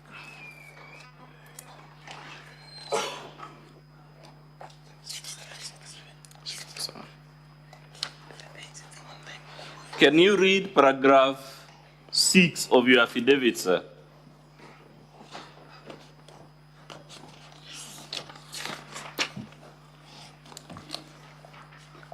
That is page 69 of 85 of volume 1, Mr. Speaker. It says, given the status, power, threat and influence of the people involved in the interference with the investigations and cover of irregularities surrounding the procurement of treated mosquito nets, I was constrained to surrender the original bid bond to Ogora Wilson Okulo. And in short, I was caught in a tricky situation. Being a junior, there was nothing I could do as a junior government officer against a sitting deputy president for the Republic of Kenya. That's all for purposes of the examination in chief of this witness, Mr. Speaker. Counsel for the Deputy President. Your witness. Good evening, Mr. Mulwa. Good evening. My name is Dewanjiru. I will be asking you several questions in respect to the testimony that you have just delivered. When did you join the KEMSA? I joined KEMSA on the 17th of March 2023. Before that, who was the CEO of the organization? Terry Ramadan. Terry.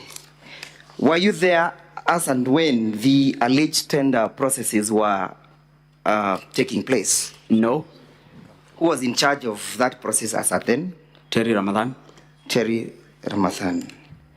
Therefore, the issues that you are testifying before this assembly, are they issues that you saw, perceived, or they are issues that you are told? One, there are issues that Were you told or you saw? It's a simple question. I was not told. Yes. Neither did I see. At what process you are not told and neither you never saw? I was involved. You were involved? At the time you joined the organization, what stage of the tendering process was it? The tender had just been terminated. There were investigations. The tender had been terminated? Yes. You therefore never participated in that particular process whatsoever, for whatever purpose, yes?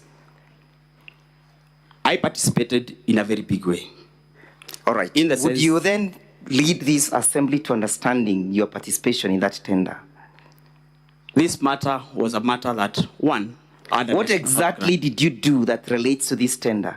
I participated in the investigations on this tender. So by you participated, EACC, excuse me? By PPRA, by the Senate, by the National Assembly. But at the time when the bids were alive, the bidding was alive, you had not joined. I was not in KEMSA. And therefore the issues you're testifying before this assembly are not issues that you witnessed. Not issues that I executed. Thank you. Now, what was the status of the tender at the time you came or you joined? I actually joined KEMSA as a result of this tender. No, I'm not asking why you joined. What was the status? The tender had been terminated. The tender had been terminated. Do you know of any company that is associated with the deputy president that succeeded in this particular tendering process? For purposes of... You know or you do not yes, know? Yes, Shobika had been recommended for award, but since it was cancelled, did not proceed. Was the award granted to Shobika? No. Do you know why the award was not granted? Yes, I know. Yes? Because Global Fund do a pre-award review of every evaluation of Global Fund funded tenders. And after doing a pre-award review, they did not agree with the technical evaluation committee that had evaluated the tender and recommended for cancellation of the tender. Thank you. You've answered. So it's as a result of the review of all the bids that culminated into the cancellation of the tender, correct? Yes. And how many companies had bidded in that particular process? I cannot remember, but maybe 9 or 7, I cannot remember. You cannot remember because you never participated, yes? Yes or no, Mr. Witness? If I get the record, I would remember. And so show him the records. He has it. Show him his affidavit in volume 1. In that volume 1, that is at page, Honorable Senators, the National Assembly volume 1, at page 67 and 68. Did you indicate the companies that participated in that process?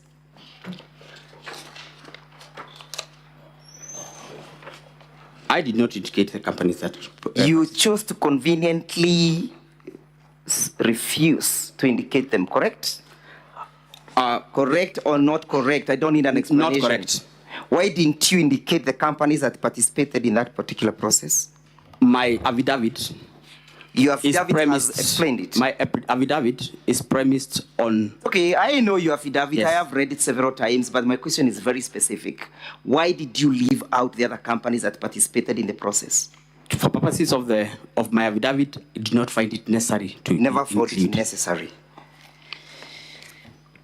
Now, confirm that Shobika company was never ever awarded the tender. The tender was cancelled. Tender was cancelled. Did the Republic of Kenya lose any money as a result of the award not being granted to Shobika? Yes, it did. Did the Deputy President have anything to do with it? Did the Deputy President have anything to do with it? I wouldn't say the Deputy President. I'm asking, we are here because of the Deputy President. Did he have anything to do with it? A company related to I'm asking, did he have anything to do with it? It's a simple question. Yes or no?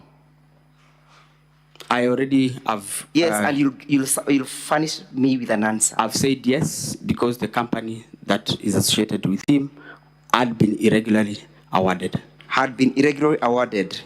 Do you know that this matter was subject of investigation by Parliament? Yes, I am. Did you participate in that investigation? Yes.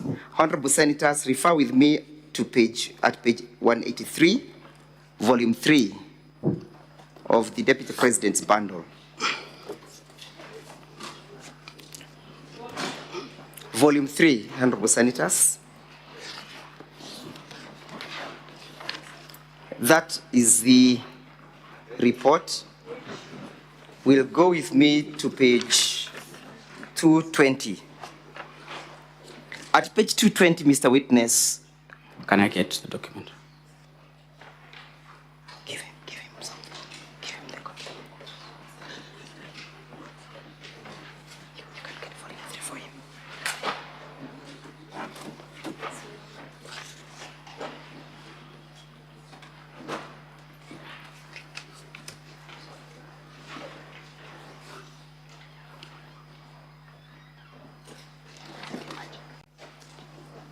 Volume 3.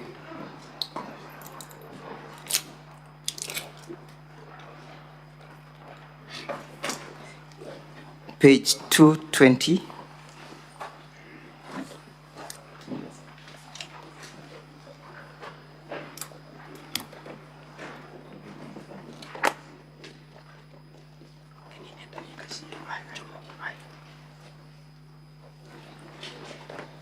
Can you see, confirm that those were the companies that participated in that particular tender, yes?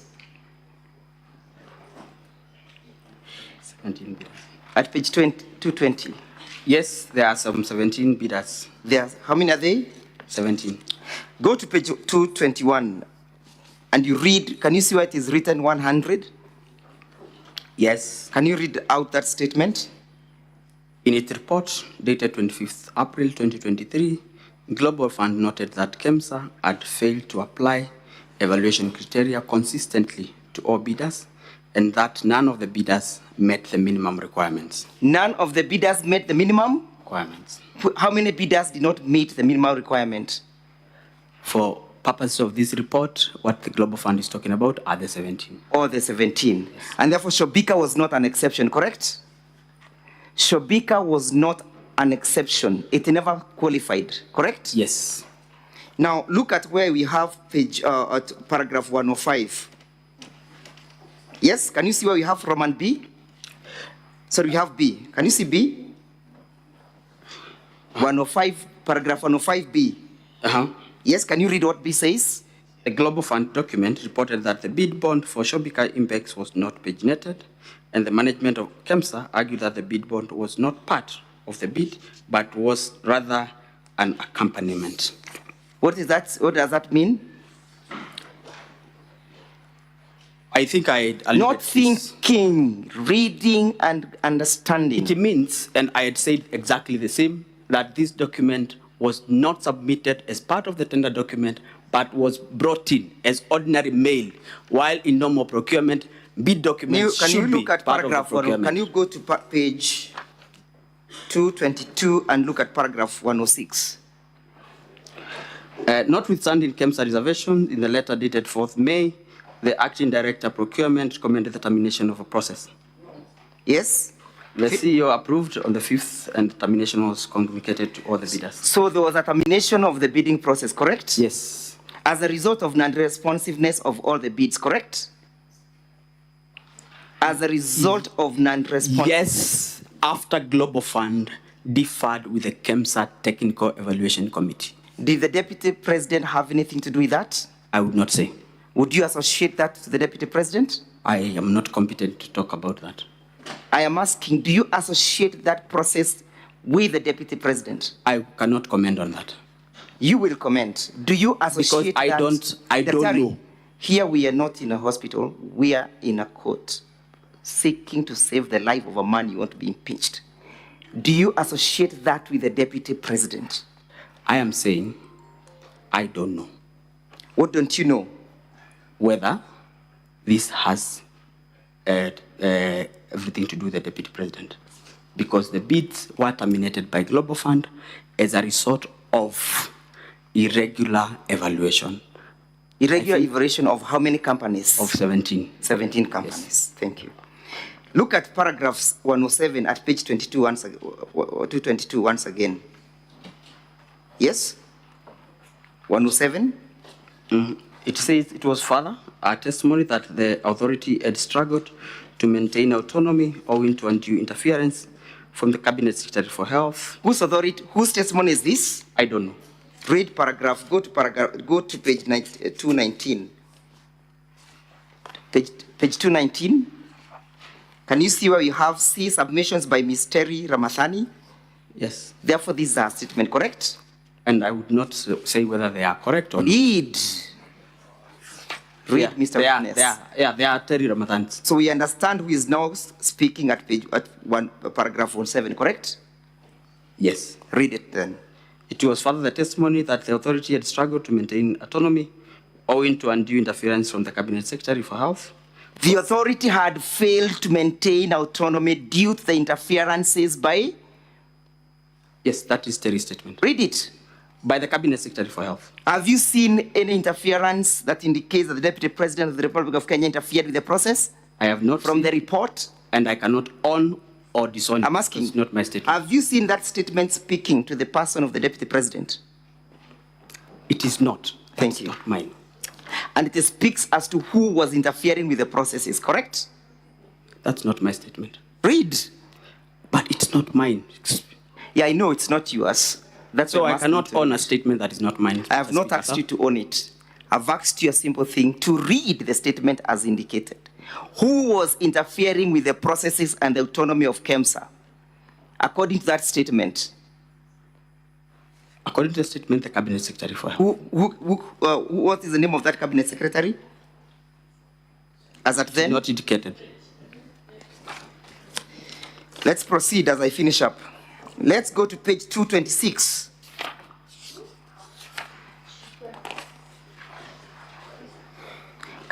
At paragraph 136, what is the Assembly's Parliament saying?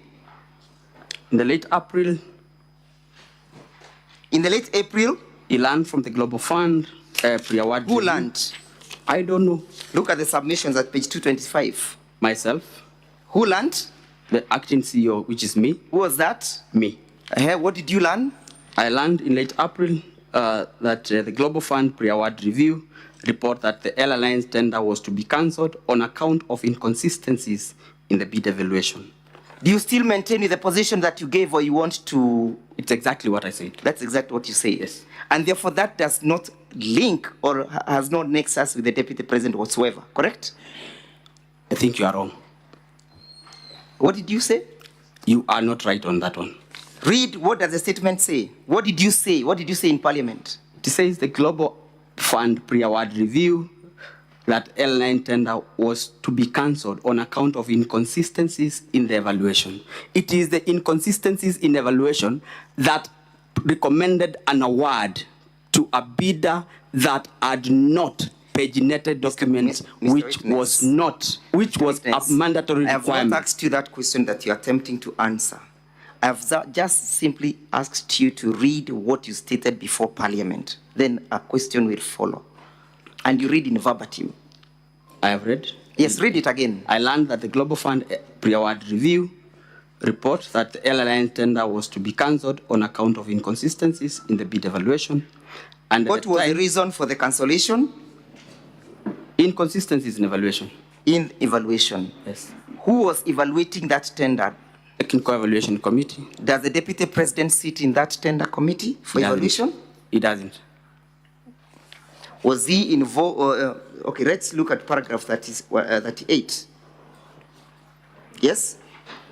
Again, what are you saying at paragraph 138? 138 says, he further maintained that the advisory to the PS, State Department of Public Health and Professional Study, on the alleged inconsistency in the technical specification neither passed through his office or the head of department for the strategic health programs, but was forwarded directly to the PS by one Dr. Omar, the head of malaria program. Mr. Witness, you are aware why we are here, yes? Yes, I am. Do you understand the charge in respect to this matter that the Deputy President is facing? I am here to... Do you understand? I understand. You understand that you allege that you are intimidated and bullied by the Deputy President, correct? Yes, I understand. And that is contained in your evidence, correct? Yes. Why were you being bullied, if at all it ever happened? I want to believe. Not to believe. We are not dealing with beliefs here. Okay. We are dealing with the facts. I was bullied to submit bid document for Shobika. When was the tender cancelled? In late April. In late April. As at that time, had you joined KEMSA? I had not. You had not joined. When were you purportedly called by the Deputy President? In August. In August. At that time, was the tender alive or it had been cancelled? Yeah. At that time, was the tender alive or it had been cancelled? What happens upon the cancellation of a tender to bidders who had submitted their documents? Bid books are returned. Bid books are returned. As a routine process. As a routine process. Therefore, it is normal for somebody, a company that has bidded, to make follow-ups with the bids, correct? Yes. Yes? Yes. And that the following of those bids for purposes of returning them to their rightful owner does not violate the Public Procurement and Disposal Act, correct? I was in KEMSA. Does not violate, Mr. Witness. Does not violate. That's the question. Thank you. Now, Mr. Witness, as I finish, you understand that you wrote several letters that you have annexed in your affidavit, correct? Yes. And the first letter is the one that is appearing in volume 1 of the National Assembly's bundle of document at page 70, correct? Page 70. 70. Correct? Yes, yes, yes. And that is an alleged, what document is that? These are WhatsApp conversations between myself and Dr. Ikino Riggathi. Yes? WhatsApp conversations between myself and Dr. Ikino Riggathi. How would you ordinarily be able to tell that this conversation has come from this particular platform? One, this is on Which platform was this? WhatsApp. WhatsApp. Which number is there? And I want you to specifically look. The number is already saved. That's why it's written Dr. Ikino Riggathi, because it's already saved on my phone and therefore cannot show the number. If I had not saved the number, you probably would have gotten the number. When you receive a message from a WhatsApp, when I receive a message on my WhatsApp, when you send me a message, does it indicate the source? Yes. Does it also indicate the recipient? I mean, does it indicate the recipient? If the recipient does it or does it not? Whether number or saved a contact. So in these circumstances, Where is your number that indicates that you are the recipient of this message?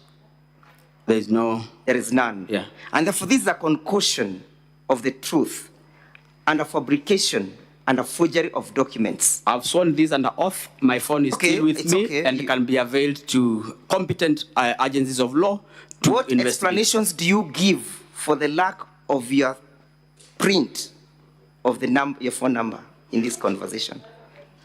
This is what... what explanation do you give? I am not a technical person, so I cannot configure how my phone displays messages. But you confirm that this is not usual. This is what is on my phone. If I give you my phone and I open the conversation, it will appear as it is here. Did you extract a certificate for this purpose? Was a certificate showing the source of this information extracted?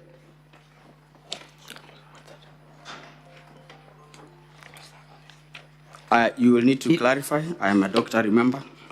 I don't know what a certificate is. When you generate a printout from your phone, your advocate is required to certify that this document has been generated or emanated from a particular gadget. Do you see that certificate incorporated in these proceedings? I said I don't know what that is. There is none. Unless my advocate shows. I therefore put it to you that this never originated from your phone, nor did it originate from my client's son, Dr. Ikino Riggathi. That's a lie. That's not true. So what did you find intimidating in this message? I said, like I said. Would you read out what the message states? This is Dr. Ikino Riggathi here. Kindly contact me when possible. There is a document for His Excellency we are trying to collect. What is Dr. Ikino telling you? There's a document he's trying to collect. How is that intimidating? As an acting CEO, how is that intimidating? How did you get intimidated by that statement? I am the one who received the message, Council, and I am the one who felt intimidated. And I am stating before this Honorable Senate that I felt intimidated. Okay, let's go to the next paragraph, the next page, page 71. What document is that, and what is it dated?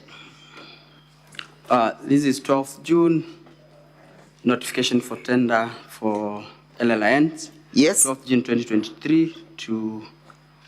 what does the statement read? What's the content of the letter? Reference is made to the above tender, which we participated in and we were unsuccessful. We wish to collect the original tender documents, that original bid bond for the same tender. Who is the source of that letter? Shombika. Shombika. Yeah. And what is he saying? He's saying, kindly issue the original bid bond to the bearer of this letter. Was that anything? Is there anything unusual by an unsuccessful bidder seeking to have the refund? Nothing unusual. Okay, let's go to the next page, 72. Again, when is it dated? 30th of June. What is it? What's the content of the letter? I am. It's signed by me. Yes. To Shombika. Yes. And I was replying to their letter. And what are you saying? And I'm telling them that want to inform them that the subject tender is under investigation, and all the documents related to the tender are not in our custody, and therefore, I also informed them that we wrote to Ethics and Corruption Commission to release the original bid bond. Was the tender returned? Was the bid returned? It was not immediately returned. Yes. Did you get a communication from the EACC in that respect? Not immediately. What did EACC indicate? They indicated, and that was way later. Did the EACC return? They responded. Yes, they responded, but I had to personally follow up. You had to after personally the calls. follow up? Yes. But was a bid returned? I personally picked it after the calls. When you're forwarding the bid to Shombika, in your letter dated the 11th July, can you see that letter? Yes. What did you indicate at the footnote? I indicated that you may, however, be required to provide the same document as and when required. For what purpose? I informed them. EACC had handed over the document. Have you made any attempts to seek the return of that bid from Shombika? I am no longer in KEMSA. You're no longer So in KEMSA. I don't- Finally, where and what became of your predecessor, Terry Ramathan? She was discharged from the authority, I think sometimes in... But you now understand that she's serving as an ambassador in New Delhi, correct? I cannot confirm. Do you live in this country? Yes, I do. No further questions. Counsel for the National Assembly, you may proceed with the re-examination.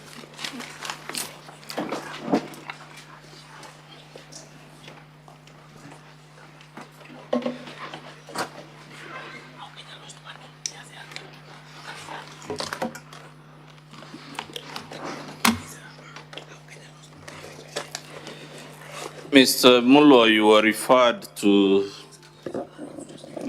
certain aspects of the Deputy President's response, and I want to direct you to Volume 6. I believe Volume 6 of the Assembly's documents, Honorable Speaker, beginning at page 10 of 534.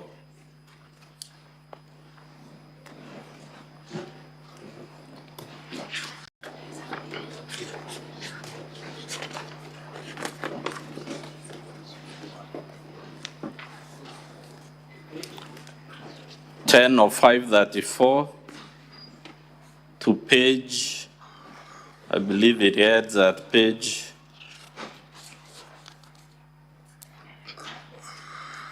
13. Mr. Mullo, looking at those pages, that's the Deputy President's response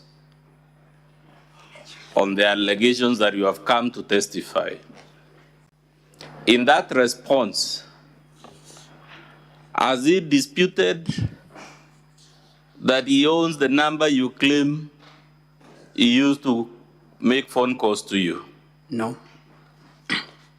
In that response, has he disputed that his son, Ikinu, owns the mobile phone that was used to contact you? No.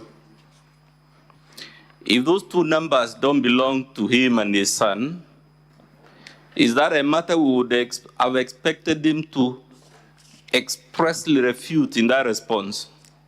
Yes.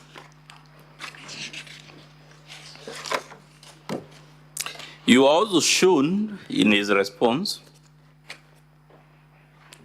several companies that participated in that tender, correct or incorrect? Correct. As the Deputy President intervened for any of those others except Shobika, which is linked to him? Not a single one for the whole period that I was in KEMSA, except that one. Should we take it again that it's a coincidence out of several international companies? The one he was harassing you about was the one linked to his own company, Crystal. It's not a coincidence.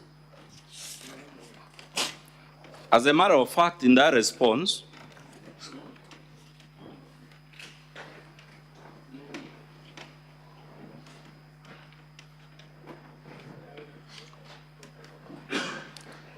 I'm trying to open the clause, Mr. Speaker. Clause 4.3 of his response, no, 4.3 on page 11 of 534. What does the Deputy President say in his response to the charge you have come to testify? I am aware of a foreign company known as Shombika Impex Private Limited, domiciled in India, which appointed Crystal Kenya Limited, where my son is a managing director, as its agent in Kenya in 2014. To date, Crystal Kenya Limited has complied with agency terms between itself and Shombika Impex Limited. And there is annexed RG 18, an appointment agency letter by Shombika Impex Limited. Is that an admission by the Deputy President himself that there is a link between Christo, his company, and Shobika? Yes. You were asked about the confiscation of the billboard by the EACC. You recall those questions? Yes.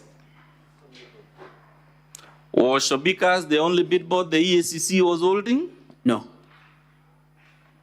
Which other billboards was it holding? They were holding all the bid bonds for the 17 companies that had bidded in the tender. So, in his response, as the Deputy President explained why it was necessary, if all the bid bonds are confiscated, for the one for Shobika to be released. Not any that I've seen. Of those 17 companies, which one was recommended for the award of the tender? Shobika Impex.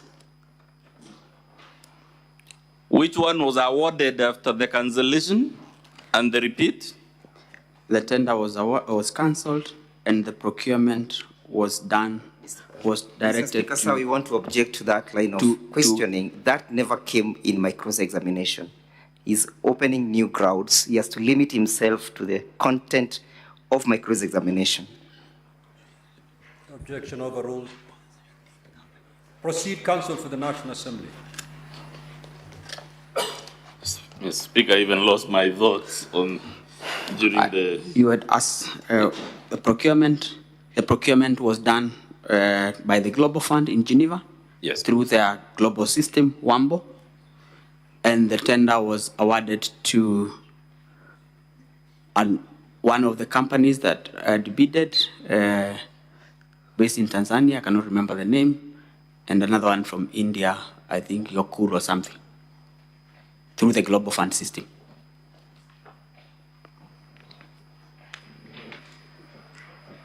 You have been told, sir, that your testimony is a concoction. Is your testimony and your affidavit before this Senate a concoction? What I have submitted in before this Senate is the truth and supported by documentary support. Has any basis been laid in the response by the Deputy President or in his cross-examination to warrant the conclusion that you have concocted your testimony? Not any that I have. But Dr. Would you have any reason or motivation, remembering your own oath, to concoct lies against the Deputy President of the Republic? No. Has any reason been proffered why you would concoct any lie against the Deputy President? No.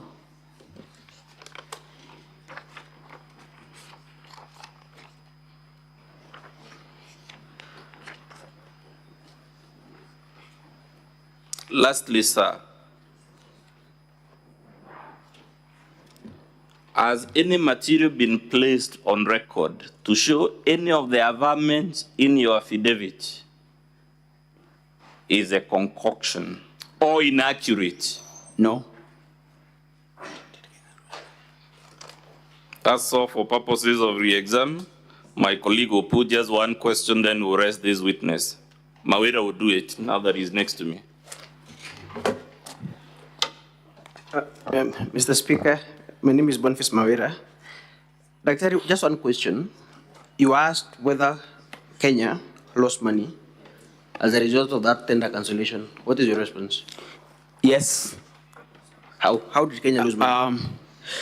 KEMSA, as a government agency, gets its revenue from fees charged for procurement, warehousing, and distribution of products that they procure on behalf of partners. And for this particular case, KEMSA lost procurement fees, which was coming to about 55 million Kenya shillings. Thank you. That is all for this witness, Mr. Speaker.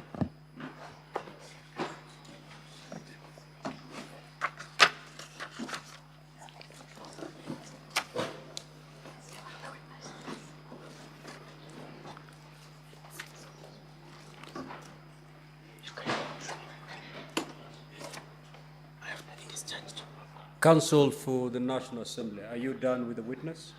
No, Mr. Speaker, sir, we still have a further No, two witnesses. This particular witness. Yes, we are done with this particular witness. Good. Thank you Now- very much, Speaker. Now, honorable senators, it is time for you to seek clarification. But have you've noticed we've had such a long day. Now, it has been indicated to me that tomorrow the Deputy President does not intend to call any witness. Is that the position? Not entirely, not entirely, Honorable Speaker. He is the witness. Other than him, I mean. Yes, of course, yes. I just wanted to be clear on the language. Yes, he is the witness. Of course, that's what I meant. Meaning, we'll have some latitude tomorrow. You are very tired. The teams are tired. If you can be able to have the two witnesses, that is the main witness, the first witness, and the second witness, for purposes of the senators to seek clarifications first thing in the morning. We clear them, and then we take the two witnesses, and then we hear the Deputy President. There can never be just one, because everyone will wish to talk. And that's what I'm asking. You will have that round tomorrow morning. Senator Fernandi, you will speak, because the witness will be available. The witness will be available. All these two witnesses will be available. So you'll be able, Senator Fernandi, you will be able. Senator Fernandi, when the chair is talking, you keep quiet. You're out of order, Senator Fernandi. And you know exactly what happens when a senator is out of order. Senator Fernandi, Senator Fernandi, when I'm speaking, you keep quiet. I'm cautioning you. And therefore, I direct, as the chair, that tomorrow morning, the honorable senators will have an opportunity to seek clarifications from these two witnesses first, when we resume at 9. Once the honorable senators are done seeking clarification for these two witnesses, then we are going to hear the remaining two witnesses by the National Assembly, and thereafter we'll move to hear the Deputy President. That is the directions.